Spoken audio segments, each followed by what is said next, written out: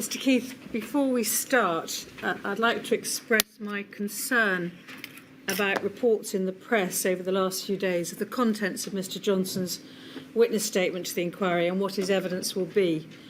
Until a witness is called and appears at a hearing, or the inquiry publishes the witness's statement, it's meant to be confidential between the witness, the inquiry and the call participants.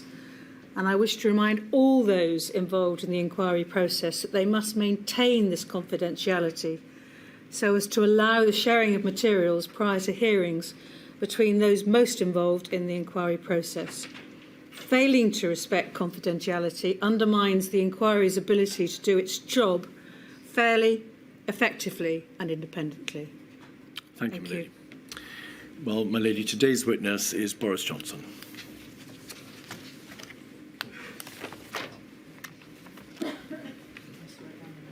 I swear by Almighty God that the evidence I shall give shall be the truth, the whole truth, and nothing but the truth.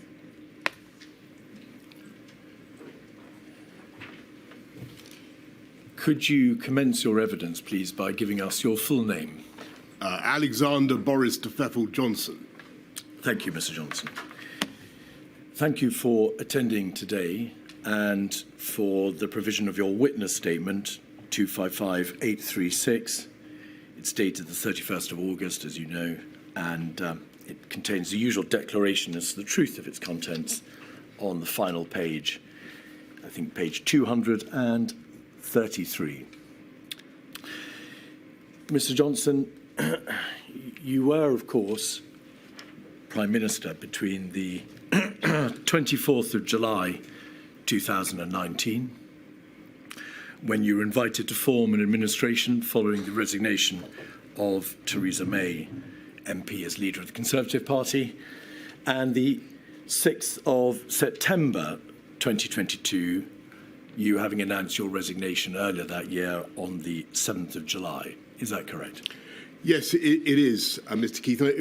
By your leave, my lady, can I just say how glad I am to be at this inquiry, and how sorry I am for the pain and the loss and the suffering sit down. Of please stop. COVID Johnson. victims. Please sit down.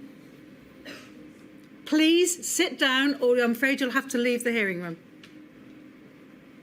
I'm sorry, if you don't sit down, I'm going to ask the ushers to get you to leave. Right, ushers, please, could you ask them to leave?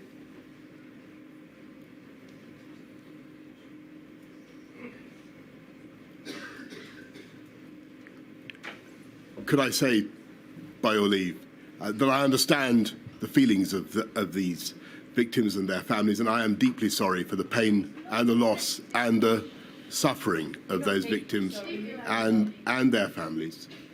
And grateful though I am to the hundreds of thousands of healthcare workers and many other public servants and people in all walks of life who helped to protect our country throughout a dreadful pandemic, I do hope that this inquiry will help to get the answers to the very difficult questions that those victims and those families are rightly asking, so that we can protect ourselves better, help each other to help protect ourselves better in the future and prevent further suffering. And if it's not too impertinent, may I say, as the person, as you rightly say, Mr. Keith, who set up this inquiry, how grateful I am to you for what you're doing and for the immense care that you're plainly taking. Thank you. Mr. Johnson, just a few more questions please, in relation to your career. On the 9th of June 2023, did you announce your intention to stand down as the Member of Parliament for Uxbridge and South Ruislip? You then, I think, formally resigned the following Monday, the 12th of June, when you were appointed Steward and Bailiff of the 300s of Chiltern. You were, of course, previously Foreign Secretary and Mayor of London. You correctly observe that you yourself announced the institution of this statutory inquiry on the 12th of May 2021, you ordered the institution of a full and independent public inquiry, did you not? I did, Mr. Keith, and I believe that's the right way forward. When you made that announcement, you said this: amid such tragedy, the state has an obligation to examine its actions as rigorously and candidly as possible. The number of deaths across the United Kingdom, calculated whether by registration on the death certificate through COVID or the measure of excess deaths, is now over 230,000.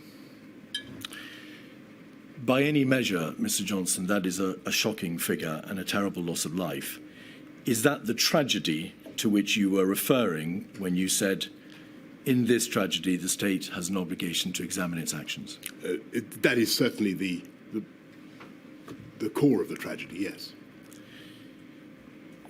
Do you agree that if the protection of life is the preeminent duty that every government owes to its citizens, then the number of those who died is an important, if not the most important, marker against which your administration must be measured? I certainly think it was what we were trying to prevent, was the loss of life, absolutely. The virus left in its wake, of course, not just death, but injury and misery, and indirectly through the lockdowns, it left pain and incalculable economic and societal damage. Were those and are those impacts which you also envisaged this inquiry would look at when you ordered its institution? Of course. Do you accept, and we may, I think, presume from your opening remarks that you do you accept that the bereaved and those who suffered, of whom there are very many a number, are entitled to no less than an absolutely full and rigorous scrutiny? Of course. When you made that announcement, you also said that this process will place the state's actions under the microscope, and the government would be required to disclose all relevant information. In light of those words, could I just ask you, please, to confirm what your approach has been to the disclosure of your own COVID-related emails, WhatsApps and notes? I've done my best to give everything of any conceivable relevance. Has that always been your position, Mr. Johnson? Yes. Could we have 265619, please, page 68? This is a WhatsApp between your former Permanent Secretary Number 10 and then latterly Cabinet Secretary and your principal private secretary, Simon Case, and respectively Martin Reynolds. And the Cabinet Secretary said the Prime Minister is mad if he doesn't think his WhatsApps will become public via the COVID inquiry. He was clearly not in the mood for that discussion tonight. That date, the 20th of December 2021, was just 5 days after you had in fact appointed Milady as the chair of this inquiry. Was there a debate at that time within government as to whether or not your WhatsApps should be disclosed? And if so, whether or not they would become public by virtue of their disclosure in this process? I don't remember that, the conversation to which the Cabinet Secretary is referring, and I've handed over all the relevant WhatsApps. The inquiry has indeed requested all the key COVID-related texts, WhatsApps and so on from January 20 to February 22, and it must be made absolutely clear that throughout the course of the litigation in the summer and throughout these proceedings, you have made available, it would seem, everything in your possession. You made clear, I think, through your solicitors, however, that you had a phone which you used from May 2021, and you've made available the WhatsApps and the emails from that phone, therefore, between May 21 and February 22, the end of the period that the inquiry was requesting about. But following a well-publicised security breach, you had not been able to use to access the previous phone because you'd stopped using it and you were fearful that if you tried to access it, you'd delete its data. Is that right? That's right. Were you able to get access ultimately to the contents of that first phone, the old phone? Yes, so we sent it off to some technical people and they activated it. Was there a time gap, as your solicitors have described it, on that phone, a period between the 30th of January 2020 and June 2020, during which time the WhatsApps have not been Yes. capable of being reinstalled and disclosed? That's right. Do you know why your phone was missing those 5,000 odd WhatsApps? I don't know the exact reason, but it looks as though it's something to do with the app going down and then coming up again, but somehow not automatically erasing all the things between that date when it went down and the moment when it was last backed up. So I can't give you the technical explanation, but that's the best I'm able to give. The technical report that your solicitors kindly provided demonstrates that there may have been a factory reset of the phone at the end of January 2020 and then an attempt to reinstall the contents later in June 2020. May I just ask you this? Was it you, if that was a factory reset that was done, was it you that tried to reset the phone or not? A factory reset? There is a device or a capability on the phone which allows its contents to be entirely reset. That wasn't you. I don't remember any such thing. All right. And during the course of the litigation this summer, between the inquiry and the Cabinet Office, did you, of course, make plain your stated wish that the WhatsApps which were the subject of that litigation should be disclosed, Yes. they being your own WhatsApps? All right. Can I, for the avoidance of doubt, make it absolutely clear I haven't removed any WhatsApps from my phone, and I've given you everything that I think you need.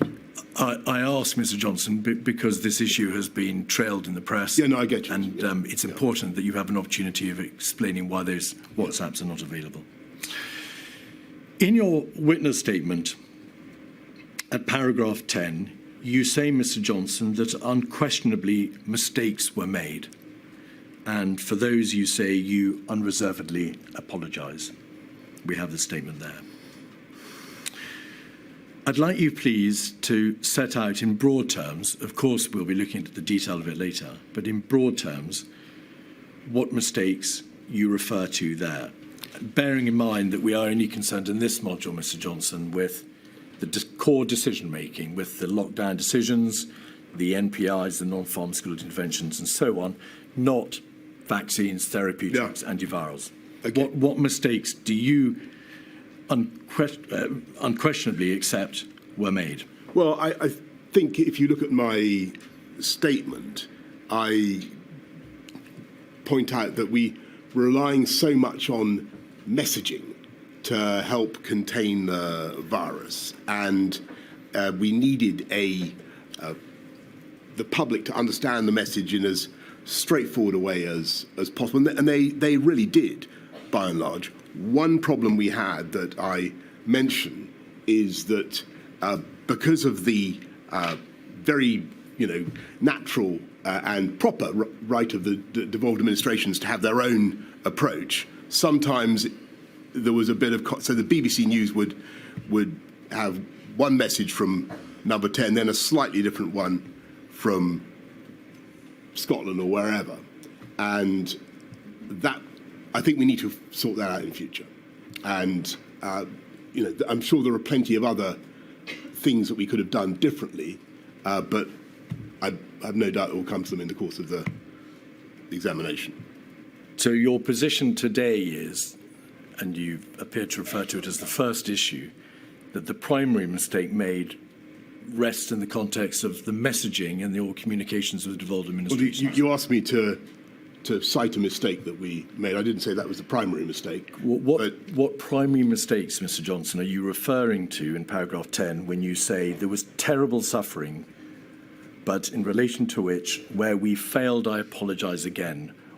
For what are you apologising in that statement? Well, I think just to go back to your main point, which is that so many people suffered, so many people lost their lives. Inevitably, in the course of trying to handle a very, very difficult pandemic in which we had to balance appalling harms on either side of the decision, we may have made mistakes. I don't want to try to anticipate the discussion, which I'm sure we will get into, about the timings of MPIs, of lockdowns. Inevitably, we got some things wrong. I think we were doing our best at the time, given what we knew, given the information I had available to me at the time. I think we did our level best. Were there things that we should have done differently? Unquestionably, but I would struggle to itemize them all before you now in a hierarchy. I'm afraid. I think it would be. I'd find it easier to try and explain what happened as we went through. You say in your witness statement, I unquestionably made mistakes. Can you draw a distinction for us, please, between yourself personally and the government? To what extent do you accept personal responsibility as opposed to accepting it on behalf of your administration? So I take personal responsibility for all the decisions that we made. It's obvious, Mr. Johnson, that many of the most difficult and momentous decisions rested upon your own shoulders as Prime Minister. Do you take responsibility for whatever my lady makes of the speed of the government's response in January, February, March of 2020? Of course. And the way in which the various moving parts of the government, the advisory committees, the departments, the agencies and so on responded? Of course. Do you take responsibility for the lockdown decisions, whichever way they went, and their timeliness, whatever my lady makes of them? The manner in which patients were discharged from hospitals into the care sector? Of course. The explosion of the virus within the residential care sector? Yes. The general speed at which the restrictions were eased? Yes.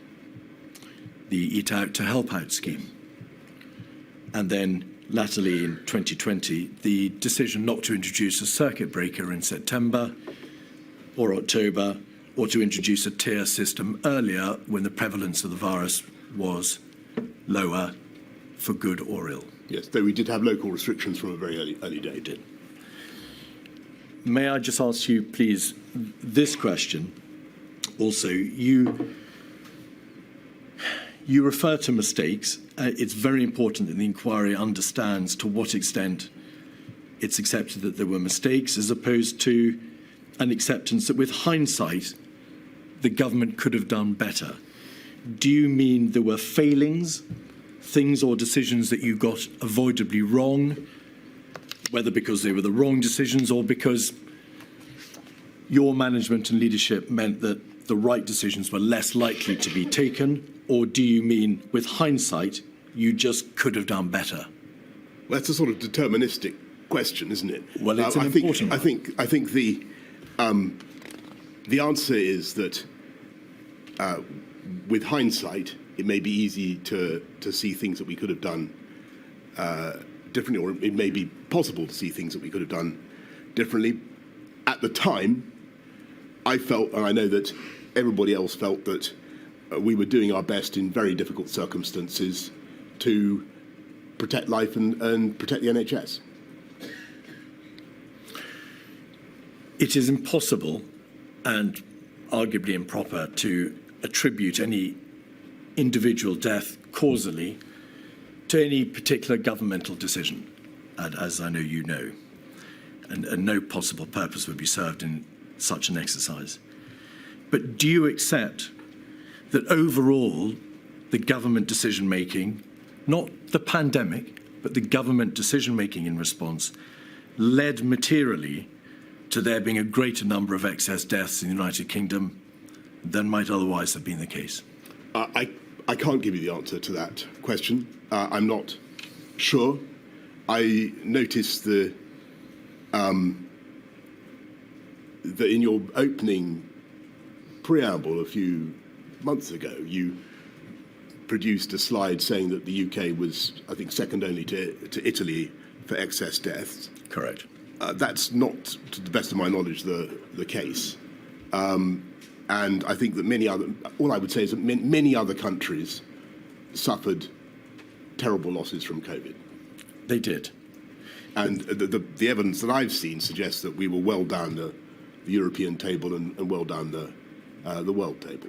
Though that is, of course, no comfort to the bereaved and their families. That seems to be the statistical reality. The evidence before Milady is that the United Kingdom had one of the highest rates of excess death in Europe. Almost all other Western European countries had a lower level of excess death. I've seen. Italy was tragically in a worse position than the United Kingdom. Well, I don't wish to contradict you, Mr. Keith, but the evidence, the ONS data I saw put us, I think, about 16th or 19th in a table of 33. In Western Europe, we were one of the worst off, if not the second worst off.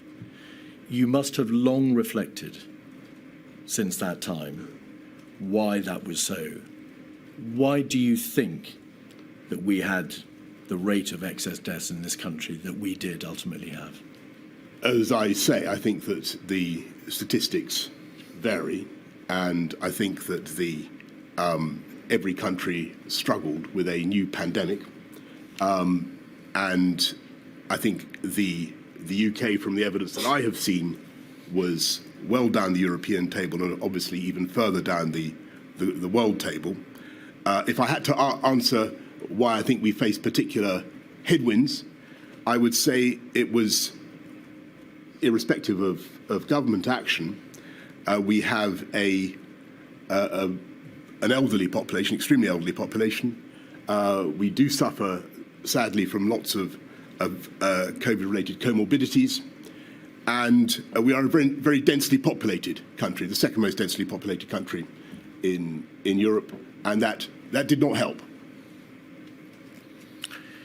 Do you accept that government actions materially contributed to that outcome? It wasn't just a matter of the state of the healthcare system, density, age of population, and in fact the geographical location of the United Kingdom. Given that other countries have excellent healthcare systems and face similar problems and ended up in statistically with more excess deaths per 100,000? The answer is I don't know. I don't know. You're obviously extremely well aware of the argument that the lockdown decisions themselves, cumulatively and individually, contributed to the number of excess deaths. What do you say to that? I say that I don't know, but I'm aware of the arguments that are made. What I would say respectfully to people is that they were very, very difficult decisions, and the issue of the timeliness of lockdowns was clearly one that we considered very hard at the time, and you will have seen from the evidence that there were strong arguments against going too early into lockdowns, especially when it came to that first series of March NPIs. And you'll remember the arguments that were made, two arguments. against early action, and they were the risk of behavioural fatigue, and then the risk of bounce back, or what you've called uncoiling of the spring. And they were made powerfully, and they certainly had a big effect on me. Could you assist the inquiry, please, with something about the nature of the heavy responsibility which rested on your shoulders?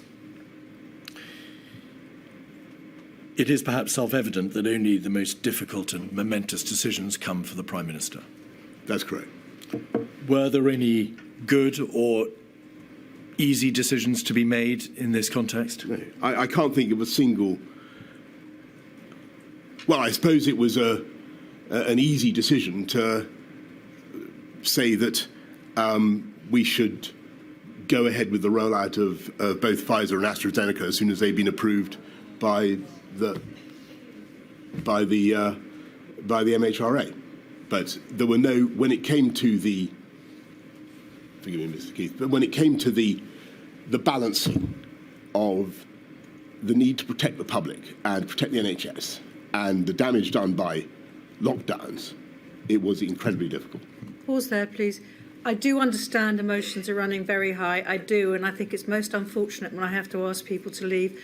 But we have to ensure that this hearing is effective, and it's got to be effective not just for people in this hearing room, but for people watching on the online streaming. So please make sure your behaviour is appropriate to a public hearing of a statutory inquiry. Thank you. Sorry to interrupt. No, it's fine.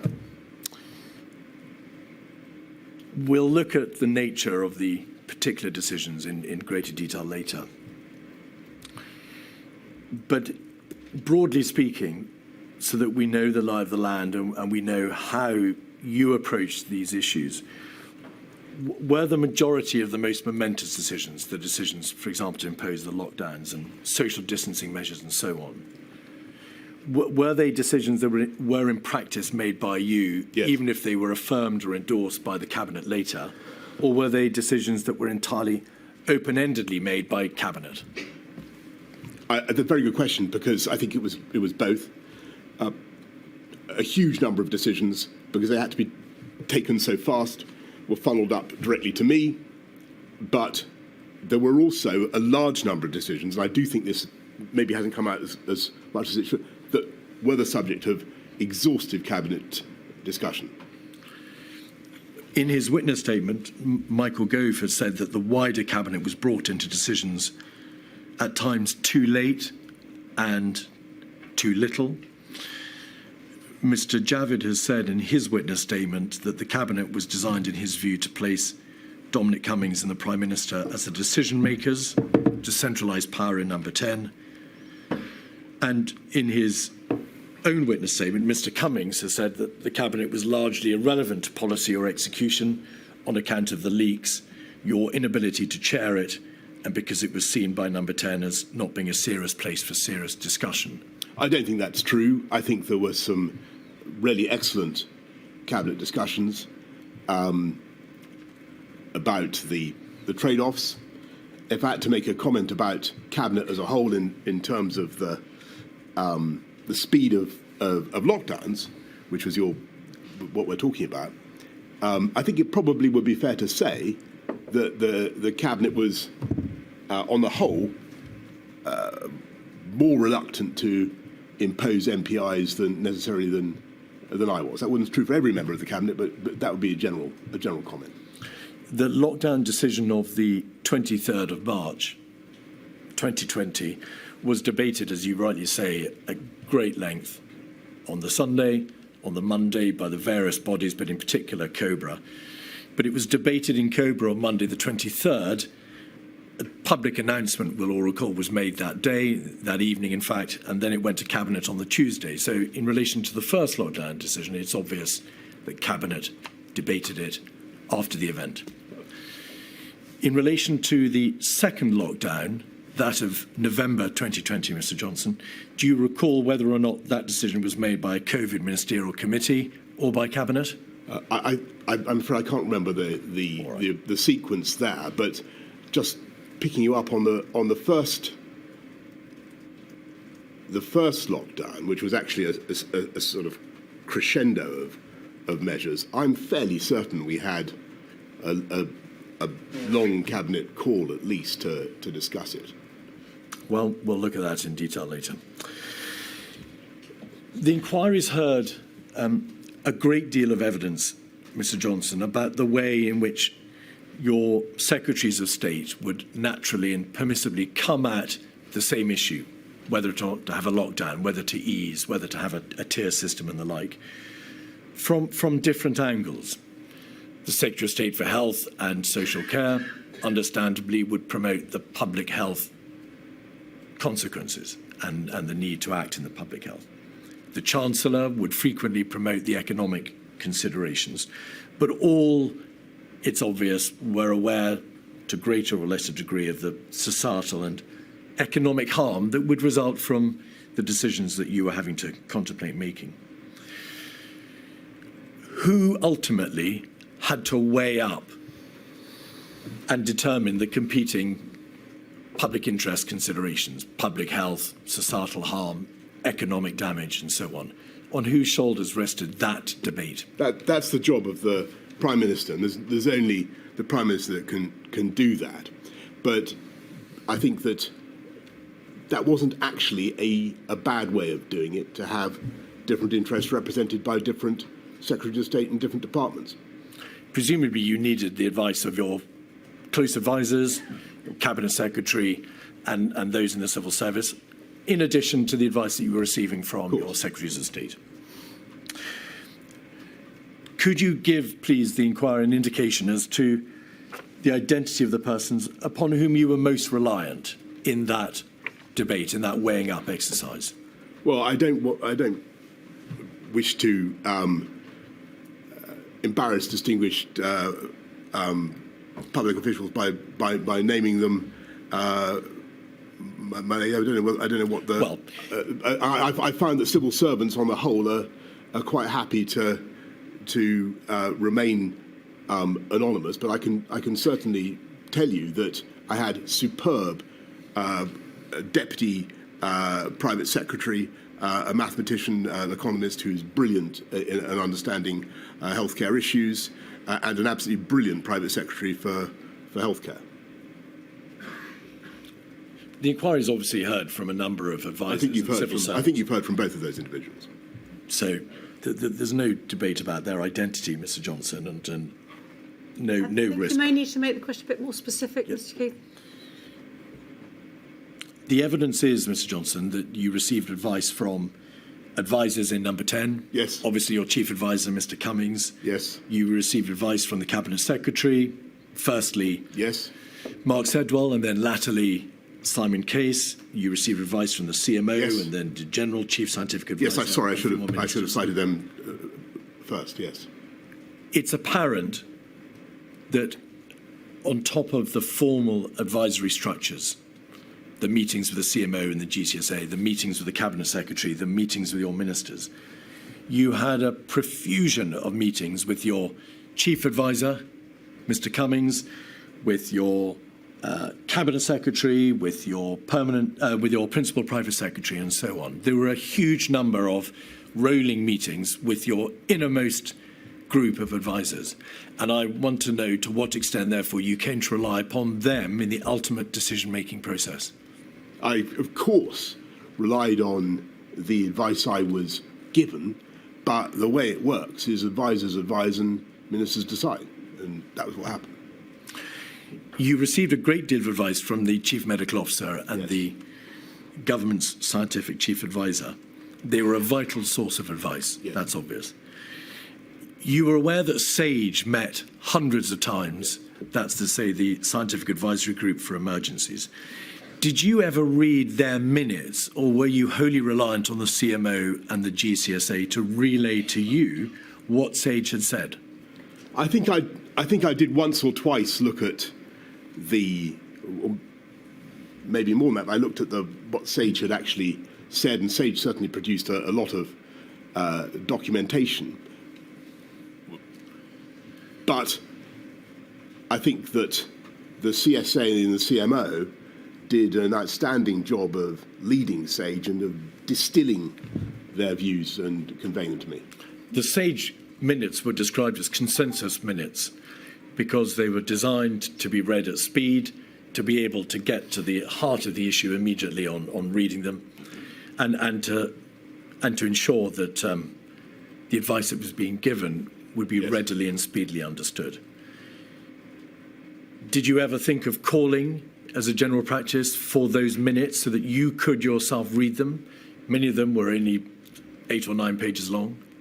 As I say, I think I did from time to time look at the consensus minutes. I think in retrospect it might have been valuable to try to hear the SAGE conversation unpasteurized itself, but I didn't, and I was more than content with the very clear summaries that I was getting from the CSA and the CMO.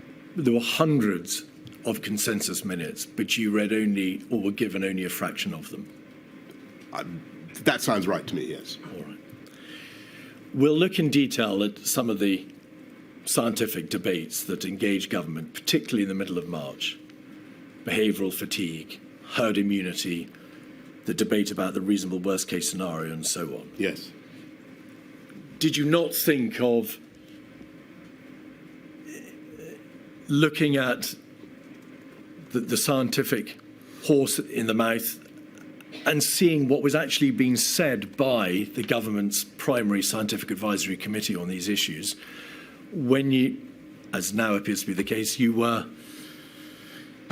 became engaged, particularly in the debate of behavioural fatigue? Why didn't you call for the primary material? I think that's a good question. I was very, very much impressed by and dependent upon the CMO and the CSA, both of whom are outstanding experts in their field. And it felt to me that I couldn't do better than that. The CMO and the SCA were, of course, concerned with medicine and science, and SAGE was concerned, as it says on the tin, with science. Well, CMO is a professor of public health. I mean, he knows an awful lot about epidemiology and public behaviour in an epidemic. He does. You had no advisory structure around you, however, and by contrast, that dealt with matters such as the economic damage that would be done by the lockdown decisions. There was no pandemic or civil emergency or societal advisory body which might be thought to be analogous to SAGE.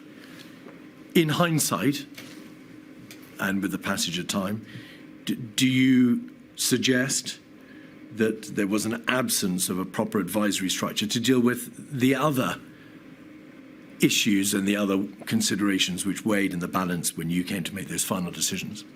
I've thought about that a great deal, and I think in the end that there is such a body, and it's called HM Treasury, and that is what they do. And you referred earlier on, Mr. Keith, to the competing perspectives of the Whitehall departments and the secretaries of state, and I think for all its difficulties, I think it did work well in allowing me to get a balance of the argument. The evidence appears already to suggest that the Chancellor of the Exchequer and then Her Majesty's Treasury had considerable influence over the ultimate decision-making process, because the Chancellor would come and see you in bilateral meetings. There were bilateral meetings in the week of the 16th of March, before the first lockdown decision, in late October, before the second, in the summer of 21, and then again in December of 21 in relation to Omicron, and also Eat Out to help out. But that advice was given to you by the Chancellor and Her Majesty's Treasury in a way that wasn't openly transparent in the way that the SAGE advice was provided to you. There were no minutes disclosed of the advice that you were being given to the public. There was no regular production of material or any kind of published, transparent economic analysis provided to you. Do you think in hindsight that that was an error? I think that there was certainly transparent economic analysis of the cost of some of the measures that we were obliged to enact and the fall in GDP, the cost of the CJRS and the other schemes was plain for all to see. That was all public. Of course, what was not public and is not traditionally public is ministerial conversations and discussion between ministers. But again, I think the perspective that I was being offered by the Treasury was a very useful one, just as the perspective of the Department of Health was a very useful one. The material, so that's to say diary entries and readouts of minutes and so on, Mr. Johnson, show that the Chancellor of the Exchequer would, in this difficult context of making the ultimate decisions about lockdowns and easing and tiers and so on, often get the last word by way of a bilateral meeting that would take place just before you made a final decision. And also the Secretary of State for Health and Social Care was occasionally excluded from meetings when public health matters were being discussed. Were you aware of that? I think that's. I reject that characterisation of what took place. The overwhelming priority of the government was protect the NHS, save lives. That was our objective, and that was where my officials were coming from. That was what we wanted to do, and I think it was important in that context to. There were lots of things we had to do that were very difficult, very costly, and it was right to have endless conversations with the Treasury. Was what we did.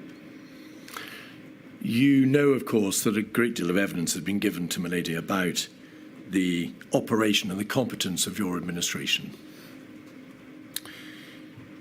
It needs to be stated absolutely plainly that the inquiry has absolutely no interest in the salaciousness or the nature of Mr. Cummings's linguistic style or the WhatsApps.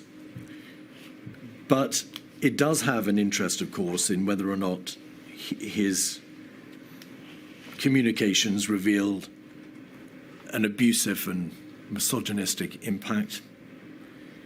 The WhatsApps and the texts shed a direct light on the competence of the government, how well or not the government machinery operated, what you all thought about each other, and what some of you thought privately about the decisions that were being taken. We're going to look in detail at them later, but it's fair to say that in the round that material paints a appalling picture, not all the time, but at times of incompetence and disarray. Can I comment on that? I think Please.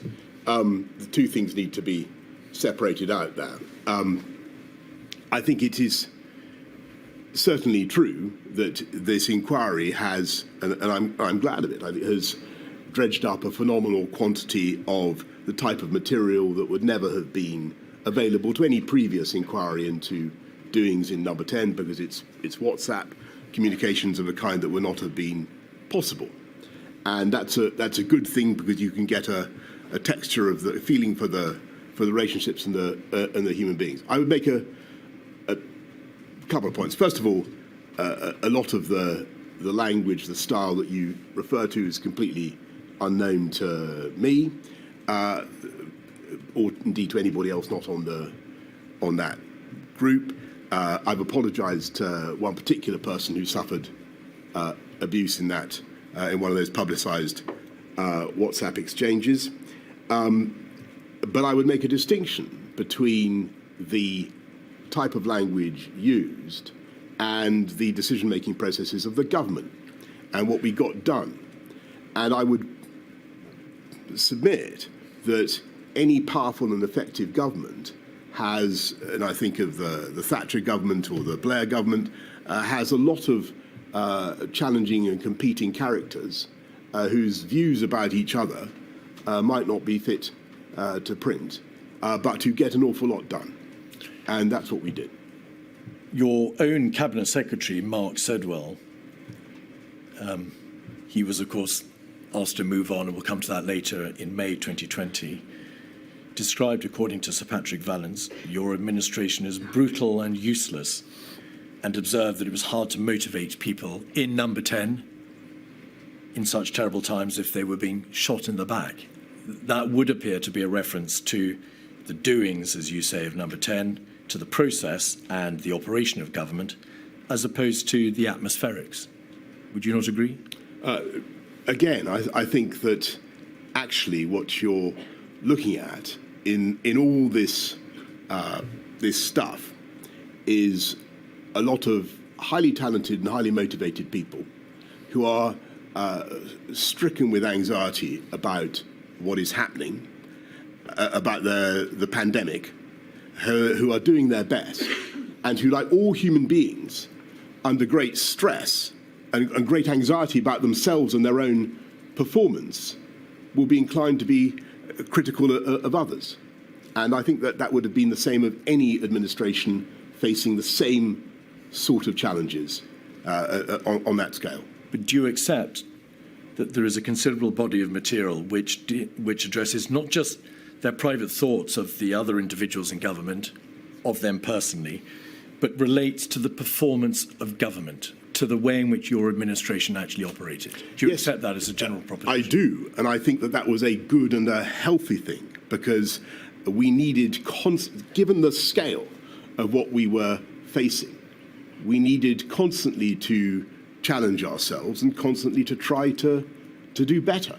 Your own chief advisor, Mr. Cummings, described on the 4th of May something the government had done as being the best success of the whole criminally incompetent government performance. How could that be a good thing? Because what he is trying to do is to, he's not for me to explain his quotation, you can ask him yourself, but what we were generally trying to do was to make sure that we delivered the best possible service for the people of the UK who were going through an absolutely terrible, terrible time. And it would not have been right to have a load of, if we'd had a load of WhatsApps saying, aren't we doing brilliantly, folks? Isn't this going well? I think your criticisms might have been, frankly, even more pungent.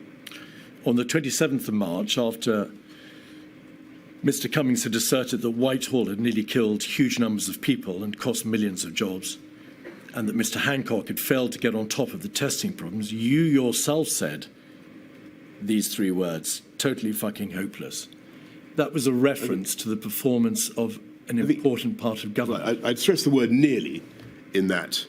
Your response, Mr. Johnson. And I would say that my job was not uncritically to accept that everything we were doing was good, though I as it happens, as I said to you, I do think that the country as a whole had notable achievements during the crisis. My job was to try to get a load of quite disparate, quite challenging characters to keep going and through a long period, and to keep doing their level best to protect the country. That was my job. Do you accept the evidence from Helen McNamara, about which you will be aware, and also from former cabinet secretaries, that Mr. Cummings himself contributed to such a toxic atmosphere that civil servants simply didn't want to work in the heart of government? Helen McNamara said the relationships in Number 10 and the Cabinet Office had a real and damaging impact. You were told directly by Simon Case on the 2nd of July lots of top drawer people had refused to come to work because of the toxic reputation of your, I emphasize, your operation. Were you aware that there were individuals, civil servants and advisors who were not prepared to work in your administration because of the atmosphere and the working relationships which were in play? First of all, no. Second, I was not aware of that. Secondly, I didn't see any sign of that. I saw brilliantly talented people. When we advertised for a post, when we wanted to recruit for a position in my private office, we had, as far as I could see, no difficulty getting wonderful people to step forward. I think, if I might make one self-criticism, or another self-criticism, I think that the gender balance of my team should have been better. And to your earlier question, looking back at it, when I was running London, it was great and it was 50-50 and it was a very harmonious team. I think sometimes during the pandemic, too many meetings were too male-dominated, if I'm absolutely honest with you. And I think that was I tried sometimes to rectify it. I tried to recruit a former colleague from City Hall, but I think that was something we should have done better. Simon Case, who was then the Permanent Secretary Number 10, WhatsApped you yourself on the 2nd of July to say that lots of people, lots of top drawer people had refused to come because of the toxic reputation of your operation. Well, I don't remember that. What did you do? I don't remember that. And my impression was that we had no difficulty recruiting the best possible people. Could we have, please, 48313, page 16, on the screen? These are communications between Mr. Cummings and yourself in May 2020. We're concerned with the bottom half of the page. So can you expand it, because I can't? Yes, 7th of May, Hancock is unfit for this job. The incompetence, the constant lies, the obsession with media bullshit. Reference to testing. You must ask him where we'll get to 500,000 per day and where's your plan for testing. And if you can scroll back out. But just pause a second, Mr. Johnson. If you then scroll in, please, to the bottom half of the page, the last part. Mr. Cummings says, it'll certainly be a cock-up like everything else, but it'll be far from the worst of our cock-ups over the next 8 weeks. You need to think of Binning Hancock, and so on and so forth. You cannot suggest that you are unaware of the opinion taken by your chief advisor over your Secretary of State for Health. You cannot suggest you are unaware of the concerns expressed by your Cabinet Secretary about the toxic reputation of your operation, because he WhatsApped you directly. You cannot suggest that there weren't grave concerns being expressed in Downing Street, that there were people who simply would not come and work for you because of the atmosphere you allowed to develop. So, first of all, in politics, there's never a time when you're not, if you're Prime Minister, you are constantly being lobbied by somebody to sack somebody else. It's just what I'm afraid happens, and it's part of life. Everybody's constantly militating against some other individual for some reason of their right. It's just that I'm afraid that's the nature of it.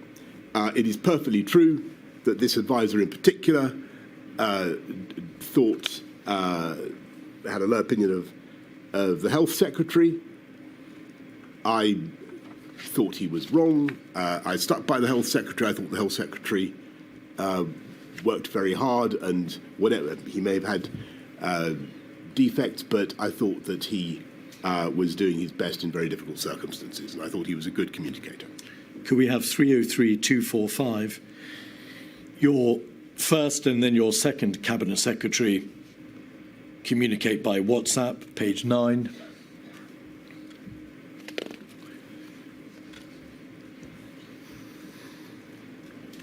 Mr. Case refers at the top of the page to how you have told Mr. Cummings outright to stop talking to the media in his presence. This place is just insane, zero discipline. And then in the bottom half of the page, these people are so mad, madly self-defeating. It's hard to ask people to march. It should be to the sound of gunfire. And then the Cabinet Secretary. The Cabinet Secretary is the head of the civil service. Is he or she not? I've never seen a bunch of people less well equipped to run a country. That's not a matter of atmospherics or lobbying or part of the general day in, day out friction within government, is it? Yes, I think it is. And I think that as I say, if you'd had the views of the Mandarinate about the Thatcher government in unexpurgated WhatsApps, milady, I think you would have found that they were pretty fruity.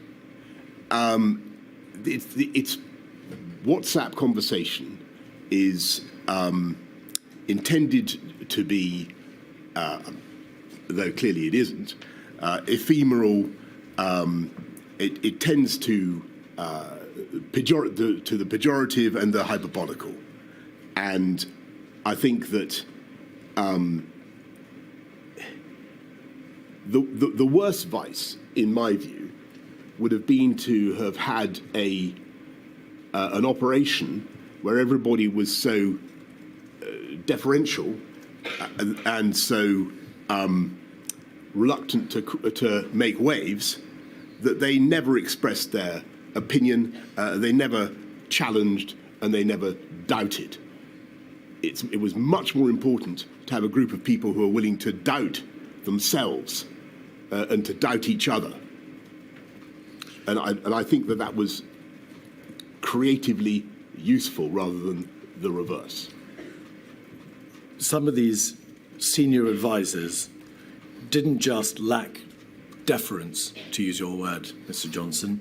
They doubted you, and they doubted your ability and your competence, as you now know from having seen the material.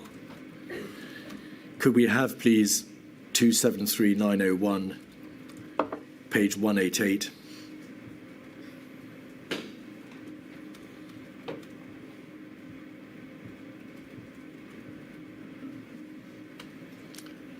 That's from the 19th of September. Page 229.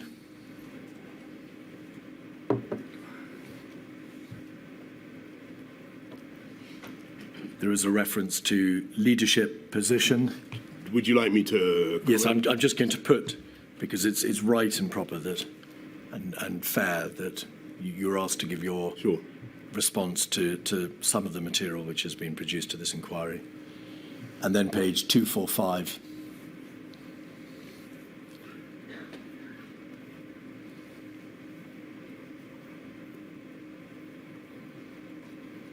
The Prime Minister begins to argue for letting it all rip. They've had a good innings. And there is a reference there to lack of leadership, the last line. This all feels like a complete lack of leadership. Look, let me put the question, whether or not these significant number of advisors correctly stated the position, whether or not this was genuine, whether or not there were significant failings in your own and your government's competence, would you accept that it is extraordinary that the government's chief scientific advisor, its chief advisor, its cabinet secretaries, its deputy cabinet secretary, should all be commenting in these terms about competence and about performance and about you? I think this is wholly to be expected, and this is a period in which we are where the country is going through a resurgence of the virus. You're looking at the October period, and Patrick, the CSA, talks about inconsistency, and we've just got to face the reality. I've got to face the reality as Prime Minister that the virus seems to be refusing to be suppressed by the measures we've used so far. We're going to need different measures. We've come out of lockdown. We're going into the tiering system. Of course we're changing, but so did the collective understanding of the science.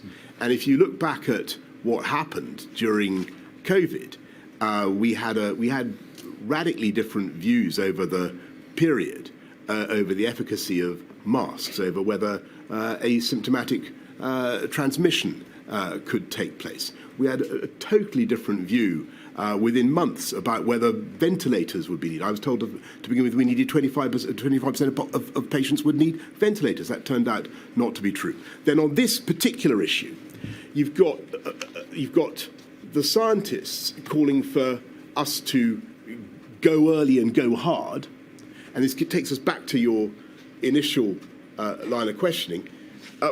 When earlier on, they had been saying expressly that if you go hard too soon, then you have two problems: behavioural fatigue and bounce back. And the problem that I was facing, and it was an appalling problem in October, was that we didn't have therapeutics, or we didn't have, well, we had some therapeutics, but we didn't have a vaccine, we didn't have a way out, a medical solution. We were being forced to use NPIs.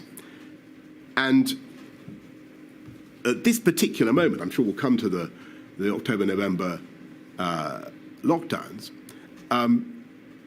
my anxiety was that we were going to have to do the same thing over and over again. And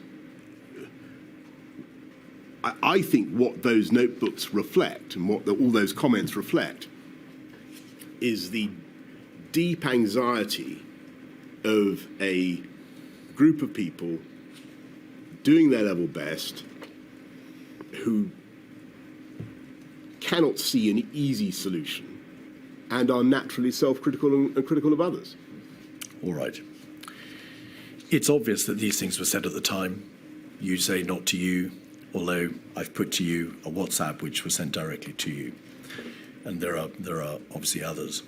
Well, it's a WhatsApp that claims to have said something directly to me. Well, the WhatsApp has been taken, of course, from the material which you've provided and from, obviously, the phones from other people who were interlocutors to the same conversation. If I may correct you, Mr. Keith, what that WhatsApp was a WhatsApp from the Cabinet Secretary saying that he told me directly something. I don't think I saw the WhatsApp directly to me. Mark Sedwell, on the 2nd of July, WhatsApped you directly to say lots of top-drawer people had refused to come because of the toxic reputation of your operation. I'm sorry. Whether this material indicates a significant failing at the heart of government and in failures of competence, they undoubtedly, well, these opinions were expressed at the time, and you no doubt accept you're responsible for that state of affairs. You must have reflected, Mr. Johnson, long and hard, both whilst in office, in your dealings with Mr. Cummings, and afterwards, on what lessons can be learned from the way in which power is exercised and the way in which government performs at the highest level. Have you reflected upon whether or not the system of SPADs, the system by which you receive advice from your political advisors, needs to be reformed? Have you reflected on the function and powers and the extent of powers of SPADs, or on the competence of the ministers whose advice you accepted? Well, I think with hindsight, there's all sorts of things that you could do differently. I think at the time, I decided that it was best to have an atmosphere of challenge with some strong characters giving me advice, and I valued that advice. Well, with hindsight, you can now see what was going on, and you've had this material for some time. Have you reflected on whether or not the inquiry could, if my lady sees fit, make recommendations about the way in which a character such as Mr. Cummings, about whom some extremely strong views have been expressed, should be in the position that he was, views on whether or not the Prime Minister had access to the correct and proper forms of advice? Are these not issues that you've thought about? Yes, but I think overwhelmingly that I did have access to the correct and proper forms of advice. And if you ask upon whom I relied for that advice, it was the CMO and the CSA, together with the experts, the officials in my private office. You lost confidence in your Cabinet Secretary in May 2020, did you not?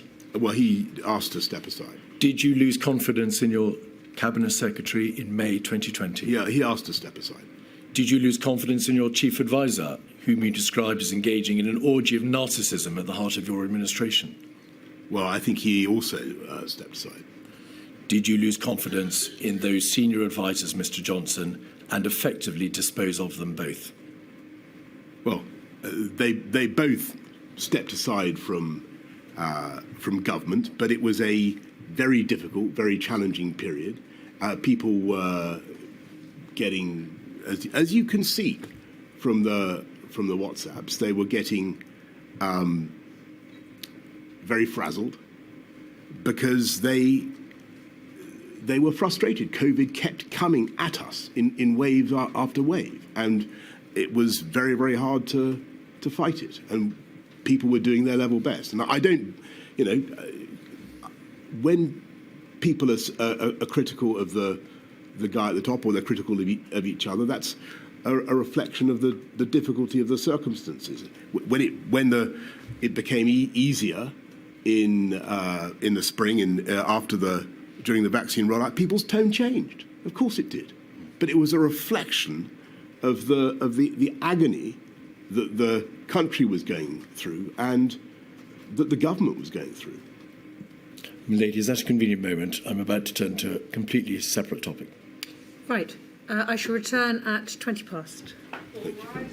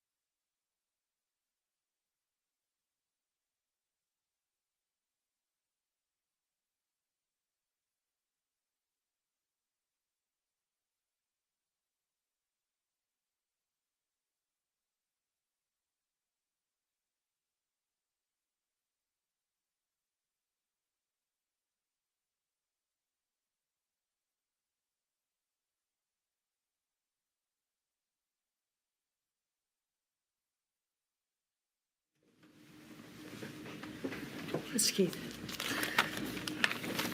Mr. Johnson, we're now going to turn to look at the events of January and February. In your witness statement, you say that Mr. Hancock spoke to you about his concerns around about the 7th of January. You say he rang you again on the 22nd of January. To put this in its proper chronological place, the first SAGE had taken place on the 22nd of January, the first COBRA on the 24th of January. He says, however, in his witness statement that he called you directly on at least 4 occasions during January to try and impress upon you his concerns. Although he does not say so, the implication is that he was at pains to try to alert you to the problem as he saw it, and he was required to raise the matter with you repeatedly. Do you recall a repeated number of attempts to raise the alarm with you in that way? I certainly recall the conversation on the 7th of January and the context, and I remember thinking about it and saying to him, well, keep an eye on it, and I've set out in my statement my initial instincts about it. I don't, to be frank, remember all those conversations, but it's true that we would have spoken on many occasions because we generally spoke quite a lot. I think that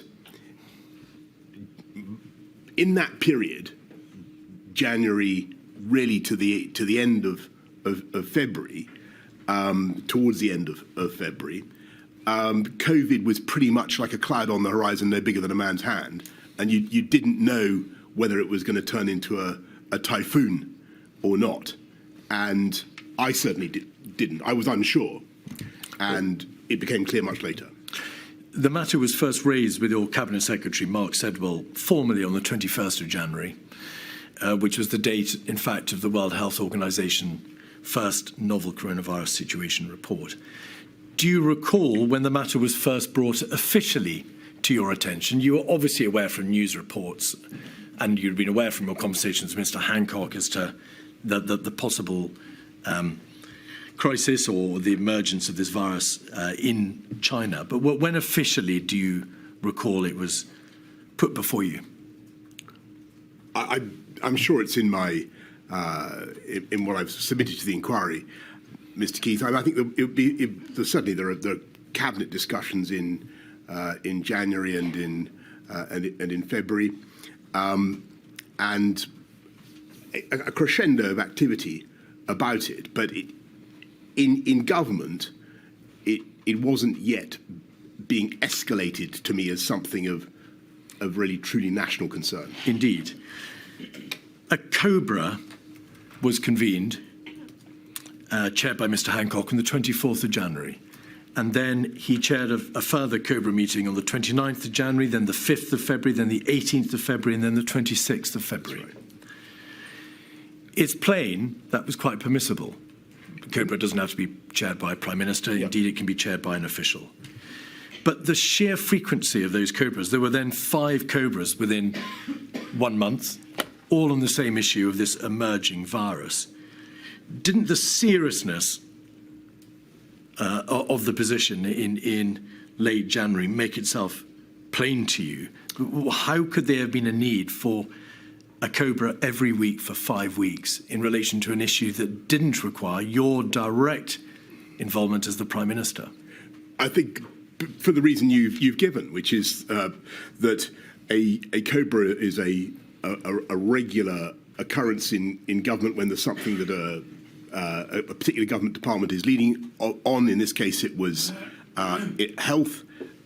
The possibility of a coronavirus pandemic, which was only declared by the WHO on the 12th of March, was not something that had yet been hadn't really broken upon the political world, certainly in my consciousness, as something of real potential, a real potential national disaster.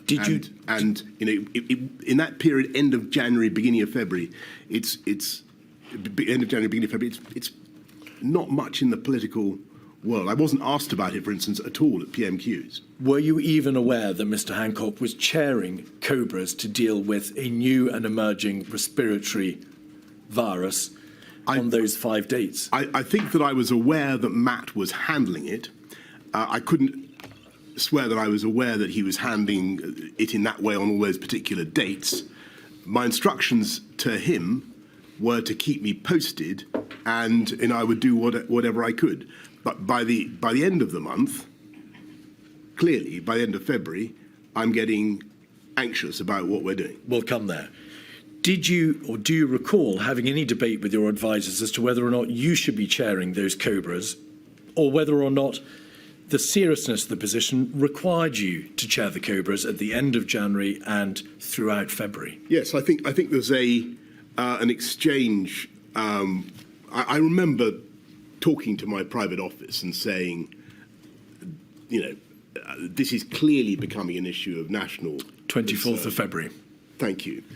Before that date, for the month beforehand, did you think to say to your officials, the Secretary of State for Health is chairing a COBRA now on a weekly basis to do with a fatal viral pandemic, which currently is just spreading? Hadn't yet been declared as a pandemic. It hadn't been declared as a pandemic, but by the 16th of January, it had spread to Thailand and Japan. The scientists in the United Kingdom had reported on the 12% hospitalisation rate. It was clear from the material in government that only a small fraction of the infections in Wuhan were being detected, and there was already evidence of limited human-to-human transmission, all by the 16th of January. So, in an overarching sense, why do you think that the Prime Minister, yourself, was not informed earlier as to those extremely worrying features of this emerging virus? I think that here's what I really think happened. I think that actually everybody, had they stopped to think about it, could see the implications of the data, the implications of what was happening in the numbers, the percentage of fatalities in China. But I don't think that they necessarily drew the right conclusions in that early phase, and which is no fault of theirs. I think what happened was something that was completely outside people's living memory. What we were dealing with is like a once-in-a-century event. And I just don't think people computed the implications of that data. And it wasn't really escalated to me as an issue of national concern until much later. And as you say, I said, look, I think I've got to chair these COBRAs. You were the Prime Minister. You're obviously an extremely skilled politician, and you have direct, intimate experience of running government. From the viewpoint of the bereaved and those who are terribly damaged and harmed by this pandemic, how could a government have generally failed to stop and think? The system is there to make you think. The risk assessment processes and civil emergency procedures are there to make sure that you don't have to stop and think. It responds. But on this occasion, generally, and it's not a personal point, generally the system did not stop and think and say, this data shows there is a greater problem than we currently understand. I think I think I've tried in a way to give you the answer to that. I think that what really happened was outside our living experience. We hadn't seen something like this for a century or more. And unfortunately, what we did remember was not helpful, because what the system did remember, was things like SARS and MERS and swine flu and so on, other zoonotic diseases that certainly had an impact in Asia, which is what we were seeing, but ultimately were relatively, if not wholly, benign in the UK. And if I had to guess an answer to your question, Mr. Keith, I would say that was probably the default mindset, and that was basically because of people were operating on the basis of their lived experience. So a failed mindset. I think it was a human, natural response of people based on what they had themselves seen and observed in their lifetimes. But from the context, from the prism or from the viewpoint of the efficacy and the competence of the government response, regardless of the psychological issues that may have been preying on the minds of its constituent individual parts, that the government failed to wake up, did it not? It failed to understand the significance of the crisis, and therefore it must follow, failed to take steps speedily enough. I think that it would certainly be fair to say of me, the entire Whitehall establishment, scientific community included, our advisors included, that we underestimated the scale and the pace of the challenge. And you can see that very clearly in those early days in March, from late February through to the sequence of NPIs, of lockdowns. You can see that we were all collectively underestimating how fast it had already spread in the UK. We underestimated. We put the peak too late. The first peak too late. We thought it would be in May, June. That was totally wrong. I don't blame the scientists for that at all.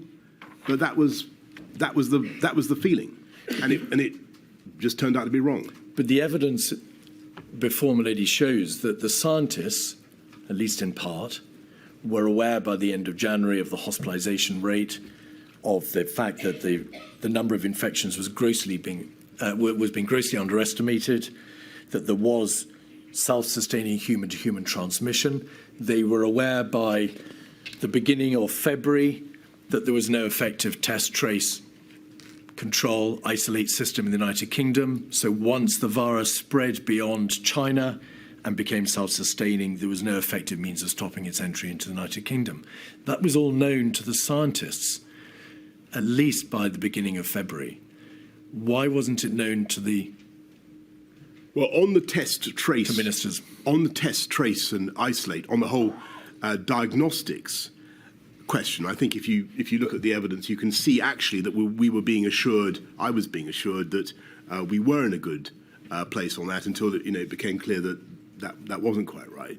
But I'm asking about the system. Forgive me. I'm asking about the system. If the scientists knew and had the data from which the government could draw the proper conclusions, why didn't the government systemically rise up in light of these alarm bells and do something? I don't wish to say that we were oblivious, because we weren't. And actually, a lot of work went on, a lot of planning, a huge amount of discussion. So I think, I'm talking quite a lot now. So I think the CMO first briefed me about it on about the 4th of February, and we talk about what could happen. SAGE, as you say, is meeting. It's not as though nothing is happening. No, I think that what is going wrong possibly is that we are just underestimating the pace, the contagiousness of the disease, and you can see very clearly from that crucial moment of transition from the 12th to the 13th of March, how radically the scientific appreciation of the situation changed. SAGE on one day was... Forgive me, Mr. Johnson. I'm asking about January and February, where we haven't got to March yet.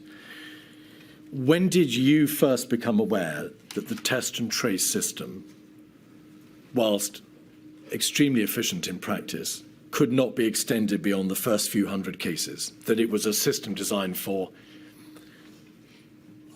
high consequence infectious diseases. It dealt with travellers, it dealt with index cases, but it couldn't really be expanded beyond 10 or 20 index cases and 500 or 600 contacts. Yes, you're going to have to forgive me, Ms. Gill. I can't remember exactly when it became obvious that test and trace wasn't going to work, but there came a point quite early on when I think Chris or Patrick said, look, test and trace isn't relevant anymore because of the spread of the disease. I couldn't date that. From which you then, of course, appreciated that if the virus spread outside China and was self-sustaining, and it had already, yes, I'm sorry, that was probably much later in March. All right, you think that was later in March? I think so, but I couldn't swear to it. There was a box note on the 30th of January, 136734. This is an email from a member of your office, Mr. Johnson, to post the private office support team. Grateful if you could include the below in the box tonight. Prime Minister, to be aware, the Chinese government granted the permission for the flight to evacuate British nationals from Wuhan, so we're concerned here with repatriation. If we then go over the page, there's a reference to the WHO expected to declare a public health emergency of international concern. And then also to be aware, the FCO is drawing down non-official staff across the network in China. The day before, on the 29th of January, there was a Cobra 56226. You weren't, of course, at that Cobra, Mr. Johnson. You've explained how you didn't chair a Cobra until March. If we look at page 5, we will see that the chair, Mr. Hancock, hears from the CMO and Public Health England about the fatalities in China. There was evidence of human-to-human transmission, and Germany had 4 confirmed cases. And then at paragraph 3, the CMO said the UK planning assumption were based on the reasonable worst-case scenario. There were 2 scenarios to be considered. The first was that the spread was confined within China. The second was that the spread was not limited to China, and there would be a pandemic-like scenario with the UK impacted. The second scenario was plausible, but it may take weeks to months. The CMO sets out there in Cobra, and my lady's heard evidence on this, that it was understood that if the second scenario came to pass, there would be a pandemic, because once control had been lost, a viral wave was inevitable. Yes. This is a Cobra that takes place on that day, the 29th of January. The following day, you receive a box note, which appears to be solely concerned with repatriation. The question is, why were you, the Prime Minister, not being told directly, this is a virus which, if it escapes China, will result in a pandemic? There is information already that it has a very serious fatality rate and a very serious hospitalisation rate. Why was that basic light bulb information not brought to your attention so that you could see the true nature of this emerging crisis? I think that I can't give you the exact reason why that Cobra was not brought to my attention. That detail of the Cobra was not brought to my attention. But I can say that at that stage, I think that even the concept of a pandemic did not necessarily imply to the Whitehall mind the kind of utter disaster that COVID was to become.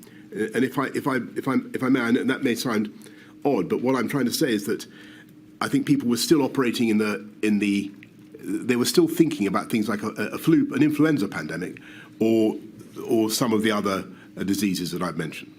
Well, this material, along with a plethora of other documents, shows that the reasonable worst-case scenario was already being envisaged, and that was a reasonable worst-case scenario which denoted deaths to the tune of 800,000 people. So it couldn't have been unknown to Whitehall.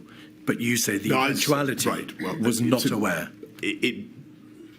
I didn't see that figure, and I mean, I saw a different figure. I think towards the end of February, by which time our alarm was really truly raised. But I'm trying to give you my best explanation for why people were in the mindset that they were in. There was a cabinet on the 31st of January, 56125. If we go to page 10, please, we can see the nature of the debate. It was, of course, chaired by you that afternoon. And the Secretary of State for Health and Social Care, Mr. Hancock, says 2 cases have been confirmed in the United Kingdom. They had been, of course, confirmed on the 30th and the 31st of January. It was a very serious problem in China, a large number of cases and fatalities. And then the debate moves on to the typical infection rate of 2.5 to 3 people and the mortality rate 2%. Yes. So if the reproduction value is 2.5 to 3, that is to say 1 person will infect 2.5 to 3 people in an unimmunized population, and the mortality rate, 2% of people who were infected, or perhaps confirmed cases, it's not clear, means a very, very large number of people will die. Correct? That's right. The debate in Cabinet, page 10 and 11, deals with repatriation. The Department for International Development examines developing countries where the risk of spread of the disease was high. Spread of the disease globally would be a big problem for those countries and could also mean further evacuation of British nationals. So the debate focuses almost exclusively around the position abroad, the repatriation issue, and despite the reference to the mortality rate, the reproduction figure, and the knowledge which was already in the possession of government that there was confirmed cases outside China with sustained human-to-human transmission, nobody stopped to say this means inevitably a huge number of deaths, a wall of death, and this country, if it escapes China, being overrun by the virus. Yes, I think the word inevitably there is the one that I would pick up on, because I think if you look at what the Secretary of State for Health told the Cabinet, he said if the Chinese grip it, then it won't be a problem. But if China don't grip it, then that could be very serious. But your point is still basically a good one, which is that we had to think about what happened if China didn't grip it, and I think we just have to put our hands up here and say, look, I think because of the absence of collective memory, because we were operating under a different set of assumptions, I don't think that we were able to comprehend the implications of what we were actually looking at. And I think that, let me put it a different way. I think if we, as I said right at the beginning, if we had collectively stopped to think about the mathematical implications of some of the forecasts that were being made, and we believed them, we might have operated differently. The problem was that I don't think we attached enough credence to those forecasts, and because of the experience that we'd had with other zoonotic diseases, I think collectively in Whitehall there was not a sufficient loud enough klaxon of alarm. I don't blame people. I just think it was because of the experience that they'd had all their lives. The material, Mr. Johnson, shows how at various stages you warned against overreaction. You made the point that SARS and MERS had not turned out to be as serious for the United Kingdom as some had feared at the time. BSE had not resulted in the levels of deaths which some had forecast. So may we take it that you put yourself in that category of people who had insufficient credence? I was agnostic. I thought I took what Matt had to say very seriously. I thought he wasn't, badgering me without a reason. But on the other hand, I'd had the experience that you describe. So I was waiting for the advice and waiting for that to change. In your statement, you say, looking back, it is clear, and this is in the context of January, it's clear that we vastly underestimated the risks in those early weeks. If we'd properly understood how fast COVID was spreading and the fact that it was spreading asymptomatically, there are many things we would have done differently. So first, it was nevertheless clear that COVID was spreading because you knew that it had spread outside China to Thailand, South Korea, Japan.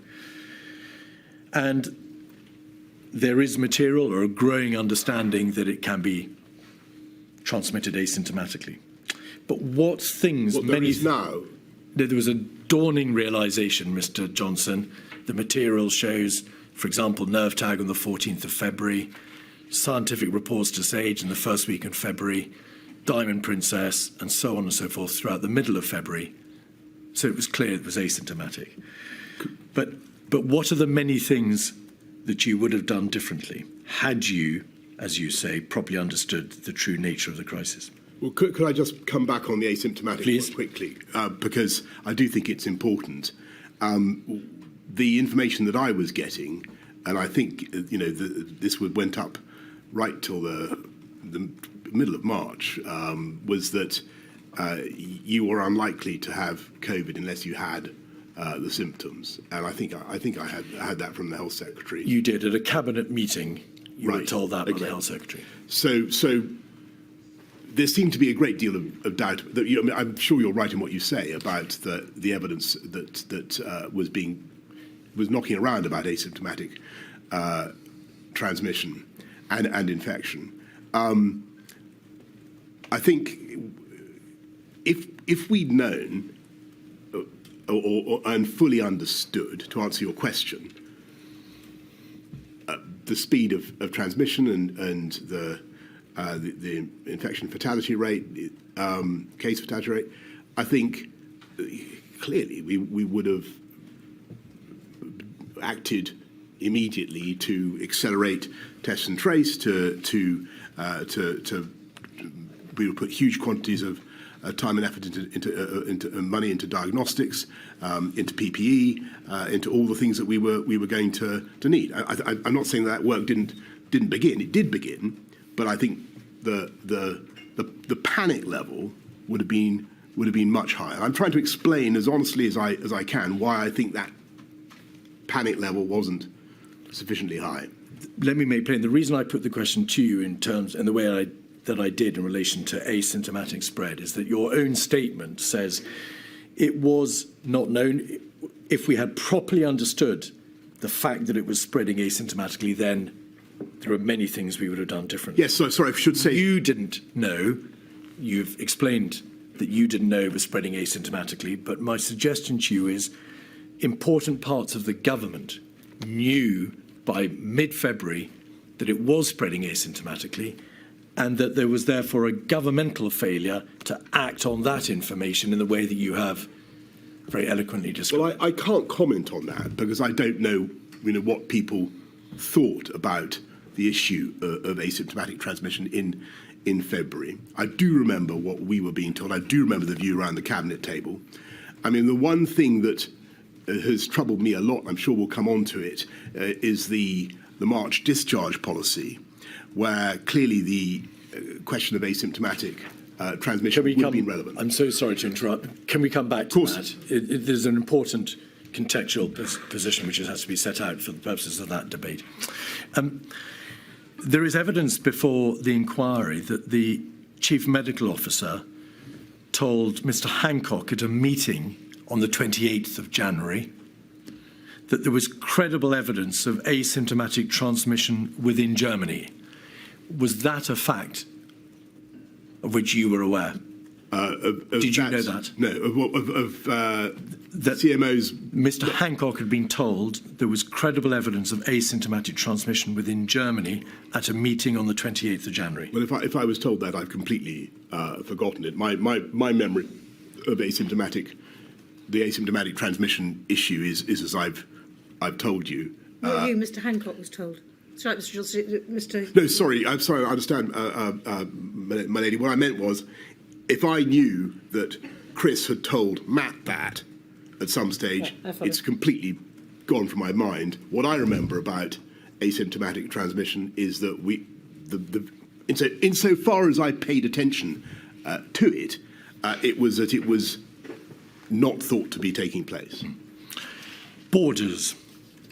Your statement states that the advice that you got consistently from the CMO, the government chief scientific advisor in SAGE, was that closing the borders wouldn't work. If you close them dramatically or stringently, then, of course, there are very real, intensely difficult practical consequences. And if you just have screening or light touch restrictions, then they may achieve very little. Will you just explain how you received that advice, in fact, consistently from a COBRA, or the time of a COBRA on the 5th of February, through a cabinet meeting on the 14th of February, and through to the end of February? It was consistent advice that you received. Yes, thank you. And that is one of the most fascinating things about the scientific advice during this pandemic and the view about behaviours. Many things changed, as I've said. About, masks, other MPIs were thought they moved up and down in the value that people put on them. But when it came to borders, there was an overwhelming scientific consensus, as far as I understood it, that trying to interrupt the virus with tougher border controls brought you really very little.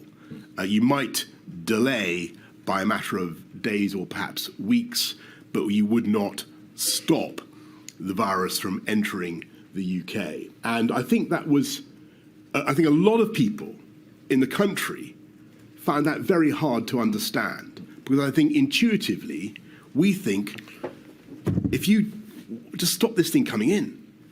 And it was very important for me to try to understand that point and to try to explain it to the public, because the public, I think, really believe instinctively that you can fix this with tough border control, or often do, and it's a difficult point sometimes to get over. Mr. Cummings says in his statement that you asked rhetorically, aren't people going to think we're mad for not closing the borders? Well, I may well have said something like that, but I think that I think it was a question that people were asking. raised. He also says, Mr. Johnson, that because of your general attitude that COVID was like swine flu, you weren't particularly inclined to challenge the scientific advice at all, to the effect that border restrictions would make no difference. Is that true? Well, the two statements seem to me to be inconsistent. Well, is it true or not? I certainly thought it was. I thought it was a point worth picking up with the scientists. I wanted to understand the reason why border controls didn't work. But in retrospect, you can see that they were right. Countries that did try to use borders as a way of containing COVID really didn't succeed in that. So did you pick the point up? You say, I think it was a point worth picking up with the scientists. Did you push back in any way with the scientists and say, can that be right?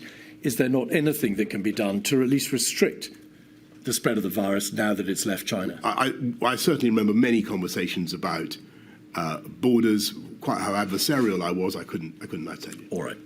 There was a stocktake meeting on the 4th of February, 146558, when, in the context, Mr. Johnson, of a general debate about the DHSC, hence the description stocktake meeting, the Chief Medical Officer gave an update.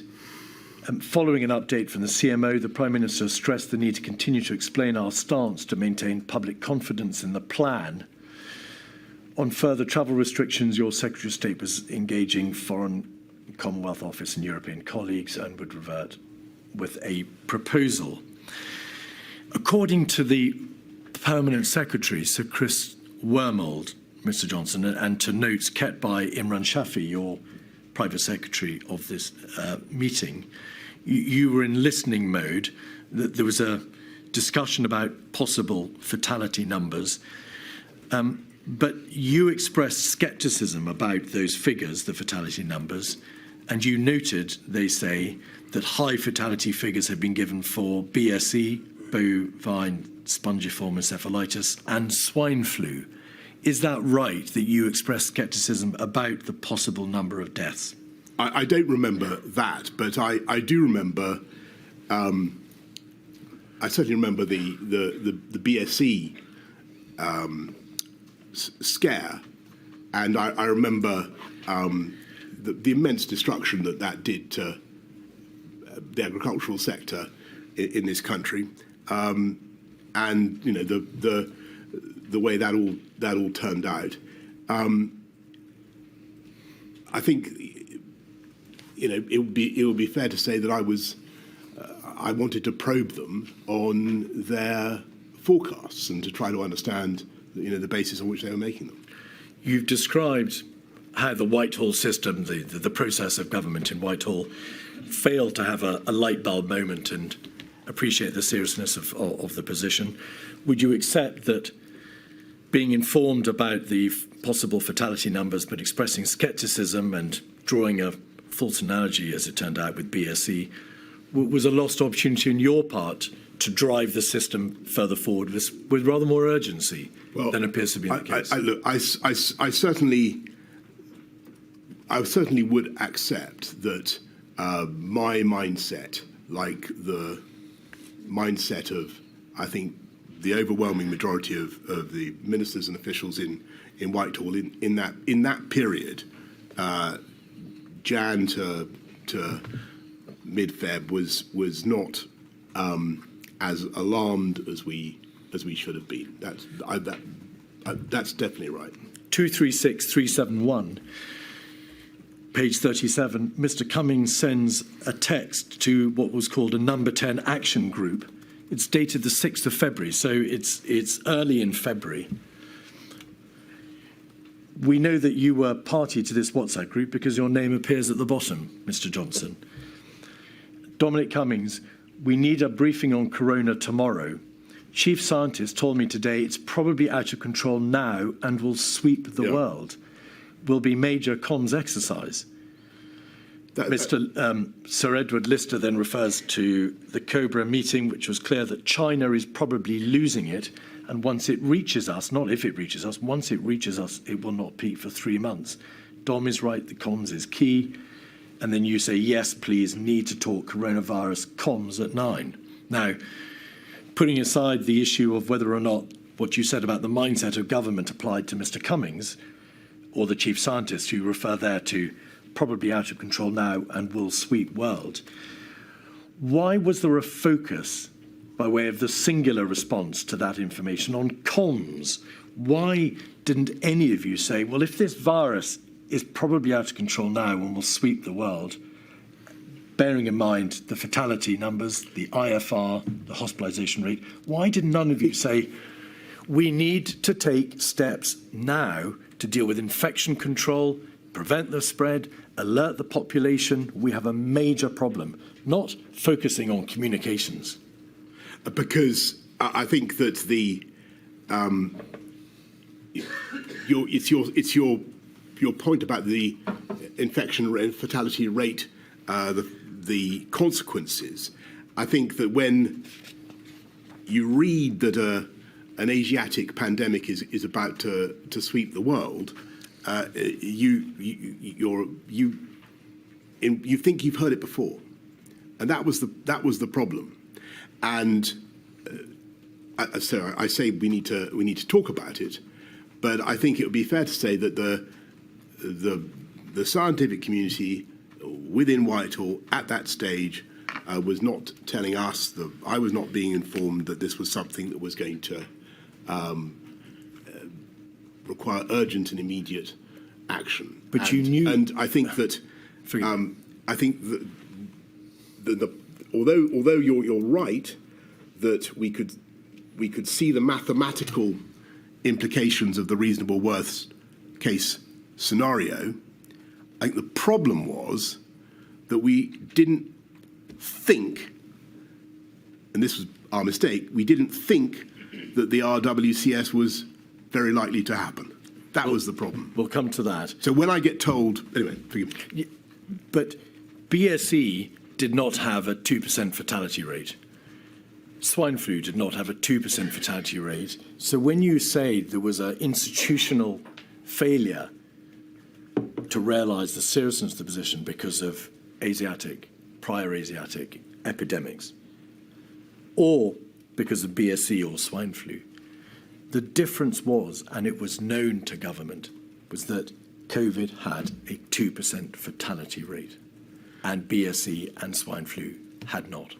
And that is entirely correct. But I think the tragedy is that we were operating, as I said in my statement, on a fallacious inductive logic about previous reasonable worst case scenarios and this one.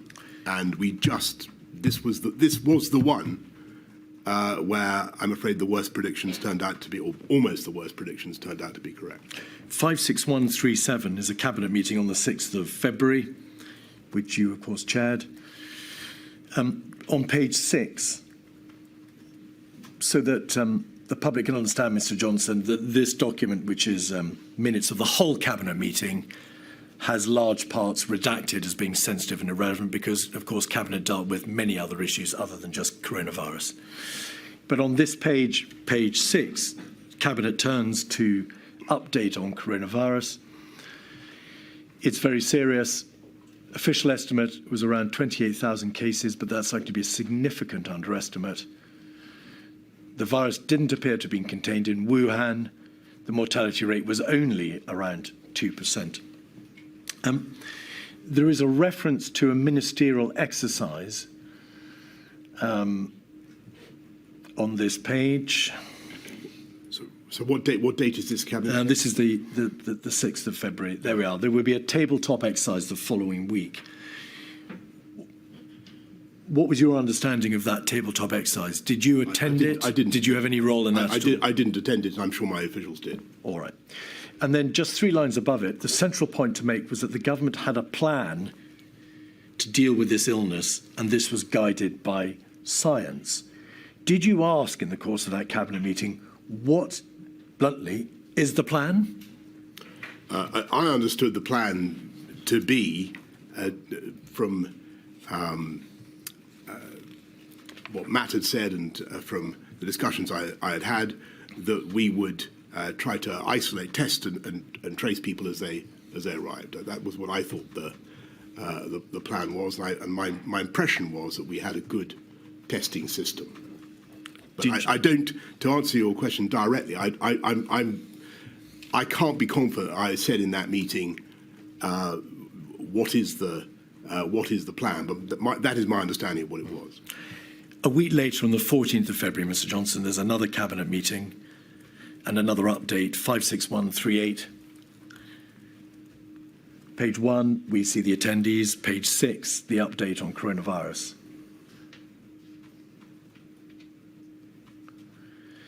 The Prime Minister said the government and the country needed to be ready for the coronavirus situation to get worse. The public messaging so far had struck the right balance between preparing the public for what might happen and not causing unnecessary alarm. Your focus there, Mr. Johnson, appears to be on messaging, on communications, on ensuring that the public are aware but they're not caused undue alarm by an overreaction. Where was the debate at your urging about infection control measures, the practicalities, the nuts and bolts of stopping the virus from spreading irrevocably throughout the United Kingdom, now it had left China? Well, I'm not certain that so first of all, on messaging, the messaging was incredibly important. Messaging, in the end, was the most important tool we had to deal with the virus. I don't think we should deprecate the importance of messaging. As for measures to tackle infection, spread of infection within the country. We've talked about borders, and we've talked about test and trace. Borders didn't really offer a panacea. Test and trace, we were sadly not as well prepared as we should have been. So the borders were never going to work. The test and trace couldn't work because it was only for a handful of cases. You've identified no other practical means at the disposal of government to prevent the spread of the virus. Why doesn't somebody say, we have a major problem here? Not only is it coming, but the two measures which you've just identified aren't going to work because and will never work. Because for the reason I've given you, which is that although we can see the RWCS and we're seeing these numbers, we are not yet believing, perhaps irrationally, but we're not yet believing that the RWCS or anything like it is going to happen. And that's fundamentally the problem. Page 7, there's another reference to the government's plans. There were plans in place. Top of the page, concluding, the government's chief medical officer said that if the virus became widespread in the United Kingdom, there were plans in place. When the chief medical officer told you that, what did you make of it, bearing in mind that if the virus was widespread, it would necessarily have extended beyond the limited test and trace system about which you were beginning to understand something, and the borders have obviously failed? What were the plans, did you think? I think that he's referring there to testing and tracing, but plainly that was inadequate. At a certain stage later in the month, as I think I say in my statement, Chris did brief me about NPIs, about lockdowns and other measures. Indeed. On page 8, you sum up the meeting, Mr. Johnson. You're grateful to the Secretary of State for Health. It was challenging to convince people. Grateful to the Secretary of State for Health and Social Care and his department for their work, and in particular for getting the balance of communications right. There was potential for the virus to have a large impact on the UK's economy. Was it because of the mindset to which you have referred the inquiry that you didn't say there is potential for this virus, indeed a probability now that it will kill, rather than focusing on the economy? Because I didn't say that because you use the word probability in the sense of, I suppose, meaning an overwhelming likelihood. That was not what we thought, or not what I thought, certainly. All right. But I did think that we were now in a situation, almost certainly, where we were going to have to take a lot of measures to contain it that would be costly and difficult.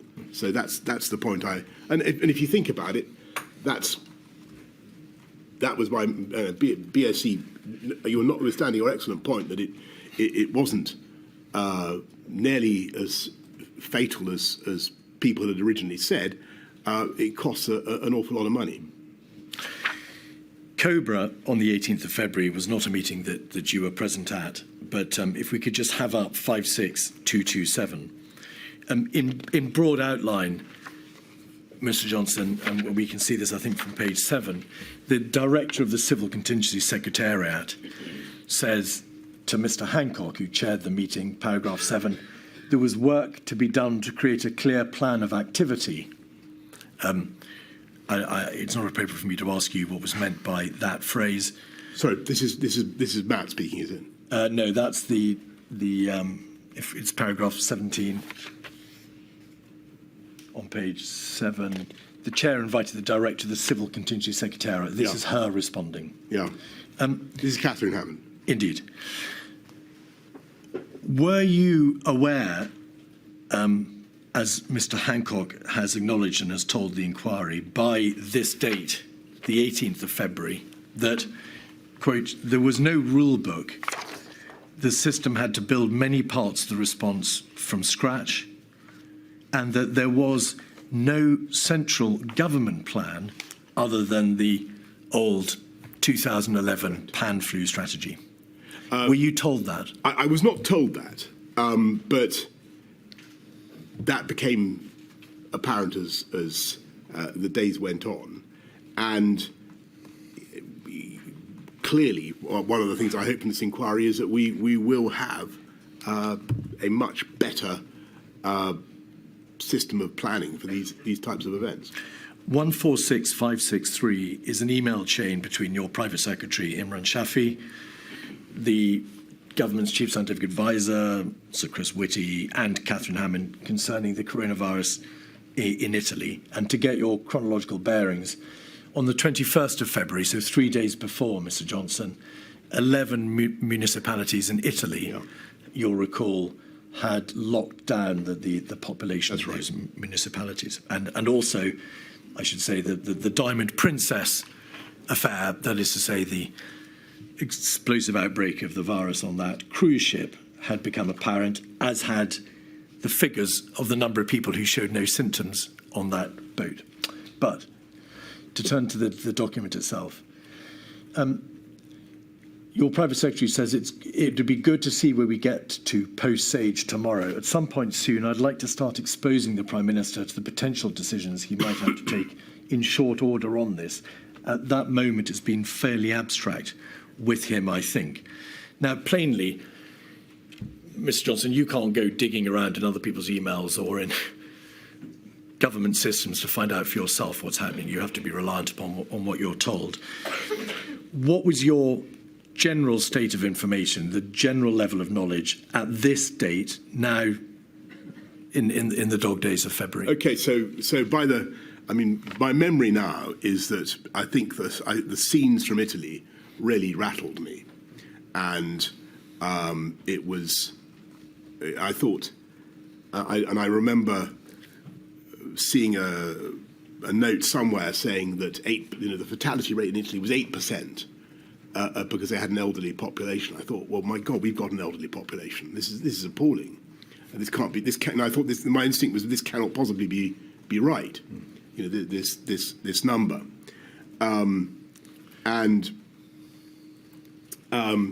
Just so you know, I look at all this stuff in which we seem so oblivious with horror now. I mean, we should have twigged. We should collectively have twigged. Much sooner. I should have twigged. I think what Imran is trying to do here is to get the scientists to take me through the idea of the MPIs and what that would involve. This is the 24th. There'd been a COBRA on the Tuesday before, the 18th of February. There wasn't a COBRA, in fact, again until the 26th of February. This was just on the cusp of half-term. There was no cabinet between Friday the 14th of February and Tuesday the 25th of February, but SAGE and NERVTAG continued to convene. Despite being, as you've said it yourself, seriously rattled by the news of Italy, did the tempo of work on coronavirus nevertheless dip during the half-term break that followed? I noticed that you've been over that period in your previous interrogations in this inquiry, and I hope the inquiry is satisfied that actually there wasn't a long holiday that I took in that. And you personally, well, let me ask you, because I think that there was some misapprehension. You carried on working because you returned to Downing. For instance, on the 18th. If you'll allow me to set out the picture, Mr. Johnson, it may make things a bit easier. You returned to Downing Street 3 times, I think, during that half-term break from Chevening, where you weren't at Chequers. You received a number of notes in your red box. You didn't, though, receive a daily update, I think, dealing with coronavirus expressly or exclusively until your return from the half-term break on Monday, the 24th of February. And the question to you is, in the box returns, the box notes that you did receive, what proportion focused on coronavirus? Well, I can't tell you that. Because I can't remember. But I remember there were certainly conversations going on about COVID with my officials, and in that very period, I rang President Xi of China to offer the UK's condolences for what was happening in China, to discuss the origins of COVID, and to compare notes on what was happening. I also, I think a couple of days later, rang President Trump in America to discuss exactly the same thing. So it was despite what has previously been said to the inquiry by some of the evidence, there was a lot going on, and it really starts to mount in tempo round about the time that we get Catherine Hammond's note of the on the 28th of February. 28th, yes. So the question to you, Mr. Johnson, is this, and nobody is suggesting you put your feet up at Chevening during that week. Well, apart from you, that is. Well, what I'm suggesting to you is, by your very own reference to the fact that tempo increased after the half-term break, between the 14th of February, when Cabinet discussed the plans that would need to be drawn up, to the 25th of February, after half-term, relatively little overall was done in terms of responding to this immediate crisis. Was that? I think that sorry, forgive me, Ms. Keith, forgive me, I was referring to a conversation I happened to catch on the between you and a previous witness, in which I thought the impression was being given by somebody that I was relaxing during that period. I think it was Mr. Cummings. It may have been. And not given by me, Mr. Johnson, but by the witness. I take it back unreservedly, Ms. Keith, and I apologize. I was working throughout the period, and the tempo did increase, particularly during when we got when I saw the message from Catherine Hammond on. I think it was the 2nd of March, but I'm told it was earlier. But there was a meeting on the Friday, the 28th of February, that you attended. That's right. With the CCS. That's right. And what troubled me was the sheer number of potential fatalities under the RWCS, and this was just a horrifying figure, and I couldn't believe it.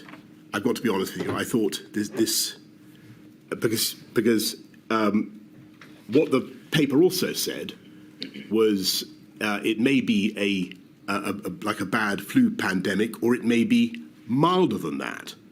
And I thought, well, we have plenty of bad flu pandemics in the UK, and we also have, and if it's milder than that, then it won't be an exceptional thing at all. So why am I also being told that the RWCS is 520,000?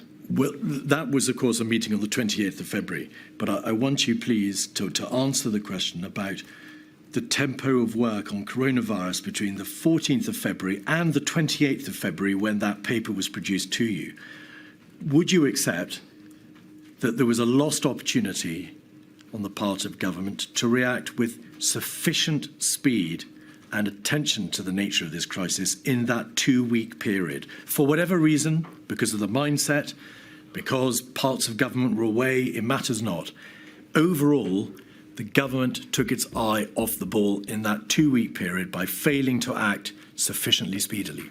I think that there were clearly things that we could have done if we'd, and should have done, if we'd known and understood quite how fast it was spreading, but we didn't. All right. And that was the reality. There's a COBRA on Wednesday, the 26th of February, 56216, page 6.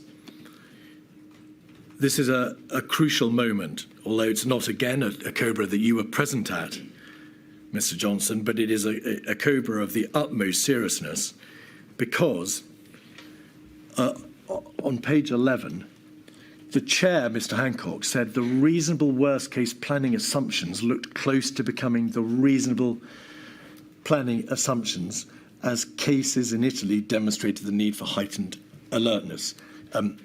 Turning that into plain English, what Mr. Hancock was saying was that the government, which had hitherto been working on the basis of planning for a reasonable worst-case scenario, planning for the worst but hoping for a better outcome, had realised that the reality of the scenario identified by Sir Chris Whitty in January, the second scenario, was looking close to becoming the reality. That is to say, the reasonable worst-case scenario was indeed coming to pass. Not there quite yet, but it was looking close. Would you agree that that understanding was a crucial moment? Sorry, what date is this? This is the 26th of February. It's a COBRA you weren't present at, and it's in advance of the receipt by you of the civil contingencies paper. It does look as though that meeting informed Catherine Hammond's, or helped to inform Catherine Hammond's paper, and perhaps was the reason why I got had the meeting I did. But I couldn't swear to that. I haven't asked you that, in fact, but it may well be, as a matter for my lady, the material shows that the CCS were tasked to provide the paper for you before this meeting. Okay. But the question from this paragraph for you is, as the Prime Minister, were you told that the COBRA, which you had not shared, had been told that the reasonable worst-case scenario was looking close to becoming the reality? I don't remember that. I don't remember that. The CCS paper, 28th of February, is 182331. The first paragraph, Ms. Hammond says, COVID-19 looks increasingly likely to become a global pandemic, although this is not yet certain. It's the first sentence of this report. Did you ask Ms. Hammond, how can it not yet be certain when the virus has escaped China, there is sustained human-to-human transmission outside China, there are cases now in the United Kingdom, and we have no means of preventing its spread? Why is she saying it's not yet certain? I think, I don't know the answer why she's saying that. I think, formally speaking, it had not yet been declared a global pandemic, and I think it was up to Tedros Ghebreyesus at the WHO to do so, and maybe she's referring to that. But I read it as meaning it's not yet certain to be a major problem. Paragraph 2, based on existing assumptions for severe pan flu outbreak, in a reasonable worst-case scenario, about half of the UK's population would become ill, and up to 520,000 people could die as a direct result of COVID-19. Just pausing there, note the reference to could die as opposed to would die once the virus has self-sustaining community transmission. The scientific advice is to use these numbers for planning. They're not a prediction. Did anybody at that meeting, or the meeting in which you had, and we'll come to the actual meeting itself in a moment, but did anybody at the meeting at which this paper was discussed ask Ms. Hammond, why is the sole paper from the Civil Contingency Secretariat, the crisis management body in the heart of government, suggesting that these figures are not a prediction when, as you've just described, the information to COBRA on the 26th of February was saying the reasonable worst-case planning assumption looks close to becoming reality? I can't answer that question, but it's a very good question. Page 2, paragraph 9.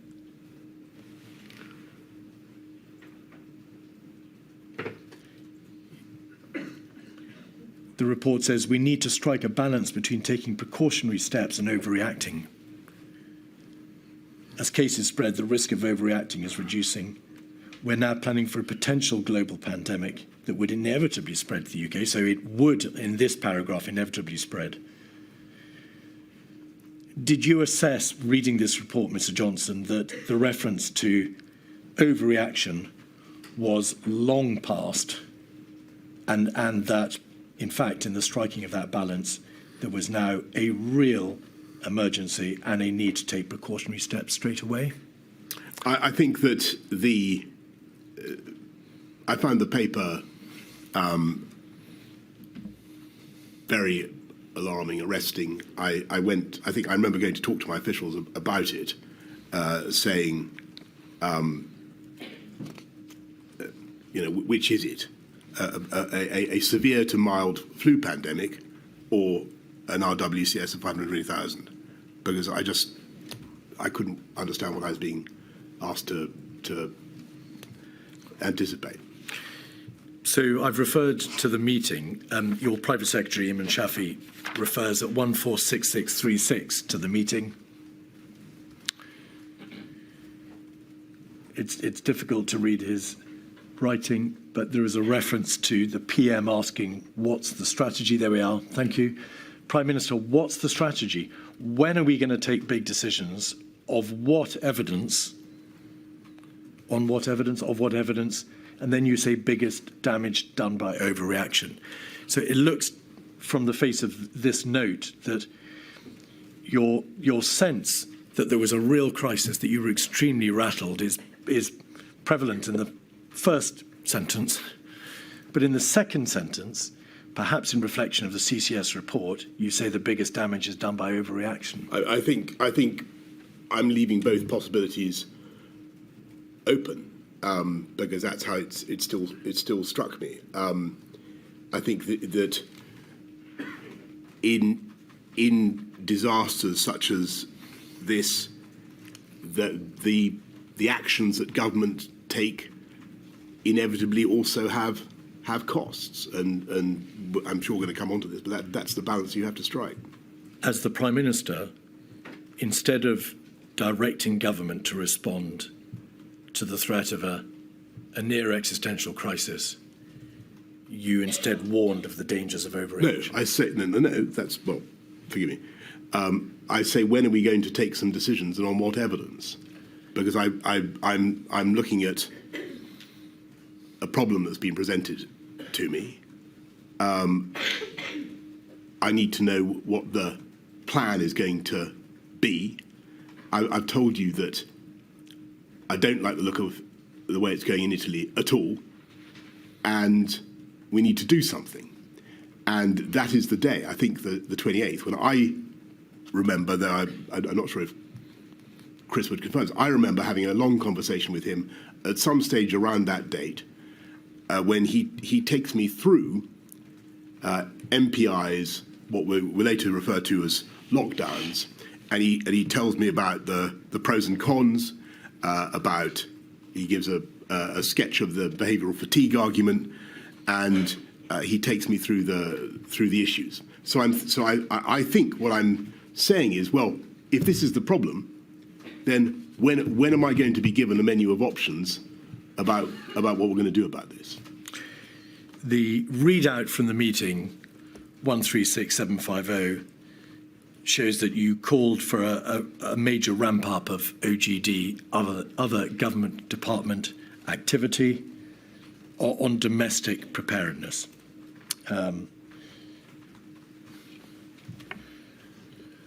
And that was the least we could do. Yes, if you just go over to I think the second page. Oh no, there we are. It's the top of the page. Thank you. I missed it. We need a major ramp up of OGD activity on domestic preparedness. We should use the COBRA meeting to land this point with the Secretaries of State. The Prime Minister agreed with the approach to publish an action plan. That's the plan that was published on the 3rd of March, was it not? Contain delay. He'll review the plan itself over the weekend. You read the draft plan over that weekend, did you not? The 29th and 30th of February. The first plan, yeah. 28th of February and the 1st of March. And you agreed to the need for early emergency legislation, and then there's a debate about repatriation. Do you, with hindsight, and I emphasise hindsight, Mr. Johnson, accept that the level of seriousness may not have been sufficiently communicated in this direction from you? Do you say you did enough? I think that I did what I could. I think that the problem is that actually, if you exclude borders and test and trace is not as good as it cracked up to be, and if you're told that we've got ample supplies of PPE, I was finding it hard to conceptualise exactly what we should be doing, except for the MPIs. And that was the only thing that I'd been I'd been given, and we had no plan for that. And I don't think the concept of lockdown, or even the word lockdown, had yet emerged. Indeed not. There was a 25th of February SAGE meeting where non-pharmaceutical interventions were debated, but they didn't include lockdown. There was a debate about extreme social distancing in the beginning of March. Lockdown doesn't appear till later. It doesn't. But your answer, Mr. Johnson, is I think the problem is that if you exclude borders and test and trace, is not as good as it's cracked out to be. And if you're told we've got ample supplies of PPE, I was finding it hard to conceptualise exactly what we should be doing. That debate, that realisation on your part that there is no effective border control, the PPE may be deficient, that there is no effective test and trace, scaled up test and trace, isolate contact system, is absent from all this material. That debate simply doesn't take place. There is no general realisation the virus is coming. It's a 2% fatality rate or 1% fatality rate, and we haven't got the measures in place to be able to deal with it. That debate doesn't take place. And I think that's right. And I think it's basically for the same reason that I've given, which is that although people intellectually can see that the RWCS could happen, as Catherine Hammond puts it, they still don't think that it's very likely to happen. And that's the reality. Now, in March, on the 2nd, you chaired your first COBRA. 56217. If we look at page 5, paragraph 2, we can see that you're told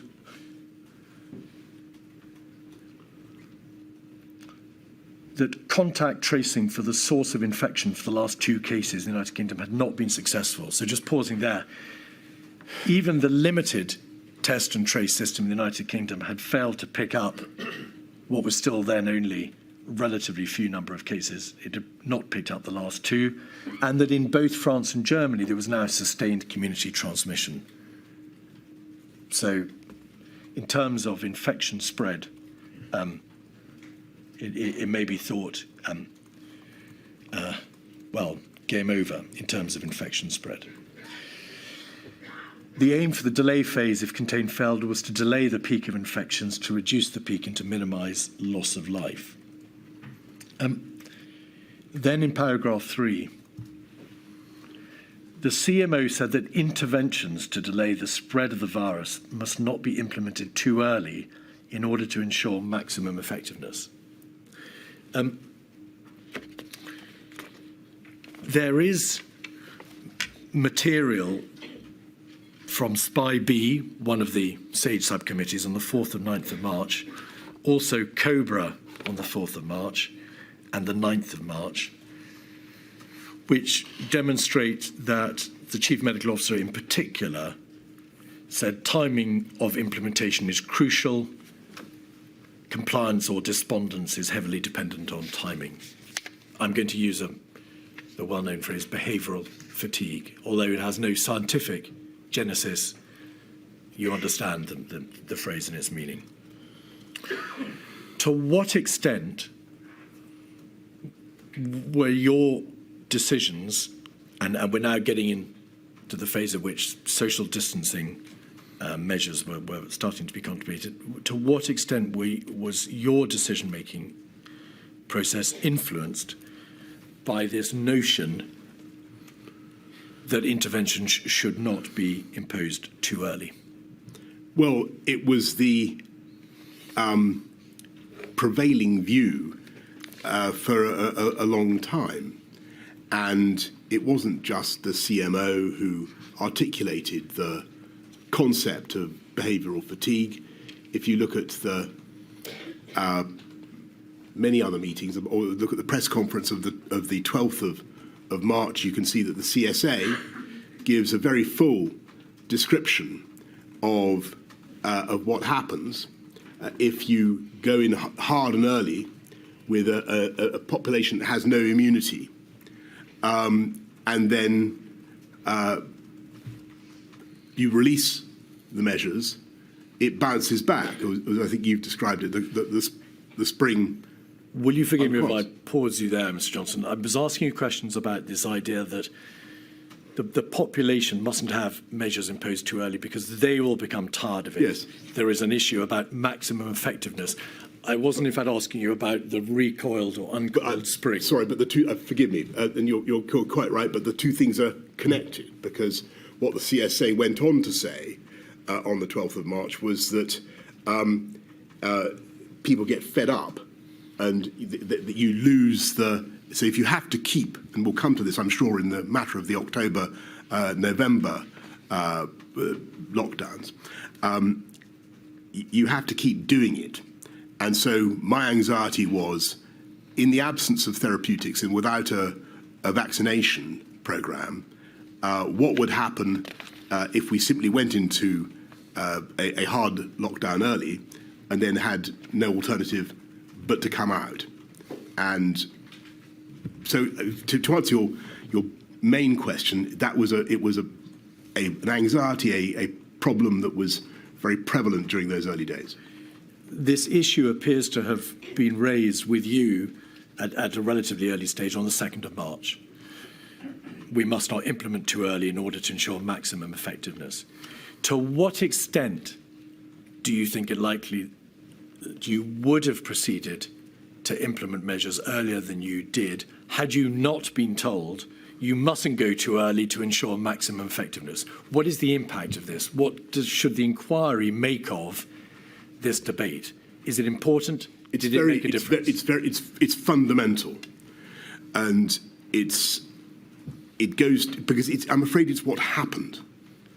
We have to be realistic about 2020, the whole year, that whole tragic year. We did lock down, but then it bounced back after we'd unlocked. And so sorry, Mr. Johnson. May I bring you back? Sorry. It's the first week in March. Had you not been told, don't go too early, because there's a limit to which the population will be able to bear the implementation of these measures, would you have gone earlier than you did, and by what time were you effectively forced to delay? I don't think I can't say that I would have gone earlier, because I think I would have been guided by what advice I was getting about when to put MPIs in. Don't forget that this is a once-in-a-century event. We're doing things, we're enacting policy that has never been enacted in our lifetimes in this country. And to do it at the drop of a hat is very logistically difficult, but it was not something you rushed into. But having been told by the CMO, be careful, don't go too early, because the population might not wear it, did you consider saying to him, well, in this general debate about non-pharmaceutical interventions and social distancing, the public health demands, the likelihood of death and hospitalisation demand that we take these measures, regardless of whether the population are prepared to put up with it over time? Did you push back against this notion of don't go too early? I thought that the short answer is no. I don't remember. I don't remember saying to myself, absolutely candidly, I don't remember saying to myself, this is so bad, they must be wrong, I must overrule the scientists, or I must ignore the scientists, I must go... No question of overruling the scientists, so you were following the science. Correct, forgive me. I must ignore the that's a very important distinction. I must ignore the scientific advice and the threats to public health and of worse outcomes if we go too early, and I must simply maximise. I've got to deal with the problem in front of the windscreen. I've got to deal with it now. I didn't do that, and perhaps with hindsight I should have done. But as I said to you right at the outset of this hearing, I just don't know the answer. No, that's clear. Mr. Keith, is that a convenient moment? But by all means. It's just that we usually break every hour and a quarter, and I think that's probably enough this morning. Thank you. 20 to 2, please.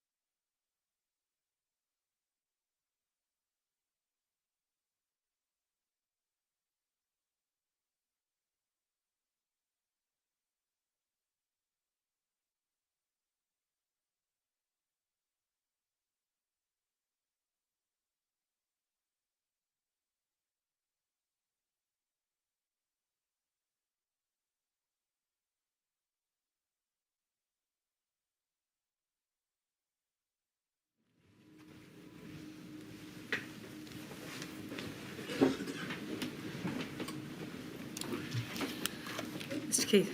Mr. Johnson, may we start with a WhatsApp message that Mr. Cummings sent to Lee Kane? 48313. This is dated the 3rd of March. And Dominic Cummings says he doesn't think it's a big deal and he doesn't think anything can be done and his focus is elsewhere. He thinks it'll be like swine flu and he thinks his main danger is talking economy into a slump. There are a number of parts to that message, and I'd just like you, please, to say whether or not you accept that there is any truth in this message, bearing in mind it's dated also the 3rd of March, or whether you think there is a degree of accuracy in it. Well, we've just had the previous day, Mr. Keith, we just had the COBRA that I've chaired. I think we're planning to deal with something that I actually think, as I've told you, is starting to be an issue of concern to me. I was, as I say, rattled by the images from Italy. I couldn't figure out why I was getting these conflicting messages about whether something could happen, the scale of the RWCS and what it was going to be. I think the part of the message that is still correct at that point is that if at that point you had asked me what is going to be the lasting damage from this, I still would have probably said it's going to be what we do to fight it, rather than the actual impact of the disease. But I was increasingly concerned about it. You have, in fact, already given evidence to the inquiry in relation to why, you suggested at an earlier stage, there were comparisons properly to be drawn with swine flu, and you've described the importance to you of not talking the economy down. The first line, he doesn't think anything can be done. May I just ask you this? This date, the 3rd of March, comes, of course, after your meeting with the Civil Contingency Secretariat. It comes after the COBRA, at which there is some early debate about measures and what can be done. And if you did say on the 3rd of March to Mr. Cummings, I don't think anything can be done, that casts a very significant light upon what you were being told around that time. I don't think I can't say exactly what I said to my advisor, nor would I necessarily place too much reliance on his reporting of what I said. But I think my impression was at that time that, because of what we've said about borders, because of what we said about the other measures open to us, that it goes back to the questions I was asking. I couldn't see yet the plan. I couldn't see what. So the NPIs were, to me, and this is probably what Imran is getting at in his email, pretty, far-fetched still in my imagination. I was still gestating that. At a press conference on the 3rd of March, you said that we were, as a country, extremely well prepared. Of course, as it turns out, that was not so. But I want to ask you, the weekend before, you'd received the draft action plan, the contained delay document, which you'd been shown in draft form. And in that document, there is that assertion. We are well prepared and we have plans in place, etc. Do you think you told the world that we were well prepared on the 3rd because you had seen it in that action plan, the draft of which you've been reading over the weekend? Yes, this is the second. This is the weekend of the 28th of February, 1st of March. 29th. Was it a leap year? Was there a 29th? I really don't know, Mr. Johnson. I can't assist you with that. anyway, it's certainly true that I was the general reassurances I was getting were that we were well prepared. So the scales had not yet fallen about, for instance, test and trace. Indeed. And you shook hands with patients at the Royal Free Hospital on the 1st of March. You know that, of course, you were later criticised for that.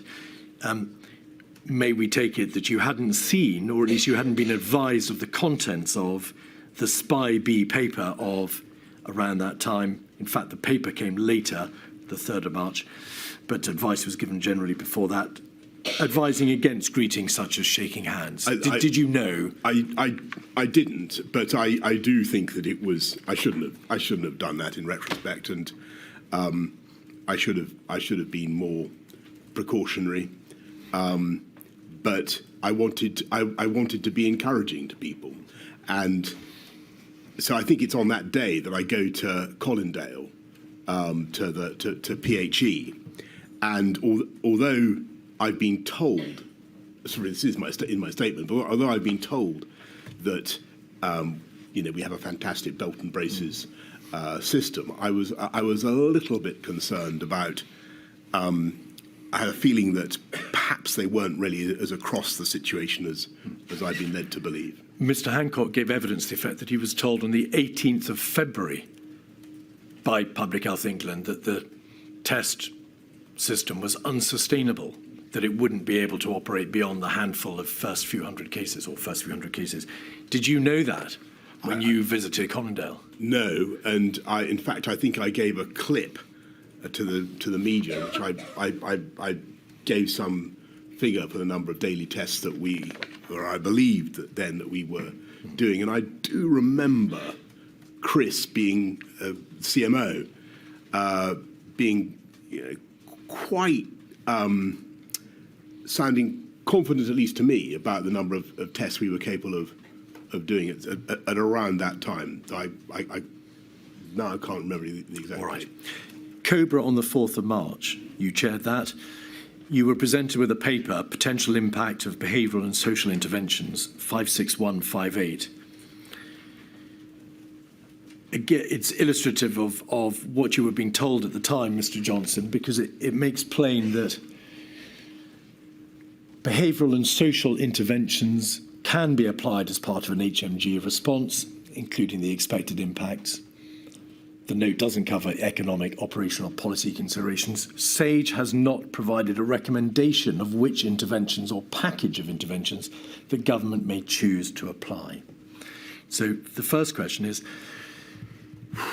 did you understand that SAGE was never going to be telling you, Mr. Johnson, you must do this?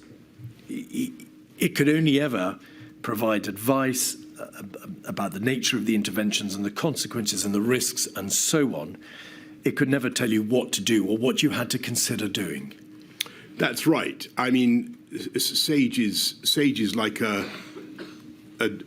it's a doctor-patient relationship. The doctor can't order you to do things. The doctor is not responsible for what you do. The doctor says, if you do this, then that. If you fail to do it, then the other, and that's basically how it works and should work.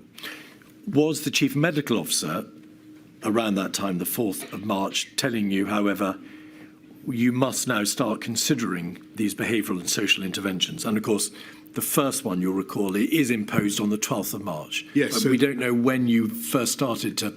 So as I said before the break, actually the CMO and I had a heart-to-heart about non-pharmaceutical interventions, about a lot of aspects of it, particularly from a public health point of view, the costs, and he really stressed that. So we had thought about it, and I could see that was the direction in which things were starting to go. And it's only a few days later when I actually tell the public, I think for the first time, I think on the think it's the 9th or thereabouts, we're going to have to start Ramping. We're going to have to start restricting social contact.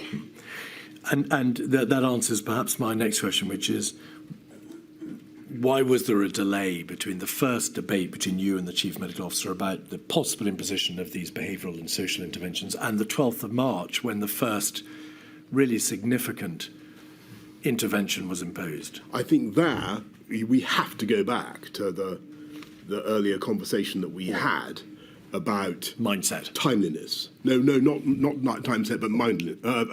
Going early. About going early. About the issues that were raised by going hard, going early, which later became the mantra, but which in March the problem was that if you, so I was told repeatedly by both CSA and CMO, you risked bounce back and behavioural fatigue, and yet more behavioural fatigue as a consequence of bounce back.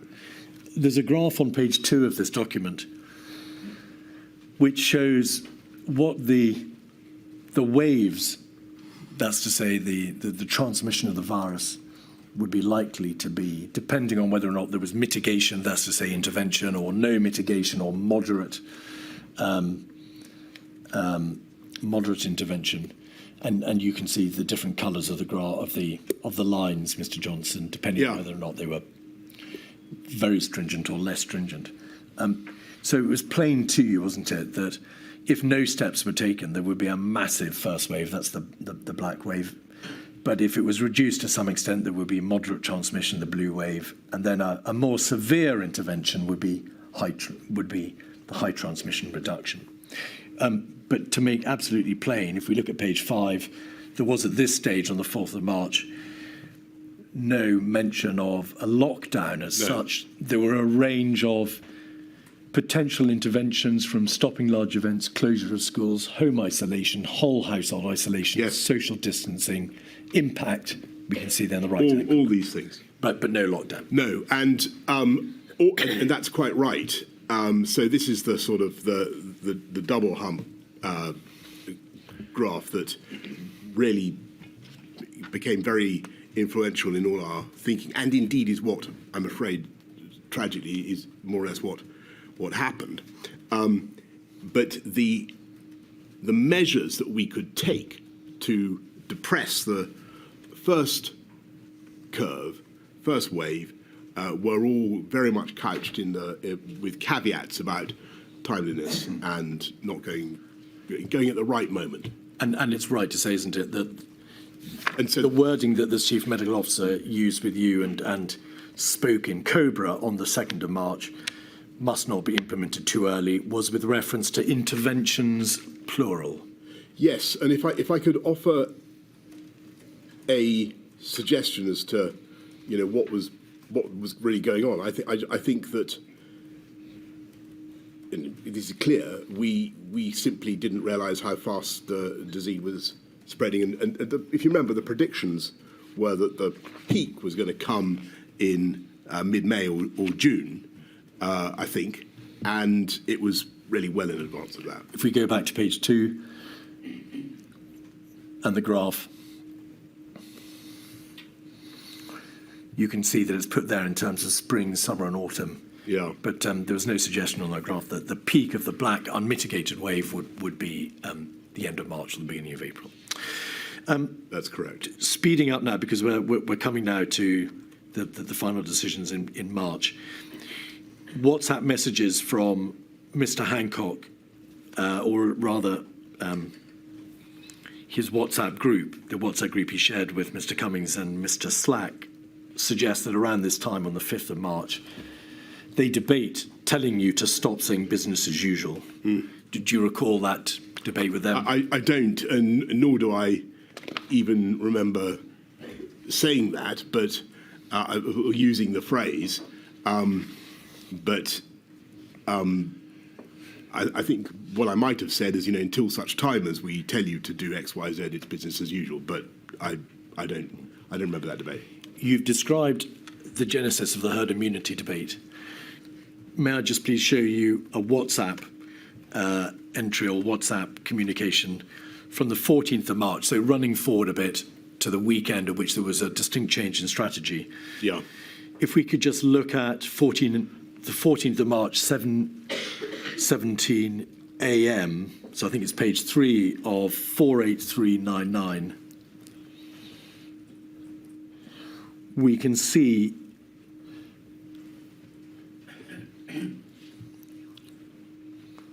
I'm not sure that's the correct document. 48399. Oh, yes, it is. Oh, yes. Thank you very much. So just to put in its context, Mr. Johnson, over the weekend at which there was a change in strategy, there were repeated conversations between you all, of course, but you raised at this point the point of the impact of a herd immunity debate. And you make the point further down the page, I think it's at 649, 39.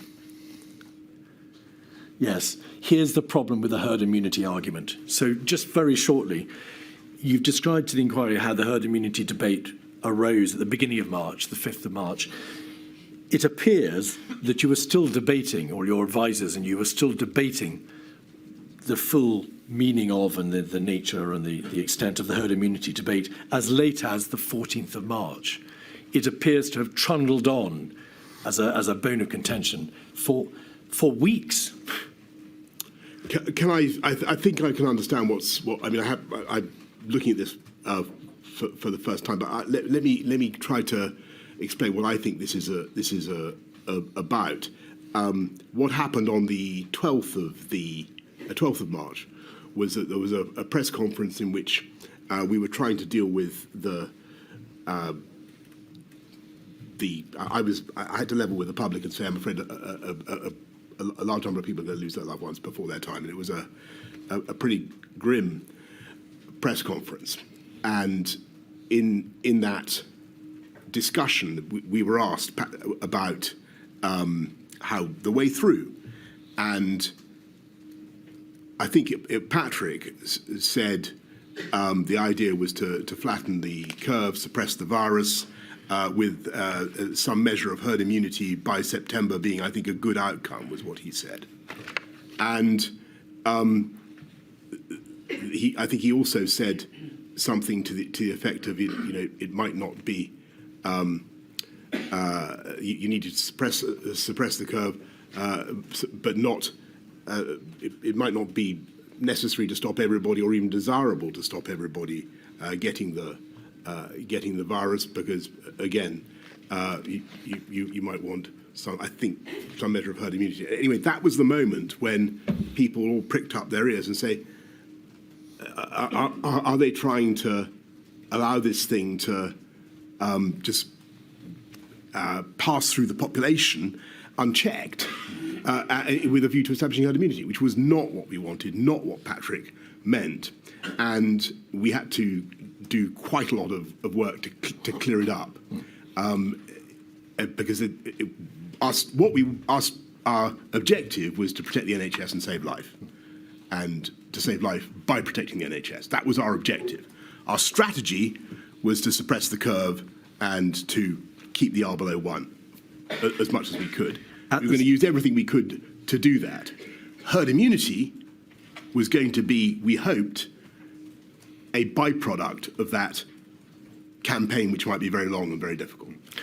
At the same time, in Cobra on the 9th of March, in Sage on the 12th of March, in Cobra on the 12th of March, and in an interview that the Chief Medical Officer gave to the press on the 13th, there were repeated references to the need to delay the peak of the virus as opposed to suppressing it entirely because of the risk of an uncoiled spring, of it bouncing back, yes, the second wave.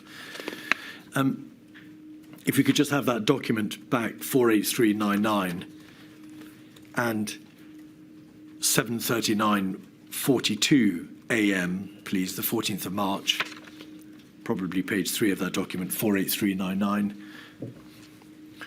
It appears that this debate about herd immunity and the debate about uncoiled spring had caused you considerable concern, because at 7:39:42, you say that's why I was concerned when some on the team were suggesting last week that we actively need a proportion of the population to be infected. And then you say civil service need to grasp.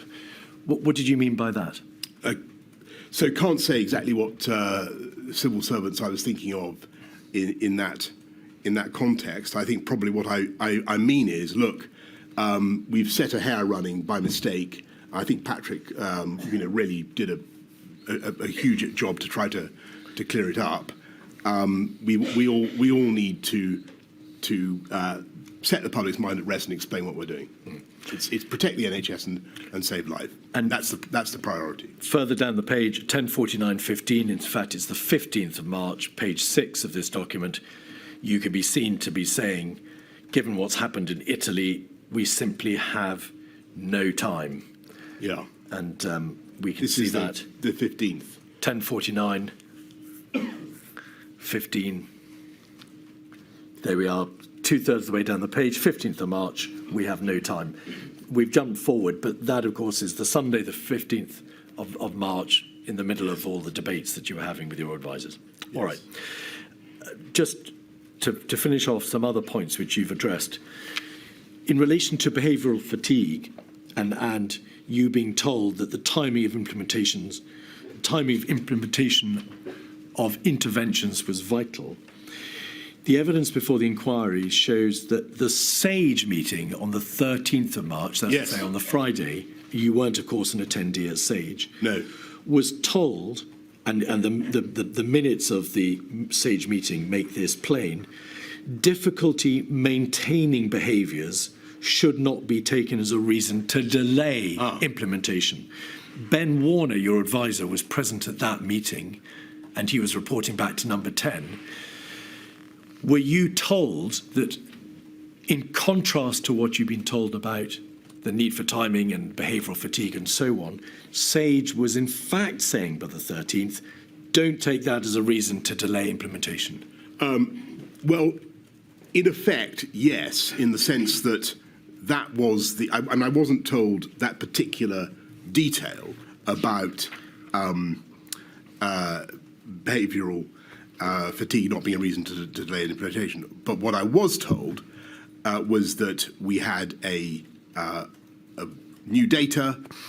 We were at least, 5 to 7 days further on, possibly more, in the curve than we thought we were, and that the margin of manoeuvre that SAGE had seemed to think we had and was offering to us on the 12th, if you remember, they say then, there are 4 things you can do: self-isolation for 7 days if you've got any kind of symptoms.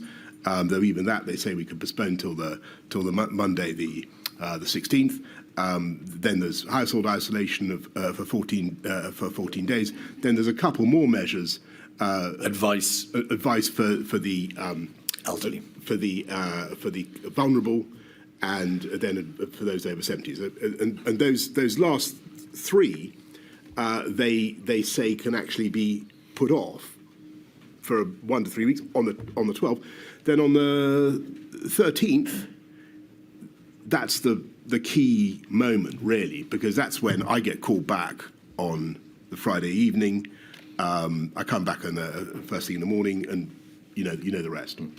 On the 12th of March, there was a COBRA meeting, which you chaired, 56209. There is at page 6 a graph. Yeah. And now I remember looking at this. This page is entitled "What would the effect be on the NHS of interventions?" So this is the what date is this again? This is the 12th of March, so it's the Thursday. Now, on the right-hand side, you can see graph A, no measures, so that's to say no interventions, and on the bottom right-hand corner, graph B, measures 1 and 2 implemented. 1 and 2 were 7-day isolation, and number 2 was household isolation. If we could scroll back out again, please. In both graphs, the red line freeable beds and the black line total NHS beds make plain that whatever you do, unmitigated or mitigated through measures 1 and 2, the NHS will be massively overwhelmed. Yes. What did you make of that? I was bewildered, to be honest. I remember looking at that graph and thinking, in either case, we are facing an absolutely intolerable situation, and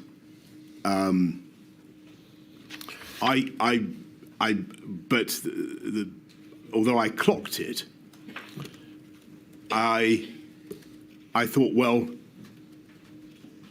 there must be a reason why we're not being told to go urgently. Maybe that reason is all the things that we've discussed. So I have to admit, and I think I say in my statement, that I think at this point there is a certain amount of incoherence in our thinking, because that graph makes it clear that things are going wrong, and that is cleared up the following day.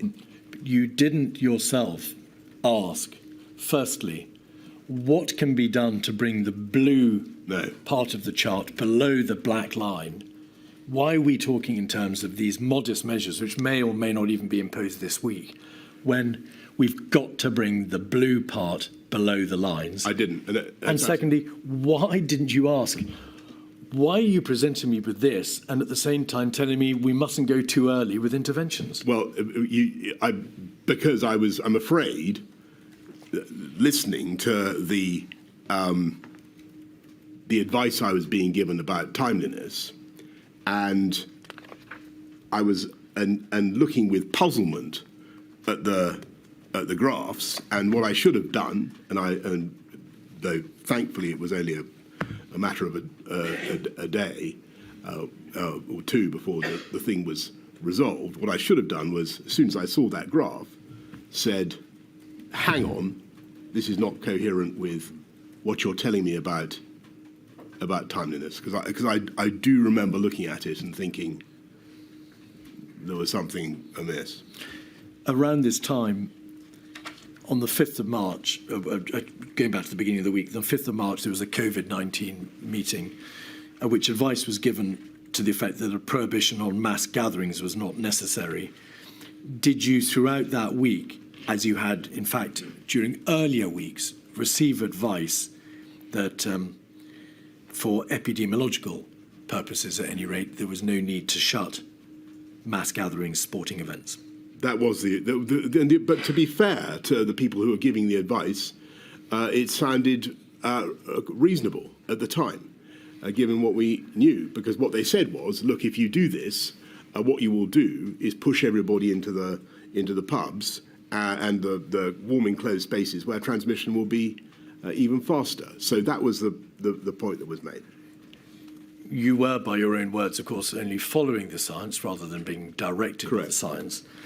It must have been apparent to you that this was presentationally disastrous to keep mass gatherings open whilst you were debating the closure of schools as one of the possible interventions. That's true, but I felt that it was certainly the public didn't get it. That was true of many of the measures that we put in place throughout the pandemic. There was often a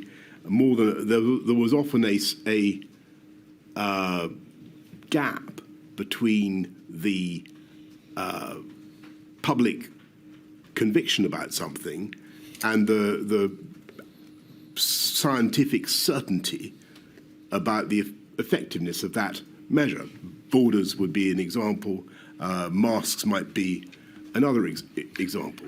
You've highlighted the importance of communications, Mr. Johnson, in terms of leadership and in terms of beginning to direct the country that there were terribly difficult times ahead and impossible choices to be made. The closure of mass gatherings would have sent a vital message, would it not? And I had already told people on the 9th, so several days before, that they were going to have to restrict social contact.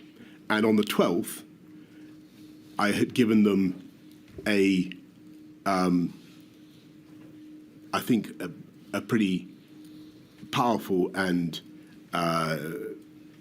in many ways, frightening message about what was going to happen. But Cheltenham And took place, the effect, I'm so sorry. sort of, forgive me, the effect of that, I think, did show up in people's behaviour. So that we are clear, the Cheltenham Festival continued the week of the 10th. There was an Atletico Madrid match. Yes. And mass gatherings, sporting events were not, in fact, shut Yes. until the following week. Yes, and as with hindsight, as a symbol of the government's earnestness, rather than just as being guided by the science, we should perhaps have done that. And I agree with you. And no doubt that was in accordance with your own libertarian instincts. Well, at every stage, I was weighing the massive costs of what we were doing to people's psyches, to people's life chances, to the whole. When you talk about an economy, you're talking about people in all walks of life who suddenly can't get to do the thing that they need to do to earn a living, and it's what we were obliged to do was very, very destructive for a lot of people who are least able to bear the costs and least able to manage it. Over the weekend of the 13th, 14th of March, there was what has been described by a variety of witnesses as that change in strategy. And it matters not for these purposes, Mr. Johnson, whether it was an acceleration of the existing plan, a change in strategy, or a redirection. There was, on any view, a significant change. It's plain from the evidence, but obviously the ultimate decision is for my lady, that there were a number of individuals who were pushing for change. Mr. Cummings, with his colleagues, Ben and Mark Warner, and also Helen McNamara and Imran Shafi, all met on the Friday night, and with Mr. Cummings' whiteboard, they worked out that immediate, much more stringent measures were required to prevent the NHS from being overwhelmed. During the course of that week, the days before that weekend of the 14th, 15th of March, it's obvious from data being provided to Number 10, we've seen part of it in that memo to Sage, showed the likely impact on the NHS. Why wasn't the lead government department, the DHSC, responsible for public health, pushing you harder during that week to introduce the more stringent changes? Why do you think that department, it appears from the evidence, was still trying to go for the squash the sombrero, part mitigation, herd immunity route, as opposed to recognising we must have suppression? We've got to stop this now before it's too late.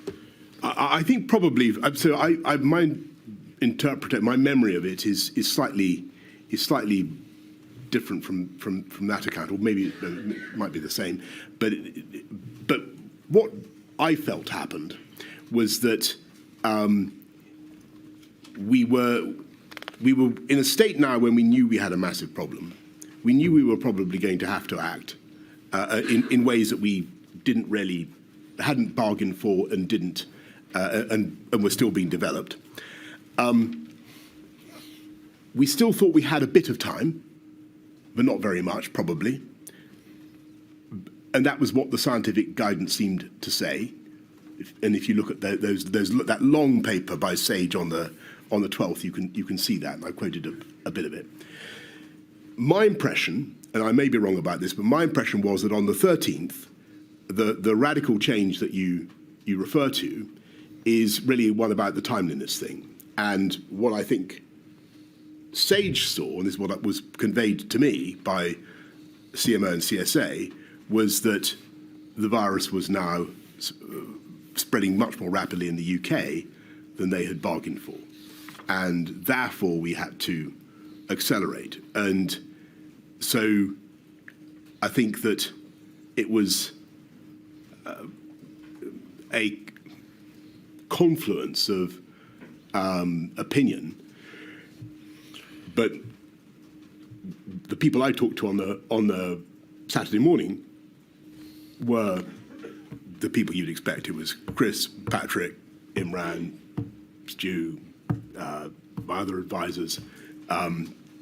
So I wouldn't want to. I wouldn't want to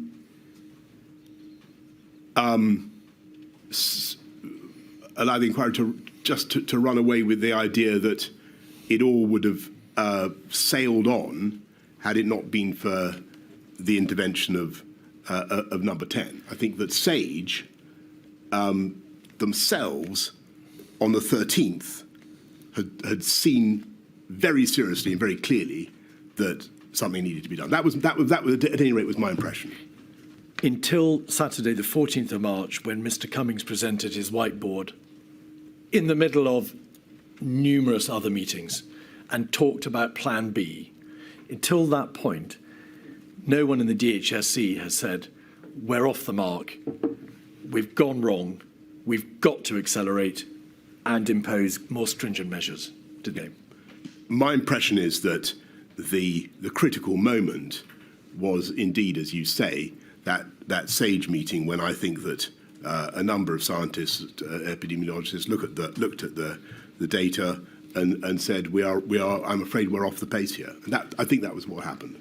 In his evidence to this inquiry, Mr. Hancock said that on that Friday, the 13th of March, he called you to tell you that there needed to be an immediate lockdown. Do you recall that call or not? I'm afraid I don't, but it's been a long time. In his witness statement, Mr. Cummings says at page 49, during the course of the Saturday, quote, the Prime Minister asked reasonable questions, including, why aren't Hancock, Whitty, Vallance telling me this? Do you recall that discussion? I remember them being there, but I might be. There was a meeting, well, there were four meetings. There was a meeting with Sedwell, Vallance, Whitty, then a meeting with Cummings, Reynolds, Shafi, Lister, Whitty, and a host of others. Then a follow-up meeting yourself with Mr. Cummings and the Warners. Then a second follow-up meeting, and then another meeting. You had a lot of meetings that day. Yeah. At one of them, Mr. Cummings says you turned to him and said, why aren't Hancock, Whitty, Vallance telling me this? Do you recall that debate?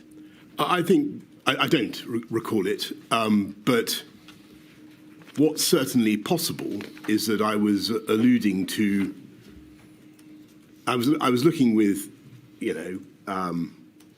dismay at what was happening, dismay about what we were going to have to do, and reflecting that, this was not the message. I'm conjecturing. This is not the message that I've been having from them in the past few days. You don't recall? I don't recall saying that. All right. Let's have a quick look at one of the papers, the briefing on the COVID response that was put before you on the Saturday, 183889. This is the document which sets out the current plan and the proposed alternative plan. Briefing on COVID-19 response. There's a variant on the graph that you saw before, but you can see at the bottom of the page, current plan. If you could scroll back out again, we can see current plan and alternative plan at the bottom of the page. And in summary, is this correct, Mr. Johnson? Throughout that weekend of the 14th and 15th of March, there were multiple meetings. A variety of different people pushed for different speeds of intervention. We can see from the WhatsApps that some people said, go now. Other people said, we've got to move fast. But there was, in any event, a very real understanding that more had to be done, more stringent measures had to be imposed, and Cobra would have to consider all that on the Monday when it next convened. Yes.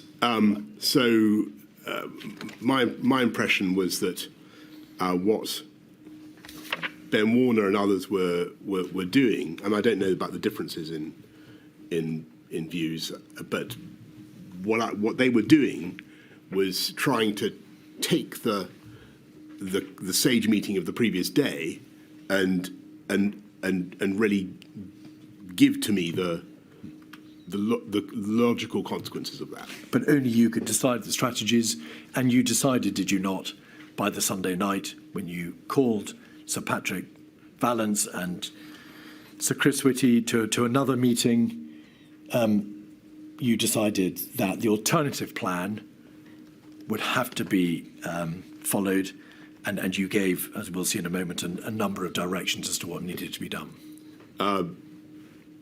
Yes, I mean, it was absolutely clear by the Saturday that we had to act, and we were out of time. The inquiry needs to ask you this: to what extent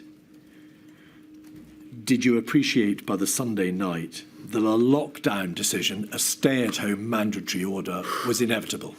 It obviously wasn't imposed until Monday, the 23rd of March, and during the course of the week, there were a great deal many complex, extremely complex operational issues to circumnavigate, a shielding system having to be built effectively from scratch, getting hold of data from the NHS.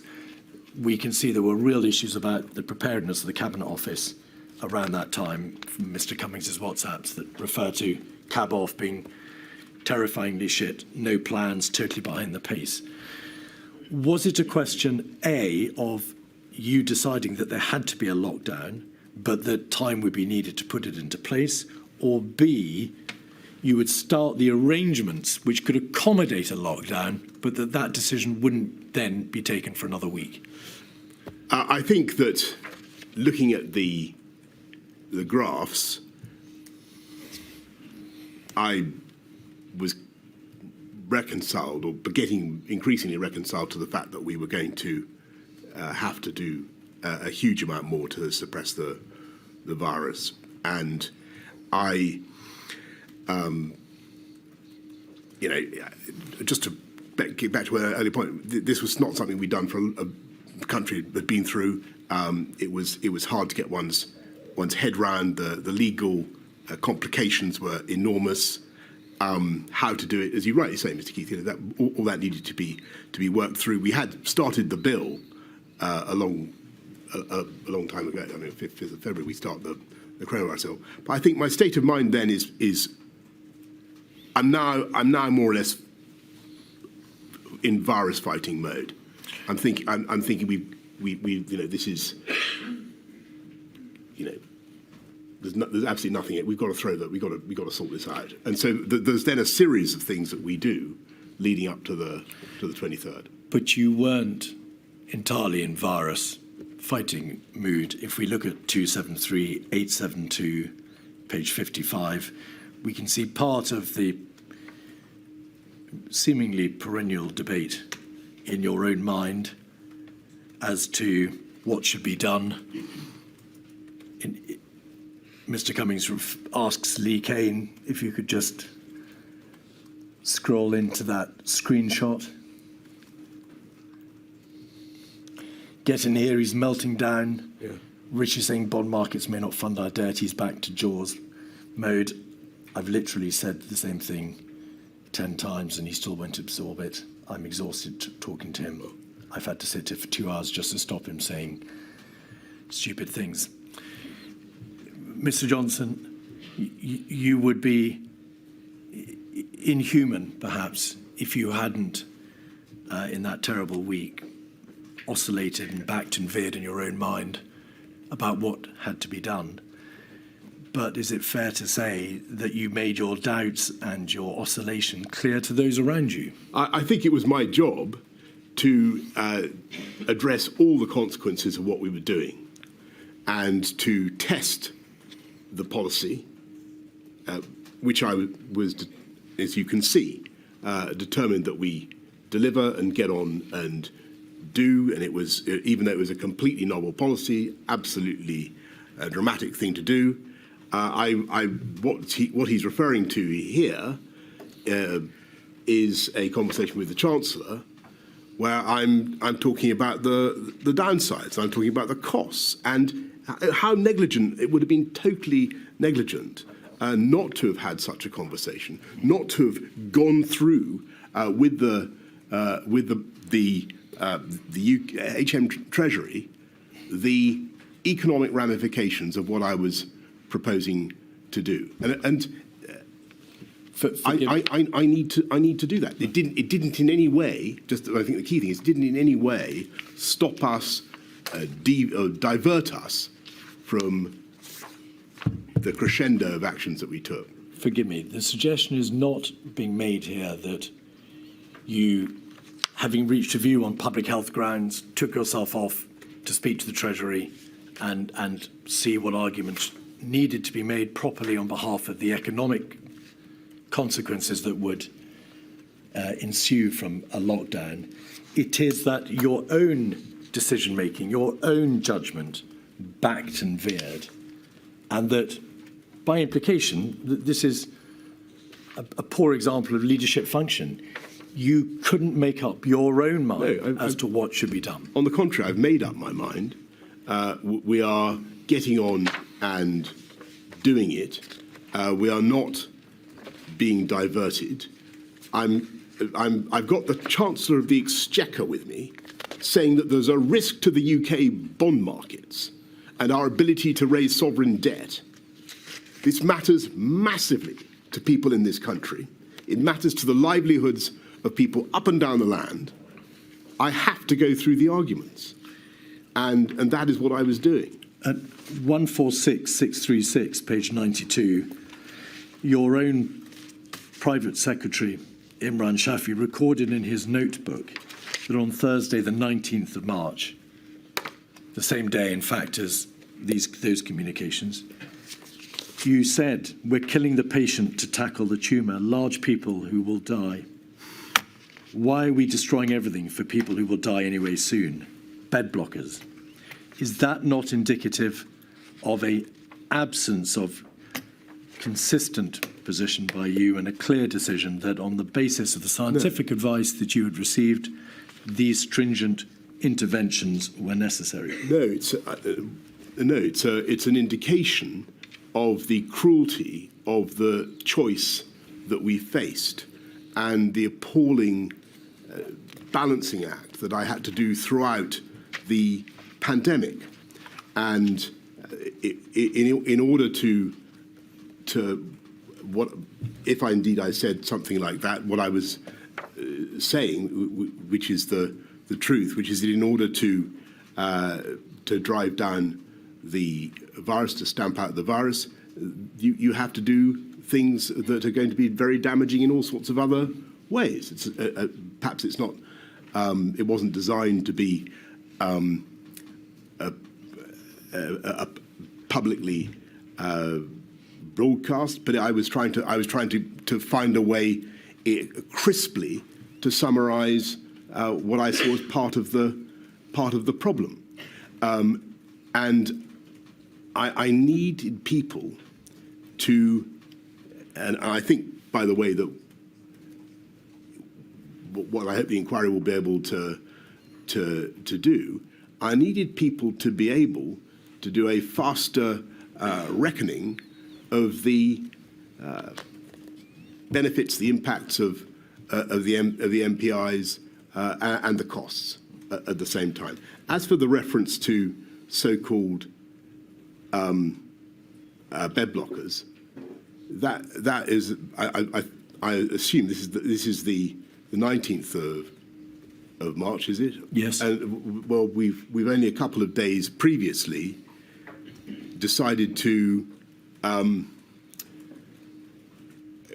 do the March discharge strategy, and the issue there is that we're facing a crisis in that we only have about 100,000 beds in the NHS and in the acute sector, and plainly, sadly, many of those were delayed discharge patients, and we needed to sort that out. Two other issues in relation to the Thursday and the Friday.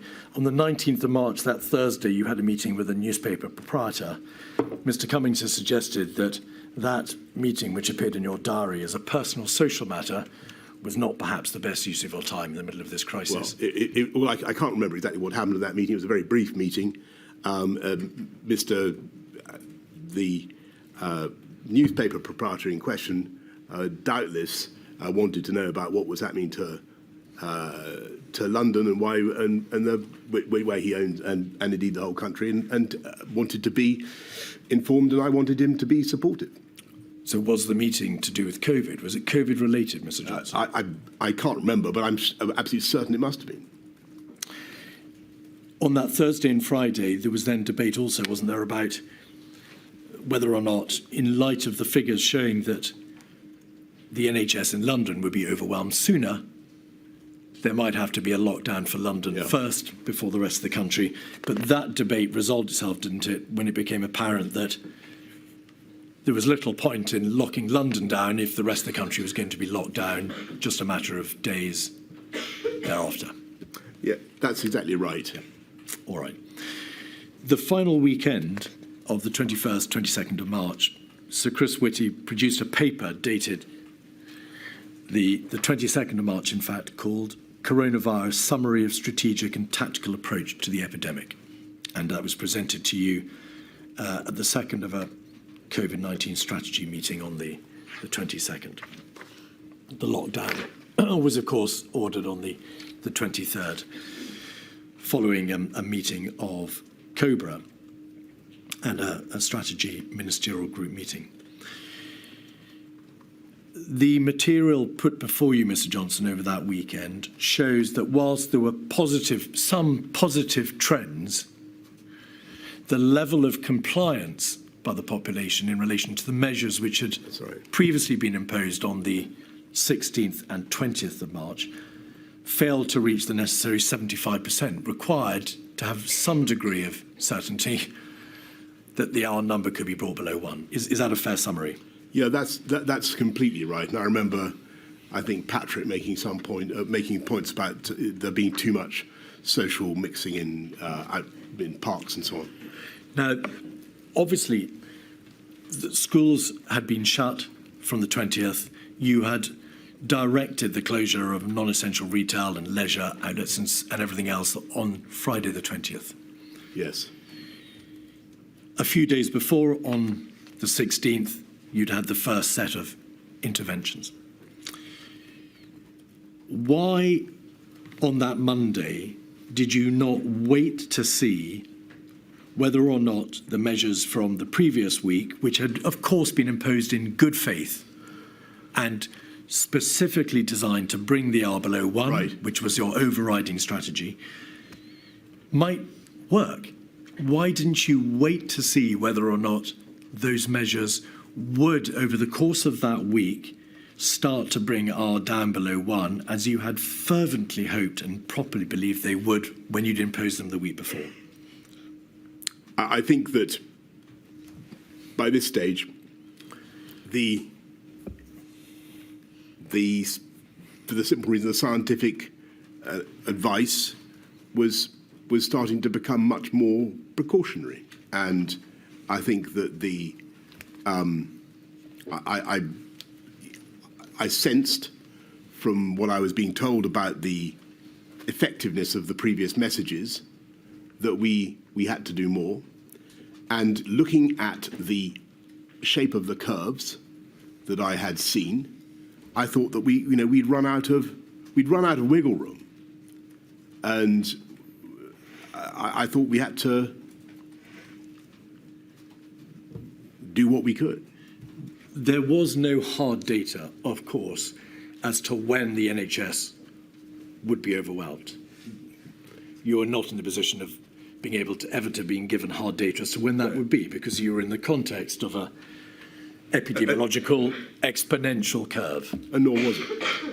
You could not know exactly how many additional deaths would be spared if you took the measures on the 23rd of March, as opposed to waiting to see whether the measures from the 20th would work. You just weren't in that territory.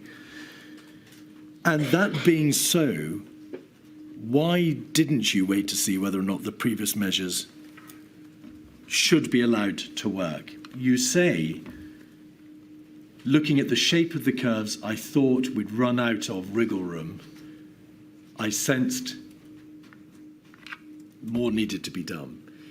That was a very, and this is the suggestion to you, a very uncertain foundation upon which to order the ultimate sanction, the mandatory stay-at-home order.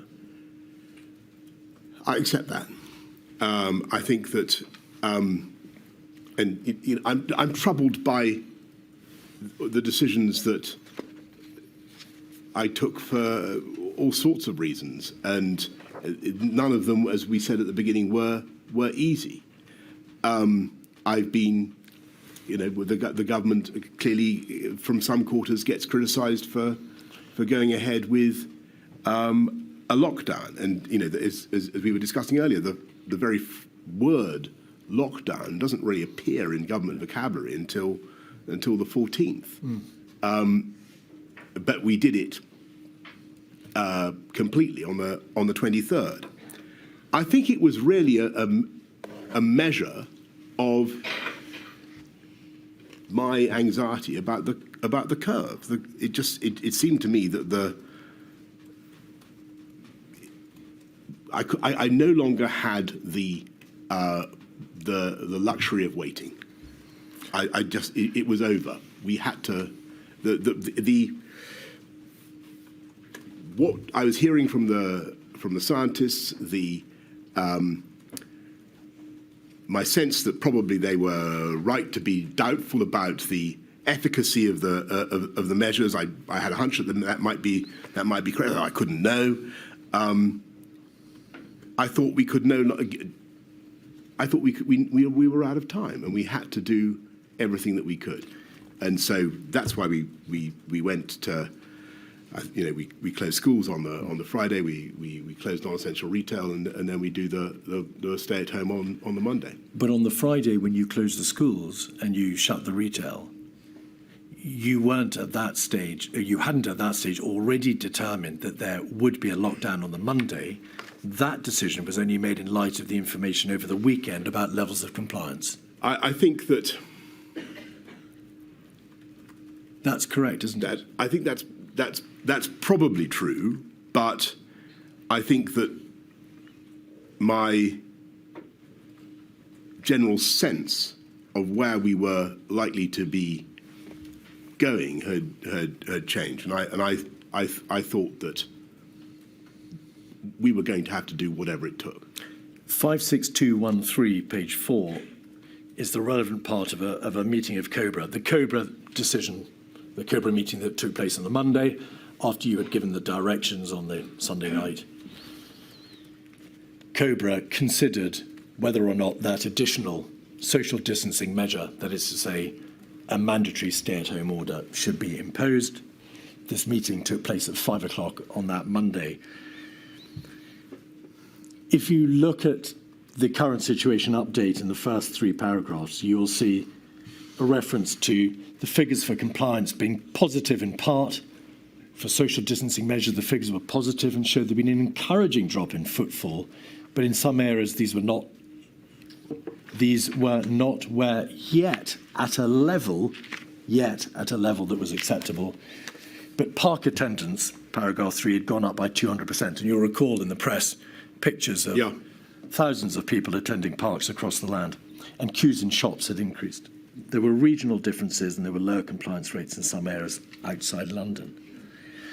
If we just scroll, and we needn't pause for long, but if you just scroll over the document, we can see there is much more detail provided about levels of compliance, the tube, and then on page 6 at the top, the chair said the measures were not to stop all work. There was work in government and other offices that must be maintained. There was a balance. The Attorney General gave advice on legal matters. Some points were made about enforcement and deterrence. And at 12, the measures needed to be taken as social distancing was not being adhered to at present. It appears, Mr. Johnson, from that paragraph, that you understood there to be a binary issue. Either the 20th of March measures were being adhered to, or they were not. And if they were not, there was no option but to go the ultimate step and impose the lockdown. There was no debate in that meeting, was there, as to whether or not, to use the words of the Chief Medical Officer, the measures from Friday might yet do the job. I think that's fair, but I want to try to explain to you why I still thought it was right to throw everything at it. And the basic reason is that I had seen from the events of the last, which we've discussed extensively, of the last 2-3 weeks, that we'd systematically underestimated speed, underestimated prevalence, and we didn't have any other shot. We didn't have the systems to control the virus that, you know, perhaps I believed earlier in the month that we did. I didn't know what other tools I had as Prime Minister to protect large numbers of people from this virus. And I felt fundamentally that I was out of time. And what I believed in the previous week was that we still had some wiggle room, because that seemed to be what I was hearing. I might have been wrong, but I took the view on the Sunday and Monday that we were just out of time, and the thing was too big and the curve was too aggressive. The inquiry has put this proposition to Sir Chris Whitty and also to Mr. Hancock.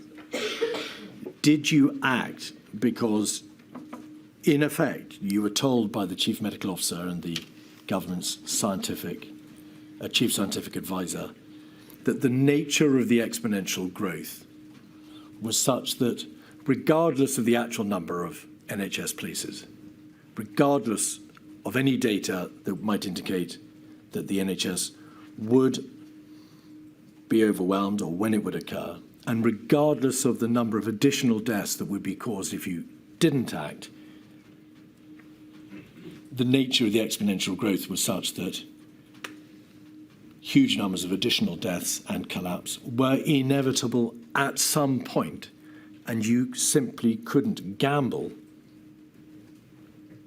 that they would not eventually occur. Is that the nub of it?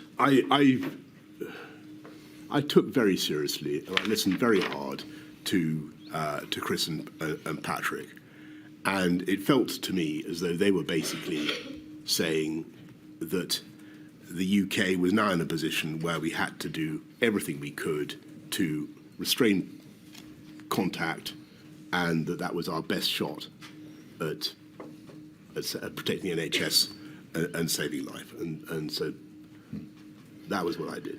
Can I interrupt for a second? Forgive me. I'm so sorry, Millie. No, it's just, you mentioned earlier, Mr. Johnson, about how some would say you shouldn't lock down at all. When you did decide that we had to lock down, did you consider the arguments that say you should never go that far and impose that kind of level of draconian restriction on the liberty of the population? Did you consider the argument against lockdown, or did you? I did, and I mean, I didn't. I'm afraid to say at that stage I gave it pretty short shrift, because I thought that my job was to protect human life, and that is the number one duty of government. And I thought that if the NHS was overwhelmed, then the risk of truly tragic scenes in the UK of the kind we'd seen in Lombardy was very real. And thank heavens that did not happen, thanks to the amazing work of the NHS and, you know, as I said right at the beginning, hundreds of thousands of people. But I felt I had to do what I could to give them the best possible chance, and I had no other tool, literally nothing else. Thank you. And is that why, Mr. Johnson, examination of the COVID-19 strategy ministerial group meeting on the Saturday, the COVID-19 strategy ministerial group meeting on the Monday morning at 9:15, and of the COBRA meeting that we've looked at 5 p.m. on the Monday, shows very little, if any, debate about the countervailing non-public health argument. It's just not there. That doesn't mean that it wasn't happening, and as you've seen a reference to it in my conversation with the Chancellor. There was a huge amount of thought going into it, but the higher objective had to be saving human life. And it is perhaps not surprising, but within 3 days of that momentous decision, 48399, page 17, having seen an article in the press, and it's a matter entirely, of course, for my lady, you ask the extremely salient questions, although I now can't see them. If we could scroll back out. Yes, please, if we could scroll back out, please. I must say I agree with every word of this week's Spectator, perhaps. Cover story by Professor John Lee. We have no idea how many COVID deaths are truly additional. When COVID fatalities are recorded, we have no idea whether it's merely present or actually the cause of death. We have no idea what proportion may have had the disease asymptomatically already. So we've taken these extraordinary steps without being truly sure how deadly it is. And is those expressions of doubt, Mr. Johnson, why you said earlier that the basis upon which you proceeded was one of precautionary approach in public health terms, because in the absence of any hard data, you believed you had no option? I couldn't take the gamble with public health, but I was conscious that, you know, we've had the argument about, the discussion about behavioural fatigue. That takes many forms. One is that the media, understandably, a lot of the media need a proper explanation of why this is necessary and how it's working, and they need and I really think that we need to, there is still work to be done in this area. And so here I'm saying, we need to, if we're being attacked for, not standing up our actions, then we need to substantiate it. We need to say, no, this is what public health requires. And so on this essential issue, the inquiry wants to ask 3 direct questions.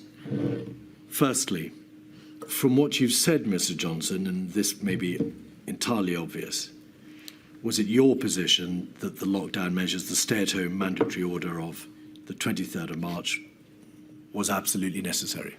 I believe that it was. And I believe that it helped to suppress the R. I think that it was cumulative. I think that the R started to go down as a result of a series of things that we did, and also, frankly, as a result of popular anxiety about COVID anyway. But I've got to tell you, in all honesty, I find it difficult to quantify the impact that those measures had.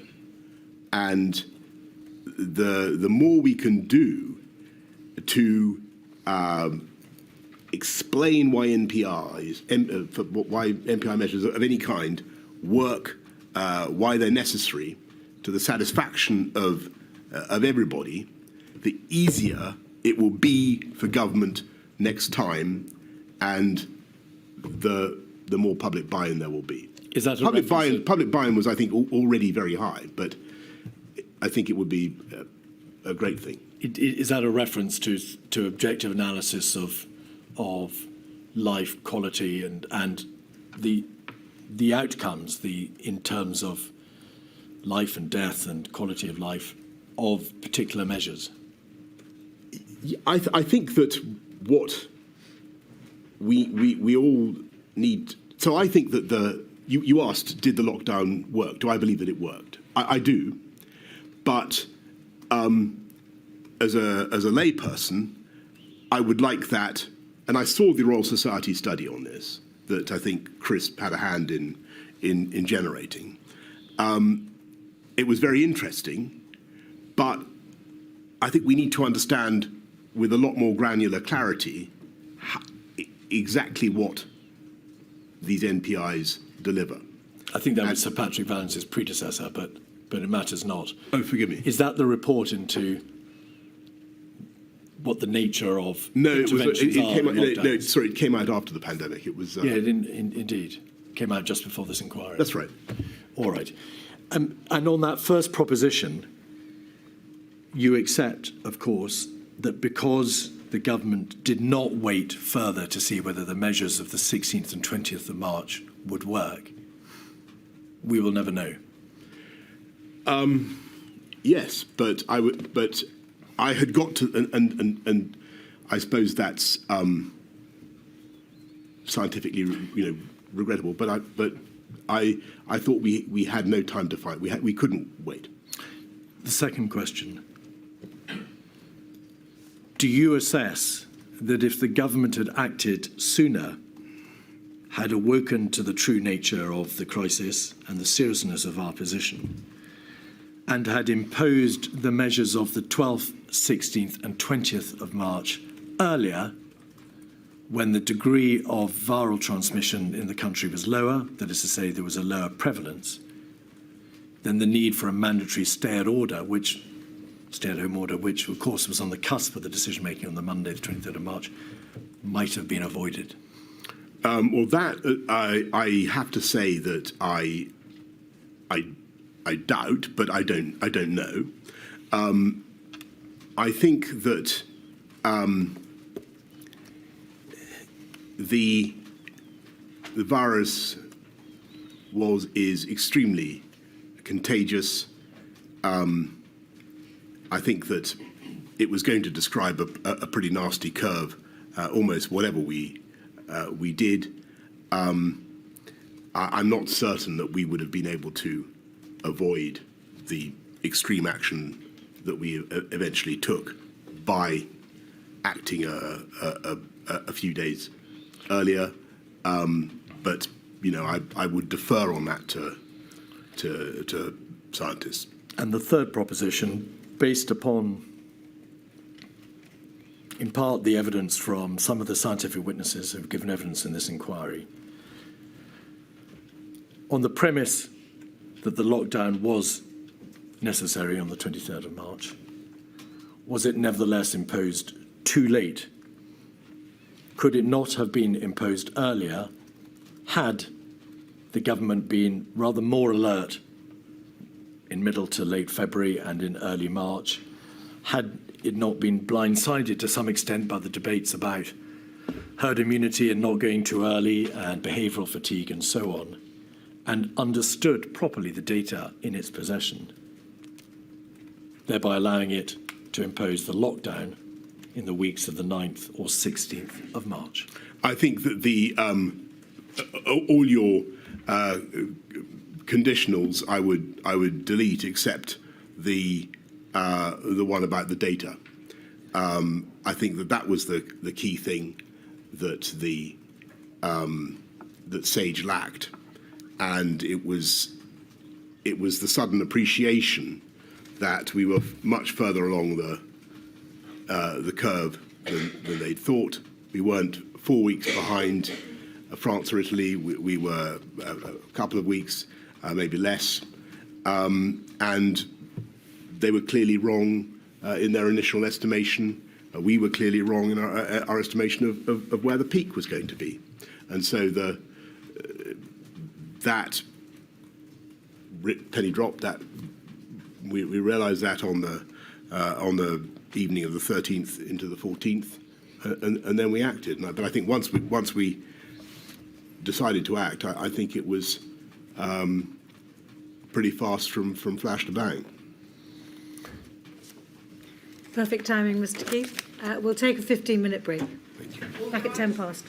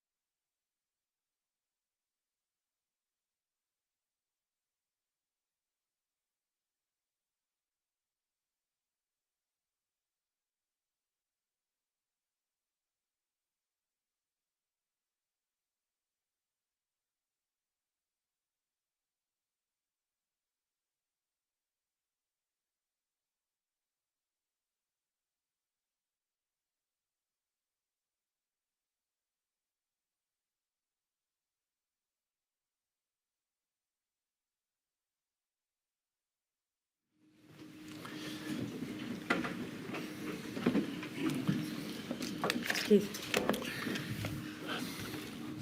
Mr. Johnson, as is well known, after the first lockdown, your government published a roadmap out of lockdown in May. Yes. On the 10th of May, I think it was presented to Parliament, our plan to rebuild.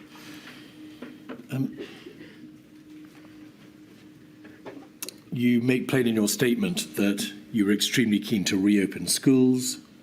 Was that because you felt that keeping children out of school was arguably one of the greatest harms of the lockdown? Absolutely. You addressed the nation on the 10th of May and you included an instruction that those who could not work from home should be actively encouraged to go to work. So, to use your words, work from home if you can, but you should go to work if you can't work from home.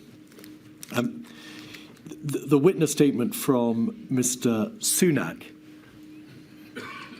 expresses how he was frustrated that there was, as he sees it, over-compliance with the stay-at-home messaging. And he believes that the possibility, or rather the likelihood that many people would ignore the active encouragement to go to work and not go to work had an exacerbation of the exacerbated the economic impact of the lockdown. In your communications with your colleagues on this subject, did you in July say this? In July 2021, looking back to 2020, yes. I arguably cocked it up last time with finger wagging to everyone to get on and do some work. Do you recall saying that, expressing regret a year later that you had got the work from home if you can, but go to work if you can't work from home message wrong? I think that it was a very difficult time as we came out of, I mean, the whole thing was unbelievably difficult, but as we came out of lockdown in the summer of, early summer of 2020 for the first time, that some areas remain under a lot of restrictive measures. I felt strongly that the people had made such a sacrifice to get the R down that we must try to allow people some freedom, and I wanted the the benefits of the exertion, as it were, the effort to get the R down to be felt throughout the country, for people to be able to do things again. And I think it's probably true that I wanted to see people back back at work, and I think that psychologically, emotionally, a lot of people were in a very different place, and they felt that they'd seen a terrifying pandemic. They were still very apprehensive, and they didn't want government lecturing them about what to do. And so that's probably what I'm getting at. Was the speed of the release very hard to gauge? Very. In Sir Patrick Vallance's diaries, 273901, at page 66, he describes you as being very bullish and wanting everything to be released sooner and more extremely than we would. By we, he means the scientists. And then page 92, in the context of a meeting with the Prime Minister, actually having a discussion about letting it rip. 624, on the 12th of July, Prime Minister still wants to push opening too fast. And if you just pause there, then on 94215, which is a WhatsApp group extract between yourself and Mr. Hancock in the top team group on the 15th of July, you say, I was calling because I'm very worried about winter. Yeah. We've gone fast on releasing lockdown. I'm getting no traction on doing what's needed to protect the NHS. Cases in track and trace are starting to rise. Of course, that's dated the 15th of July, by which time the NHS track and trace system was up and running. So may we presume from these messages that it was very difficult to decide whether you were going too fast, whether you were wanting to reopen, let it rip, to use your words, or whether or not, in fact, you were going too fast and then becoming overly concerned or concerned about the winter and the rise in cases. Yes. Well, so first of all, on this, the WhatsApps with Matt here, I think you've got to remember that this is a cabinet minister also thinking about his budget. If you read that carefully, you can see that what he's really saying is he needs more money, which is what all secretaries of state rightly do in their messages. So that's part of the conversation. But clearly, the issue was that I think I always realised, and certainly nobody disagreed with me, that when we came out of lockdown, when we went into lockdown, as Patrick said in that first important press conference on March the 12th, you can push it down, but with an unimmunised population, it will bounce back. And so I always knew that throughout the summer we were basically in remission, as it were, and that the thing would come back. And it was a very difficult judgment to make. You said that the last WhatsApp in the top team group there on the page on the screen may be reflective of a Secretary of State being concerned with money. Isn't that your wording, or have we misread this? This is you saying I'm very worried about winter, and him saying what's the evidence on rising new cases, or is it the other way around? We can't tell from the wording. I may be totally wrong about this, but I read that as being Matt in the green to me. All right. Saying we can take a risk on releasing lockdown, or we can take a risk on not building up the NHS this winter. And what he's really saying, like all good secretaries of state for health, is give us the money, and that's what I understood partly. But also what he's saying is the cases are rising, and that's, and that was no particular surprise to me. The question in the summer autumn is what's the tactics? The objective is still protect the NHS, save lives. Do we have any new tactics now? And it was apparent to the government and to you personally, of course, that cases started going up. At a relatively early stage, they plateaued, of course, well, they came right down after the lockdown, then they plateaued for a while, but they started to go up in July. So well in advance, in fact, of the Eat Out to Help Out scheme, well in advance of September, October. That's exactly right. And contrary to, our hopes in the early phases, certainly by the end of May, beginning of June, there is a very small percentage of the population has antibodies. So you're looking at a huge number of people who are still potential COVID victims, and that's very, very difficult. And in fact, the percentage of the population that had been immunised by virtue of infection was very, very low. It was around about 6 or 7%. That's exactly right. All right. And that, of course, was therefore dispositive of the arguments about herd immunity. Correct. Because, in fact, very few people were immunised by virtue of infection. You've got it. As it happened. All right. Now, to divert to a completely different subject, the devolved administrations, please.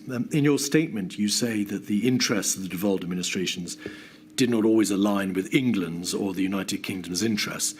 That's an inevitable part of a devolved system. Yes.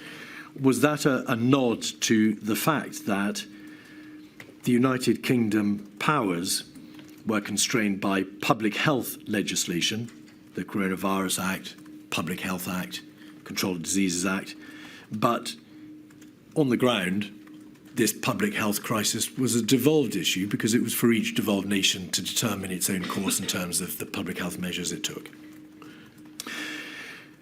Did it matter ultimately? There has been a great deal of evidence given about differences of approach in terms of presentation, debates about whether or not politically one or more devolved administrations took a different route. or took a different route for political reasons. Also, whether or not, when they attended meetings, they were simply informed of what the position would be, rather than being encouraged to generally debate the decision. Overall, did the constituent parts of the United Kingdom generally work well in the face of this crisis? Yes, I hope what many of your respondents will also have said is that overwhelmingly the collaboration was excellent, and the governments of the DAs, there was far more that united us and divided us. I know that sounds trite, but it's got to be said, and it was really a big UK effort, and the country really pulled together. I was making a much more limited point, and it is no disrespect to the First Minister of Scotland or anybody else, Chief Minister of Northern Ireland, Wales. They understandably were looking to talk directly to their own electorates. There were going to be times when they differed from the main UK government message, and I thought that was sometimes at risk of being confusing at a time when we really needed to land messages simply. And I could see, and people were endlessly playing back, oh, but Scotland says this, England says this, Wales is doing a firebreaker, circuit breaker, and so on. You didn't, I think, perhaps help yourself, though, Mr. Johnson, in this debate, because emails between Mr. Cummings and Helen McNamara show that Mr. Cummings said the PM's view and mine on Cobras, this was in the context of debate about who should attend Cobra, is they're hopeless as decision-making entities and actively cause trouble for communications, because some attendees at Cobra, and Mr. Cummings had in mind the devolved administration's leak immediately afterwards. Well, was that your view? I think that sometimes that was the case, and that was in my view a problem. Perhaps we could have found a better way to manage it, but that was certainly one of the problems. The system was understood not to be working particularly well in terms of the government structures, the systemic structures at the top, and in relation to the relationship of the DAs, because there was the series of the 4 ministerial implementation groups between March and May, and they were then done away with and replaced by COVID-S and COVID-O. You directed, following advice from your cabinet secretary, that there should be a new rhythm of meetings, the 9 a.m. meetings, to which the DAs were not invited, and you directed that consideration should be given to using something called the Joint Ministerial Committee. But the Joint Ministerial Committee was never used, was it, for the purposes of meeting with the DAs? I think that first of all, I think the Cobra's had the problems that we've identified. There was a problem with messaging, and I think that was a serious problem. I think that in future there has to be some way of having a joined up, a UK pandemic response, and how you get to that, I've got an open mind. I see a lot of my colleagues are against the Civil Contingencies Act. I'm happy to defer to them on that point. I wonder whether you could amend the 1984 Public Health Act so as to have an exemption for pandemics. It just seems to me that something needs to be done to fix this, whilst taking account of the legitimate concerns of the DAs, their legitimate desire to be involved and to contribute. But we need to find a better way to get a single message. There was a body called the Review of Intergovernmental Relations. I think it reported in January 22 so just at the end of the pandemic, Yes. just the end of the crisis, which recommended that the Prime Minister of the United Kingdom should meet with the heads of the devolved governments on a regular basis. But that came later. Yeah. During the crisis, you ordered that Michael Gove, the Chancellor of the Duchy of Lancaster, should chair regular meetings with the devolved administrations. But there were difficulties, whether or not, in setting up that structure. It took time for those meetings to be arranged. Do you recall that? I don't recall the delay, but I do remember asking Michael to do it. I think he was ideally placed to do it. I think he did a very, very good job of working with the DAs. That didn't stop some of the raggedness that I've talked about. If I had my time again, with hindsight, I think it's an area where I would have tried, even though I was very pushed for time, I would have tried to spend more time with the DAs and really try to bring them with me. But I'm afraid it may just be that I'm overestimating my ability to get a consensus. I think there was always the risk of divergence. Well, you may, with respect, be misrepresenting your true views, because in your statement you said it is optically wrong in the first place for the United Kingdom Prime Minister to hold regular meetings with the other DA First Ministers. I think that's. I happen to think that's also true. They can't both be right. Well, I think that. Well, sometimes you can do things that you think are, constitutionally a bit weird. If it will help the general cause of fighting the pandemic. Let me summarise. I think that there's an issue. It's not a huge issue. Nothing like as big as many of the other issues that the inquiry needs to look at. But we do need to sort it out. We need a better way to get at a unified message for the UK. Mr. Johnson, you didn't try very hard, to use your words, to bring the DAs with you, because you took the view that optically it was wrong to be seen to be meeting with their First Ministers, because it might look like a kind of, to use your words, mini EU.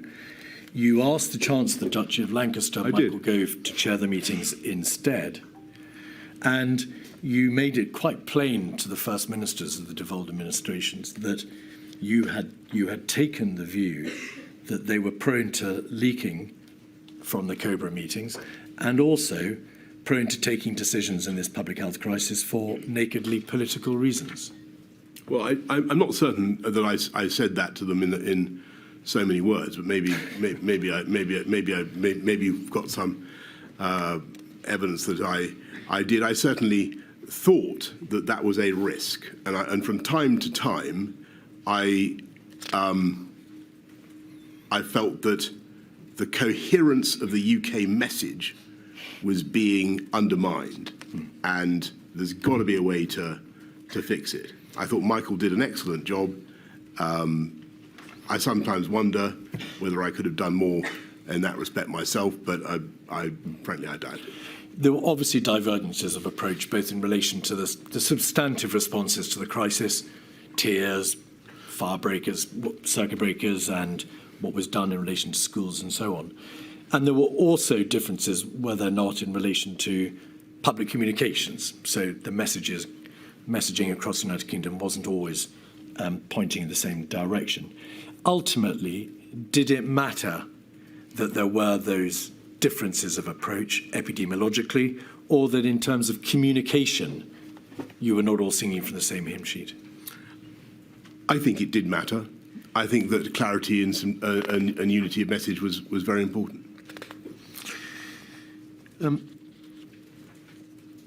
Data. Plainly, the United Kingdom government was, where it could, taking decisions in relation to what should be happening in each of the four nations of the United Kingdom. as I say, not directly in public health terms, but obviously it was trying to apply an allied or a unanimous approach. Did you feel that you, as the Prime Minister of the United Kingdom government, had sufficient data, sufficient scientific advice as to what the position was on the ground in each of the other nations epidemiologically?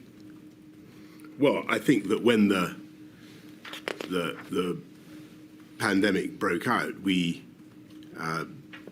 were short of data about many things. We didn't even know the number. I think I said in my statement, we didn't even know the number of beds in the NHS, and it took a long time to extract relevant data. There was a general continuing concern raised with you because Ms Sturgeon wrote to you in September 2020 about whether or not the devolved administrations were receiving enough financial support in order to be able to enable them to put into place the public health measures that they had ordained. In essence, because they are devolved nations, they don't have access to the same levers of fiscal power as the United Kingdom government. How was that issue resolved, or did it continue throughout the crisis? I think that the issue of financial support was obviously allied with the issue of divergence of approach, because clearly, if it was open to a DA to take for instance, a much more precautionary approach, or to say that they wanted to do X, Y, Z policy that would be more expensive, then that was something that we were going to, that the whole of the UK Exchequer was going to have to cover. Now, that it wasn't that I wanted unity of message for that reason, but that was certainly an extra complication. In his statement, Michael Gove says, in the early stages of the response, there were occasions when insufficient notice was given to the devolved administrations of decisions that were likely to be taken. And in her witness statement, Ms Sturgeon says, I believe both that communication should have been better and, more importantly, that the devolved administration should have been integral to that decision-making. Would you accept, perhaps with hindsight, that the decision-making process, insofar as it involved the DAs, was not as good as it might have been? I think some form of integrated decision-making that doesn't leak is what you're after. Local government, it would seem that in March 2020, there was a deliberate decision within Downing Street not to invite the Mayor of London to meetings until the 16th of March. He says that he made repeated requests to attend. He requested to attend Cobra on the 2nd, 9th and 12th of March, but was not permitted to do so. Did you know that? Do you agree with that? Certainly, London was very, very much in the forefront in the early stages of the pandemic, and I know that the Mayor of London was repeatedly consulted by my advisors in Number 10. I'm sure that there was a lot of traffic between them and Sadiq Khan. I think that he was invited to a meeting from memory, on the 16th. I may have that wrong, but I certainly spoke to him pretty early on. But as you said, right at the end of the last session, we began by thinking we might do London first, but then we dropped that idea. The Mayor of London was not invited to the government's formal crisis machinery, Cobra, until after the first national measures had been imposed by the United Kingdom government. Is that correct? And that is because we didn't, in the end, do London first measures, and there was some sensitivity about other metro mayors. I think in relation to the metro mayors, save on one occasion, the 12th of October, when the Mayor of Liverpool, Andy Rotherham, attended, no metro mayor was invited to attend Cobra at any time. Right. The evidence from Sadiq Khan, from Mr. Burnham and Mr. Rotherham is to the effect that there was generally insufficient information given to local leaders. And in the context, Mr. Johnson, of the local restrictions in the summer of 2020 and, of course, the tier system in October and December of 2020, that was a very significant failing, was it not? Well, first of all, I'm grateful to Mr.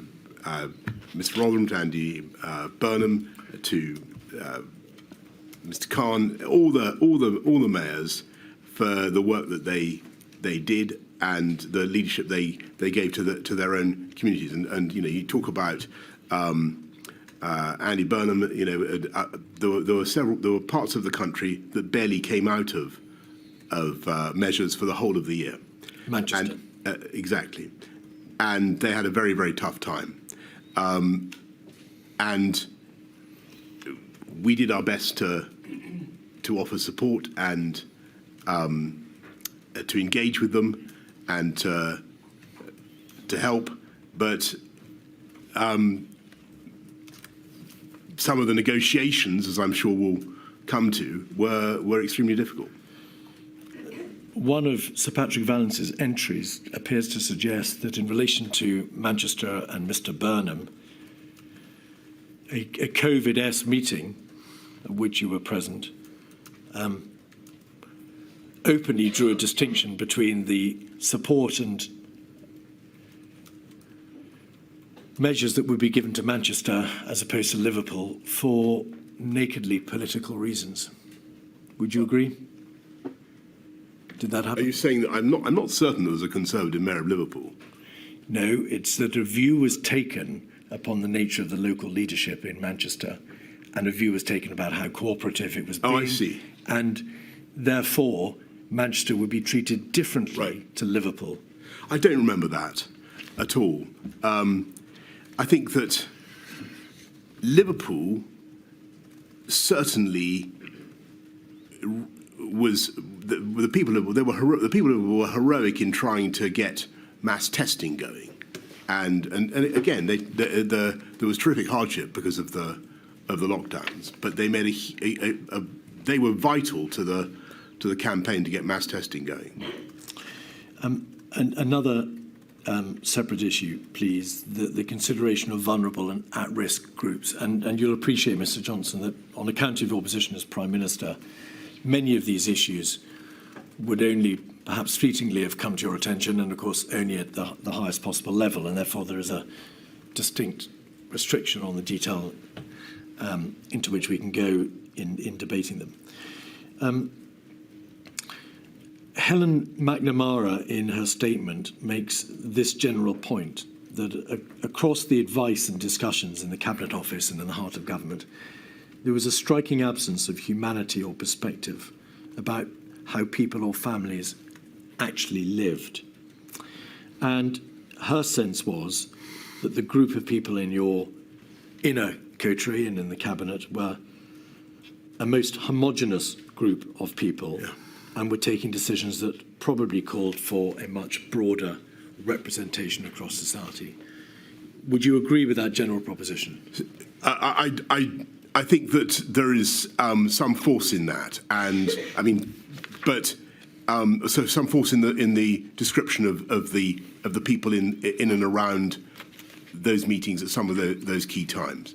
I don't accept what Helen says about the measures that we took, but it is certainly. I know she said some things. I think, and I pay tribute to Helen. She did an amazing job, but I think that it is not right or fair to say that policy was conceived and driven forward without regard to the particular needs of women, for instance. A huge amount of thought went into the question of hidden harms, of domestic violence. There was the access to abortion, to drugs necessary. We put money into. We had a domestic violence bill, as you may remember, in I think March 2020, which goes through the Commons very fast. We put money into ISVAs and IDVAs. We set up a helpline. We have a system whereby victims of domestic violence can identify themselves without risk of exposure by going to certain premises. We were very, very alive, and I was personally very alive to this issue.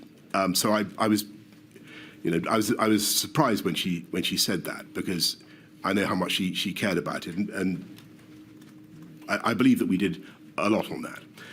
On the broader question about leaving aside the issue of gender, I think there was and this needs flipping the other way around now. I think sometimes we didn't think hard enough about the impact of lockdown on different groups. And sometimes, frankly, it was easy, or much easier, for people with professional jobs to sit out the lockdown than it was for others, whether they're in the hospitality sector or whatever. And a lot of people who were on lower incomes really had a pretty tough time of it. And so, and I think that it was vital to focus on those people and to do everything we could to help them through lockdown, but also to realise that lockdown was hitting those groups particularly hard. And for me, that was a reason why you had to be so careful about going back into a national lockdown in October, November. It's necessary to distinguish or between September. The first lockdown and the second one, of course. Yeah. But Milady asked you earlier, to what extent did you consider the economic arguments against lockdown? And you said you had to give them short shrift. May we take it that on account of the speed with which the government had to act in that week of the 16th and 23rd of March, relatively little consideration was given by the government to the impact of lockdown similarly? I think a huge amount of consideration. I think a huge amount of consideration was given by the government to the impact of both lockdowns, and we thought about it extensively. I think not the general impact, Mr. Johnson, but forgive me. By reference to your earlier answer, the needs of individual sectoral groups, for example, but by no means limited to black people or BAME sectors. It wasn't something that was at the forefront of the government's consideration in that week. So both lockdowns were at the forefront of our consideration in their diverse impact, but also COVID was a subject of consideration because of what appeared to be its diverse impact. And as I'm sure you know, we commissioned a lot of work into the way COVID seemed at first to be striking particular communities harder. But that wasn't apparent till April. At the 16th and the 23rd of March, there was great consideration given, of course, to shielding and to clinical impact. Yes. But there was relatively little, if any, consideration given to social impact upon the disproportionate way in which a national lockdown might impose itself and might impact upon various sectors in society. That's correct, isn't it? Well, where in the notes and the minutes that you've been shown to is there open debate about the likely impact on the vulnerable and at risk of the national lockdown that was imposed on the 23rd of March? I think that you can find, well, I couldn't point you off the top of my head to any particular text, but what I can tell you is that the whole time we were thinking, look, who gets hit when you close non-essential retail and you close hospitality and you stop people moving around? The relatively affluent professional classes are probably going to be better placed to cope with this than others, and you will find that there are large numbers of black minority ethnic community members represented in those sectors who were particularly disadvantaged by the lockdowns. Yes. And so, you know, whether or not you can find any mention of this in the material you've looked at, I know that this was one thing that we were thinking about as a particular reason for being anxious about the effect of lockdowns. There was a general consideration at a generic level of the impact of lockdown. There was a clinical and financial consideration of those who needed to shield.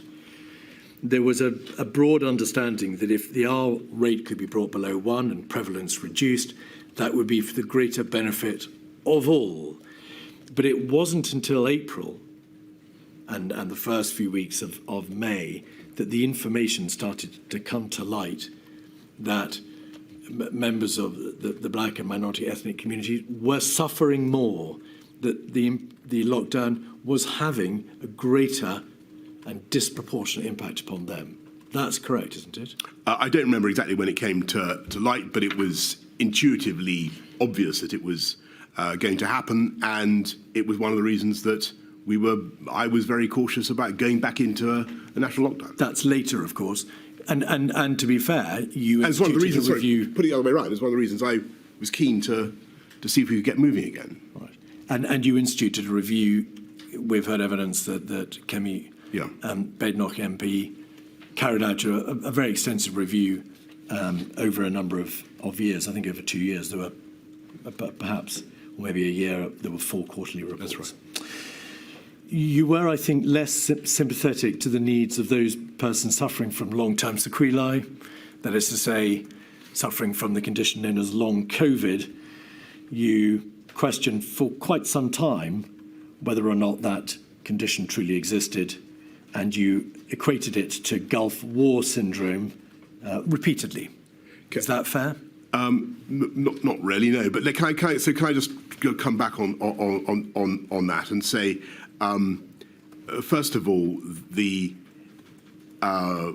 words that I scribbled in the margins of submissions about long COVID have obviously been now publicised, and I'm sure that they have caused hurt and offence to huge numbers of people who do indeed suffer from that syndrome. And I regret very much using that language, and should have thought about the possibility of future publication, and I regret it very, very much. And what I was trying to do was to get to the heart of the matter, get to the truth of the matter, and to try to get my officials to explain to me exactly what the syndrome was. And it actually took quite a long time before I got a proper paper on it.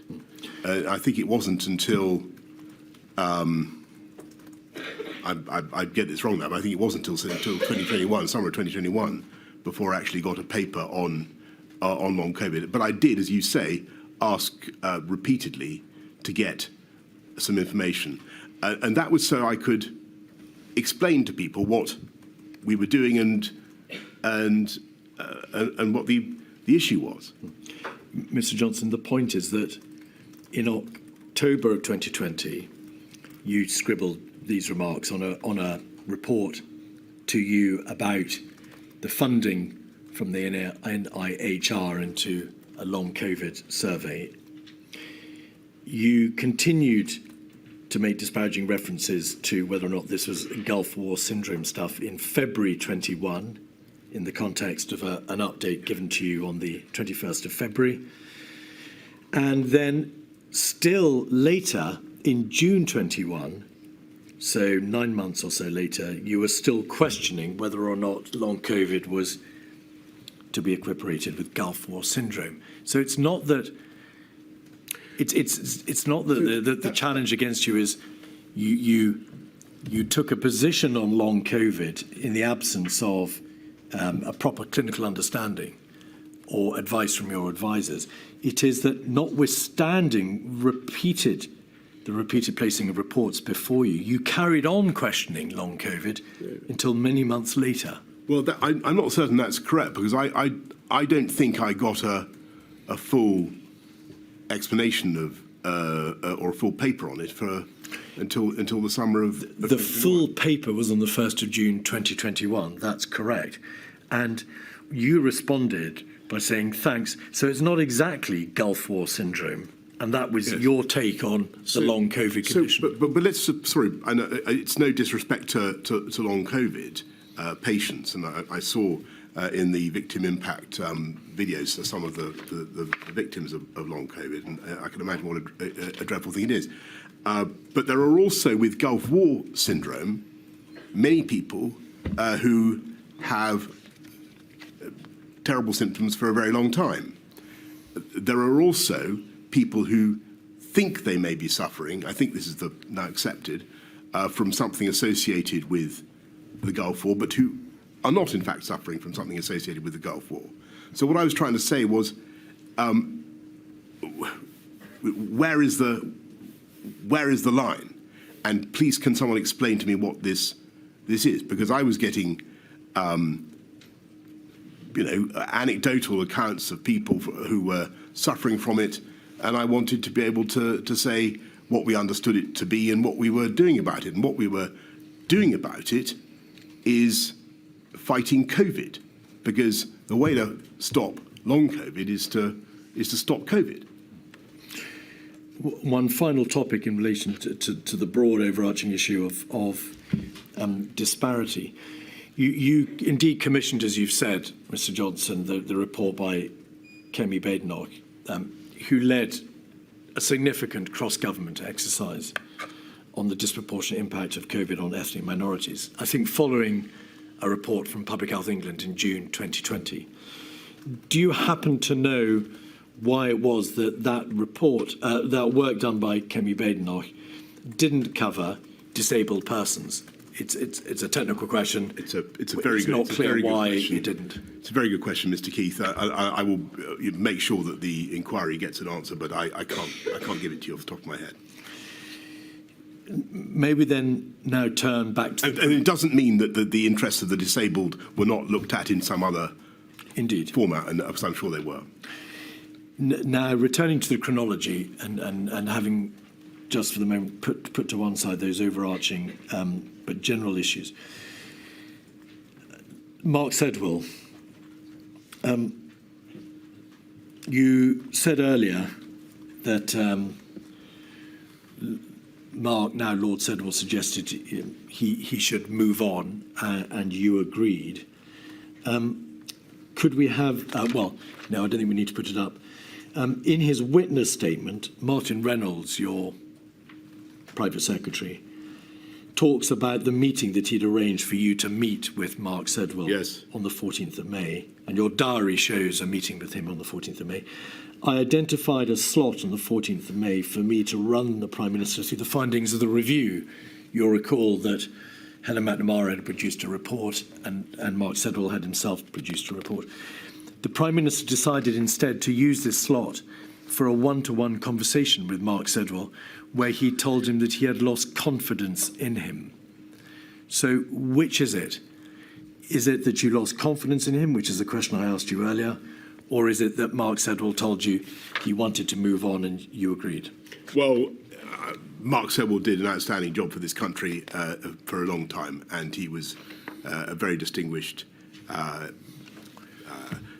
permanent secretary, I think, of the Home Office. He was a national security advisor. He's done everything, and I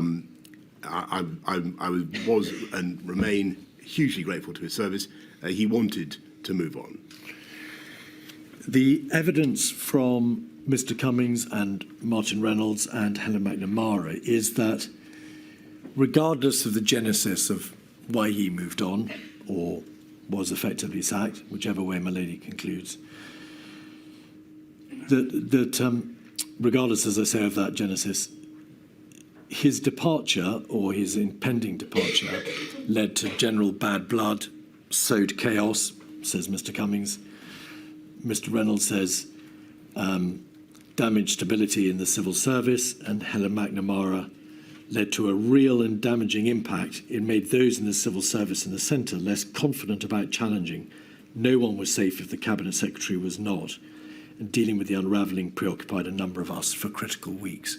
Would you agree that the consequences of his contingent departure did have wider ramifications, quite damaging impact, in fact, on the civil service in Number 10 and Cabinet Office? No, I don't think that's the case. I think that there was a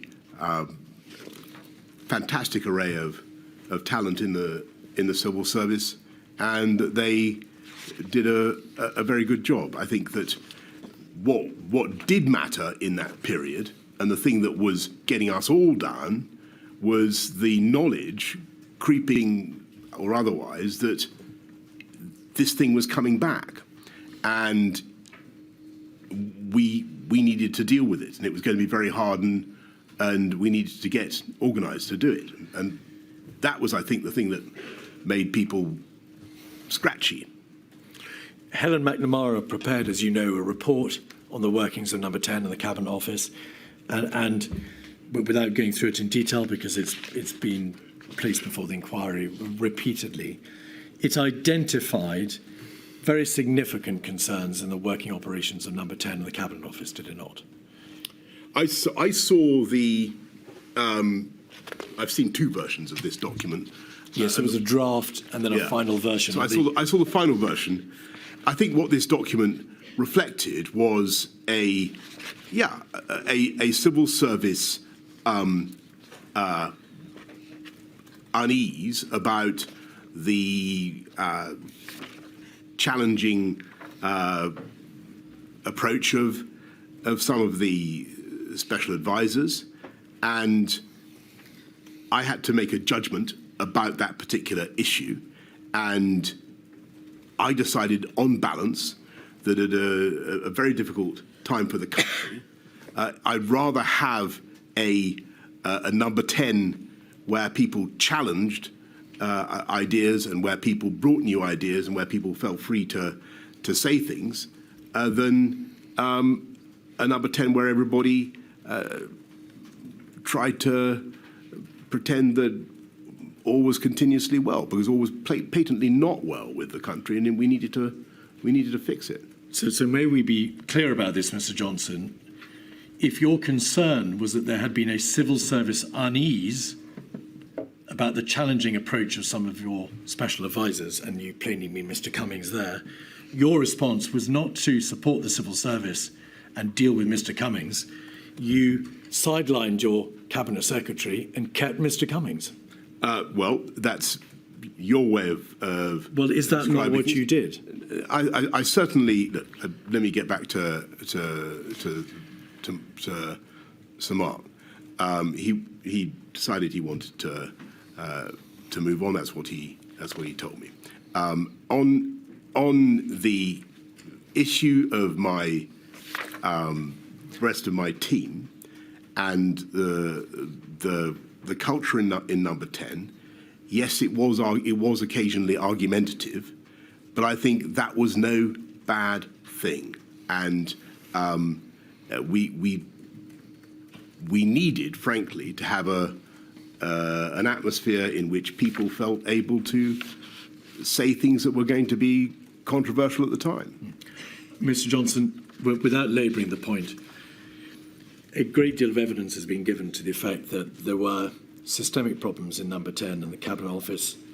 Wrong people in the room, wrong people in the wrong jobs, people talking over each other, God complex, leadership issues, toxicity, misogyny, perpetual internecine warfare. Either you were aware of all that, in which case, why did you not act? Or if you were not, why were you not aware? So none of those things was put to me in the terms that you've just done.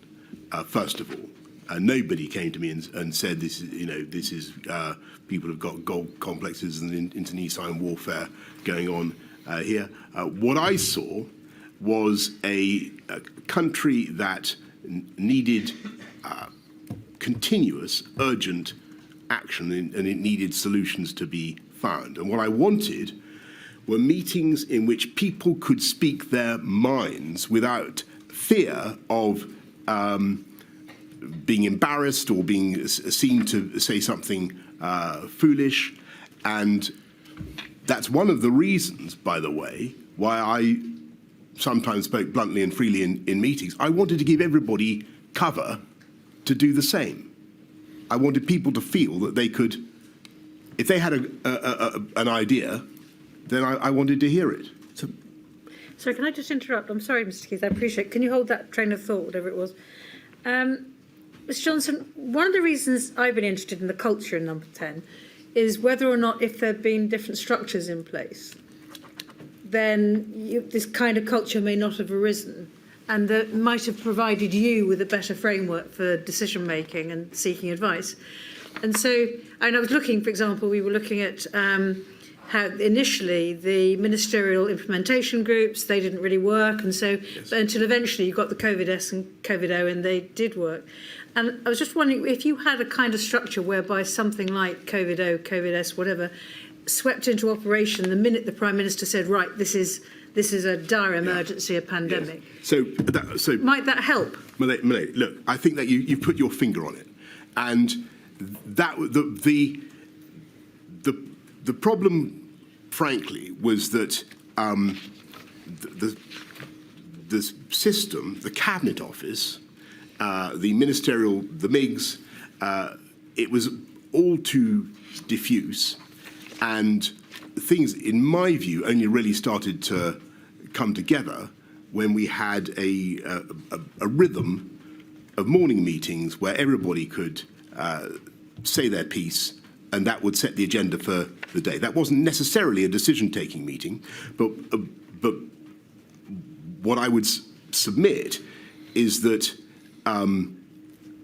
for future pandemics, there needs to be a more clarity about which are the discussion meetings and which are the decision-making meetings. Because what would happen is that I would be presented with a problem, and then within the space of half an hour, we would have got to the solution, and then we'd have to do it all again in a separate format, or through the cabinet, or whatever. And I think that some work, I mean, it's a microscopic issue by comparison with much of what we've been talking about, but some work needs to be done on those procedures so that the Prime Minister has when he goes into some meetings knowing that these are decision-taking meetings, and is given all the evidence on both sides of the argument. Because that was not happening. What was happening was we were having a meeting, we'd say, this is here's the problem, the R is taking off, the tiers aren't working, what do we do now? And I would try to come to an answer, but I felt that the structures were, we had the difference between COVID-O and COVID-S, but to be absolutely frank, I don't think if I was sitting in a COVID-O or a COVID-S, I could have told you at any given moment whether it was a COVID-O or a COVID-S. I was just sitting in meeting after meeting, trying to deal with the problem. Now, that was the most effective way to do it. You needed to be sitting permanently on the bridge, trying to deal with it all. And back to the culture, I had to make a decision about, and I knew that some people were difficult. I didn't know how difficult they were, clearly, but I thought it was better on the whole for the country to have a disputatious culture in number 10 than one that was quietly acquiescent to whatever I or the scientists said. Mr. Johnson, in a WhatsApp to Mr. Cummings, you described him and you and your administration as having indulged in an orgy of narcissism. That's not disputatious culture, is it? I think with respect, that WhatsApp was sent at the end. Yeah. when I think things were becoming, some of the things that were not obvious to me had become more obvious. 48313, page 17, is a WhatsApp in May, in fact, so earlier in the summer. A WhatsApp from Mr. Cummings to you. I think it's a screenshot from Mr. Cummings's witness statement. If we could scroll into the top of the page.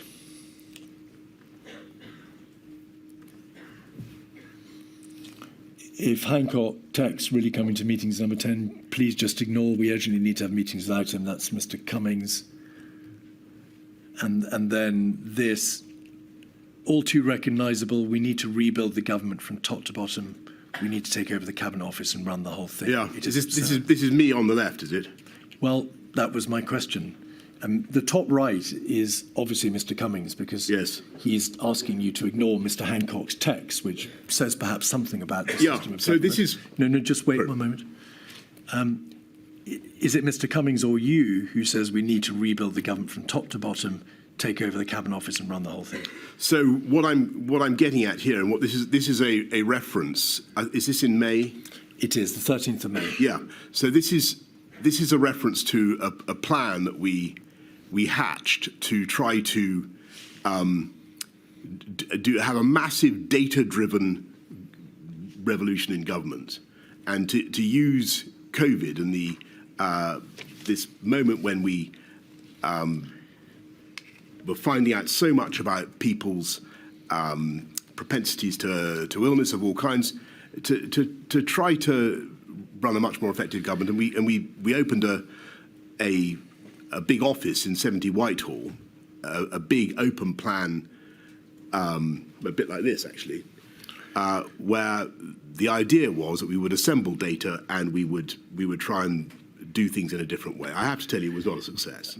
Mr. Johnson, it is well known that a new data system was set up, the 10DS system. Yes. It's called 10 Data System or 10 Downing Street, whatever your preference. And there was a greater provision of data throughout the summer of 2020, particularly from April, May onwards. But this message, it doesn't refer to data, does it? It doesn't refer to setting up a new data stream. It talks about rebuilding the government from top to bottom and taking over the Cabinet Office, yes, which wasn't, of course, itself responsible for data. It had multifarious functions, not one of which was the provision of data to central government. But sorry, what I meant, the office that we created was in the Cabinet Office, or it was in 70 Whitehall, and so that was what I was talking about. I agreed that things needed to change, and I wanted a data-driven reform of government. Two further points on this topic, please. Firstly, Mr. Case's WhatsApp messages with his predecessor, Mark Sedwell, 303-245, page 1. I don't want to go through this line by line, Mr. Johnson, but if you just scroll your eyes down the page, you'll see multiple references to the behaviour in Downing Street, and in essence, Mark Sedwell saying, I've agreed to stay on for now subject to various conditions about behaviour and systems. The fact that he says, I've agreed to stay on may say something about his departure. But there are references on this page to not willing to agree to do any job in the version of the centre without guarantees on his conversations with the Prime Minister about behaviours. I will work for you and the Prime Minister. Where is this? You'll see that in the middle of the page. Oh, yes. There we go. 1805, 0829. So that passage, I'll not support any version of number 10 that undermines any Cabinet Secretary, let alone you. I'll do my utmost to support a Prime Minister, but I'm very, very cautious about walking back into this. There is then a reference to the conversation with you about behaviours at 1805, 20, 08, 59. 1547, I don't want to go near these people. unless there are guarantees about behaviour. 1805, 20, 22, 50, 32. I'm here from everyone that you've made the Prime Minister see sense, and the only thing that is happening is creation of a COVID job. I'm almost more appalled that the Prime Minister has done all of this, and that's completely put me off my stride. That has done all of this damage when all he really wanted was a point person for COVID. 1805, 20, 22, 29, 46. I hammered the game playing COVID now, lead the work, fine if it sticks. I'm not sure that's you, saw sense. He just gave in when I made clear how angry I was at the behaviour, and so on and so forth. They made it absolutely plain to you that there were very real problems in the operation of Number 10, in part because of the behaviour of Mr. Cummings, in part because of your own approach to leadership and the decision-making, and in part because you had effectively sacked Mark Sedwill. Well, several things. I don't remember any conversations about behaviour with either of these people. I don't remember any particular complaints being raised by Simon Case about anybody's behaviour. I think that you should take these points up with the current cabinet secretary. I understand he can't. They've been taken up. They've been taken up with Mark Sedwill, who has been a witness in this inquiry, Mr. Johnson. Well, all right. That's good. But finally, what I would say is that I don't think it was a bad thing to have people who were willing to challenge the consensus and get things done. And whatever you may say about the government, it did get an awful lot of things done, and I think that's what the country needed at the time. And a lot of things were not done as well as they might otherwise have been done.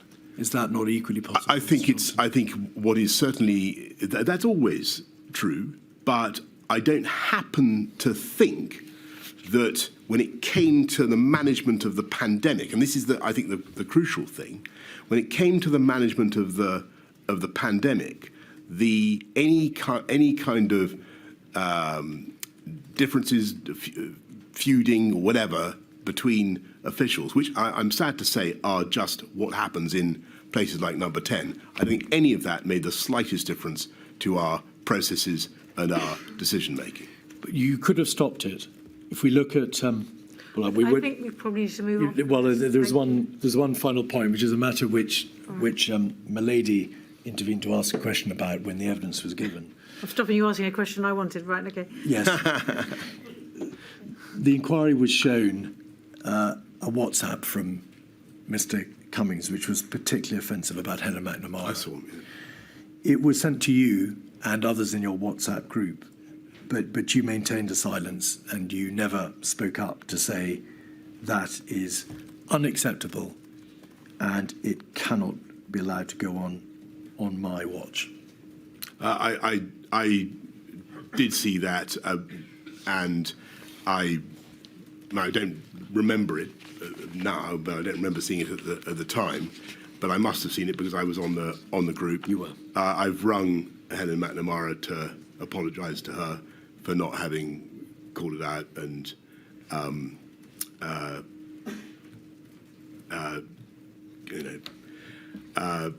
So if you've done that, I've apologised to her. Finally, this afternoon, the DHSC and Mr. Hancock.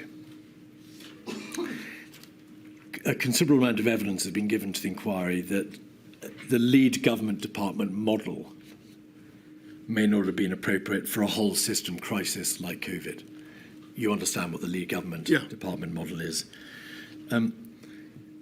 It will plainly function well at the beginning. It may function less well when the whole of government is engaged and perhaps too much pressure is placed on the LGD. It can't accommodate the weight of the whole system response. there is considerable material in Sir Patrick Vallance's diaries and in the witness statement of Mr. Cummings to the effect that there was a high degree of chaos in the DHSC, that there was operational inefficiency. Sir Patrick Vallance talks about this all the way through to May 2021.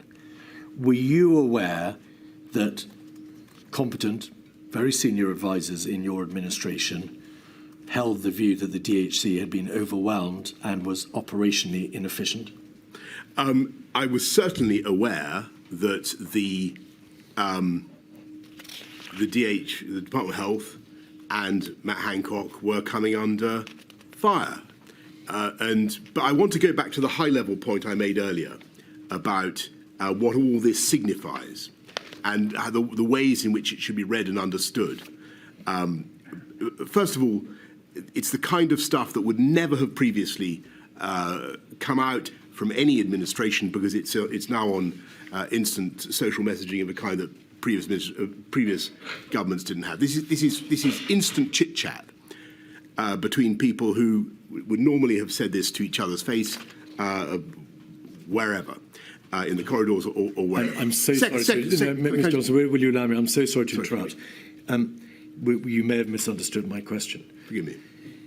The material consists not just of WhatsApps in the evening notes, but also witness statements, which talk about a high level of operational inefficiency or chaos, however you in the DHSC. I'm not talking about the more personal or intimate remarks in the WhatsApps. I totally understand. Were you aware that view was taken generally of the DHSC? I was aware, yes, certainly. I was aware that the DHSC was under fire from loads of people. But that was hardly surprising because the country was going through a horrific pandemic. And I just want to say what I should have got more quickly to the point. The point is, you've got a lot of very talented, sometimes super confident, sometimes egotistical people who are crushed with anxiety about what is happening to their country, who are racked secretly with self-doubt and self-criticism, and who externalize that by criticizing others. And it's human nature.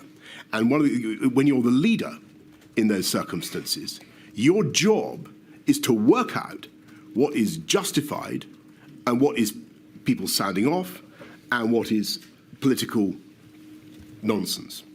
And my judgment was that Matt was, on the whole, doing a good job in very difficult circumstances, and there was no advantage in moving him as I was being urged to do. That was my judgment. And on the lead department point, I think that, yes, I think it was a huge burden on Department of Health to be the lead department for a while, but that rapidly morphed into the centre running everything, and that was inevitable.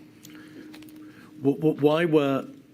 Well, you suggest in response to my question that these criticisms were made because people were crushed with anxiety and racked secretly with self-doubt and self-criticism.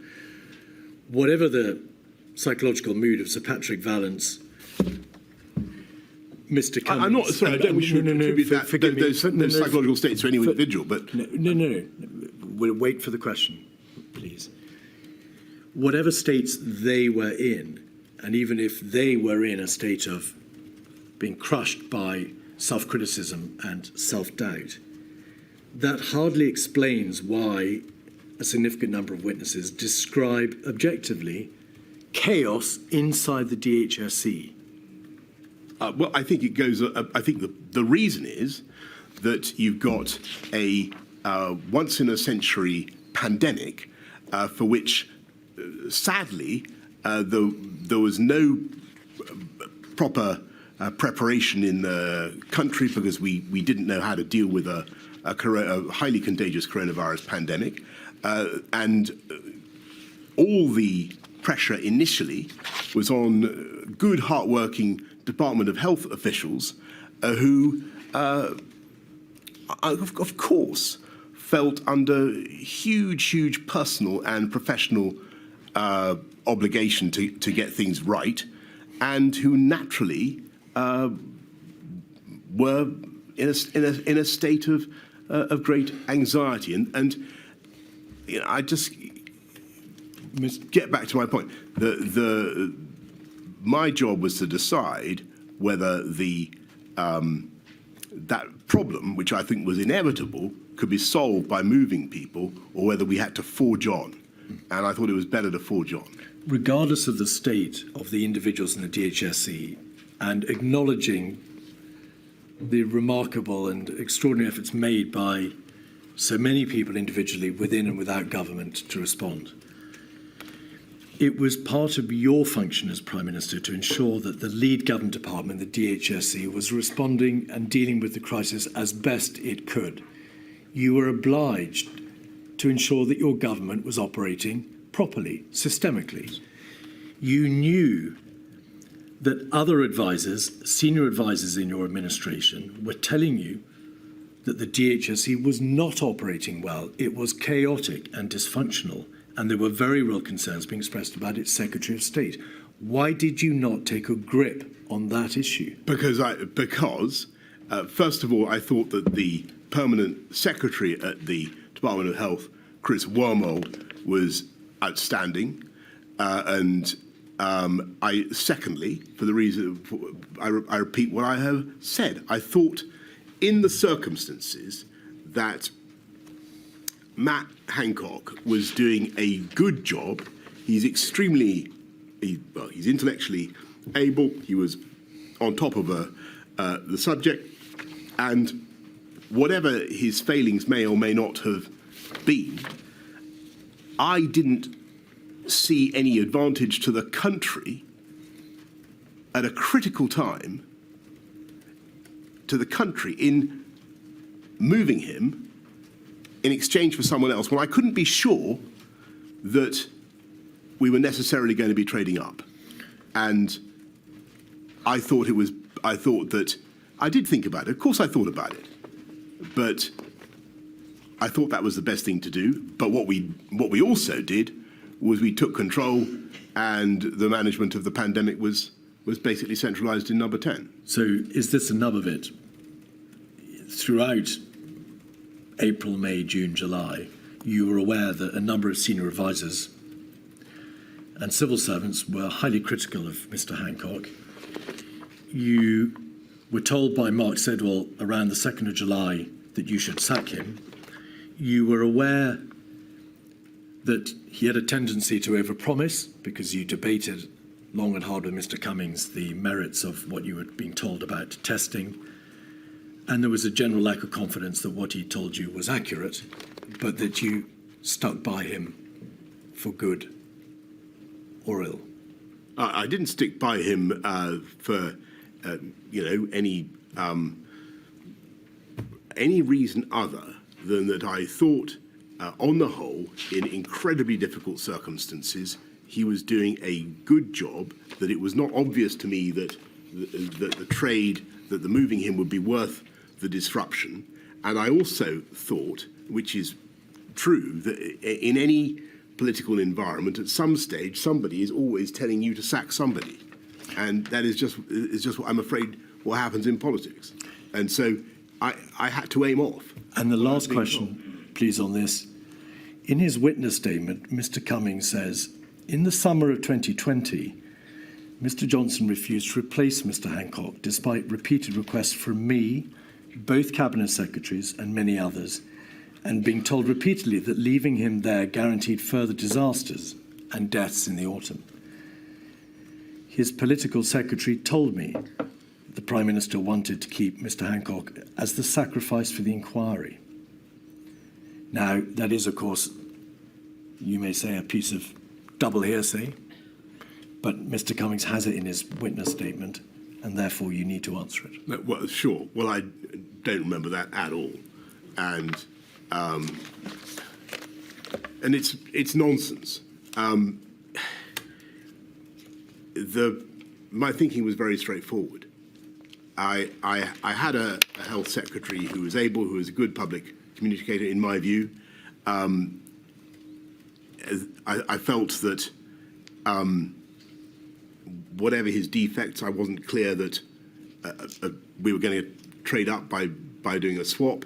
I thought it was a very, very difficult time to do that, and I wasn't persuaded by the arguments. And I don't, by the way, remember. He says both cabinet secretaries. I don't remember either of them specifically saying this, but maybe I certainly remember.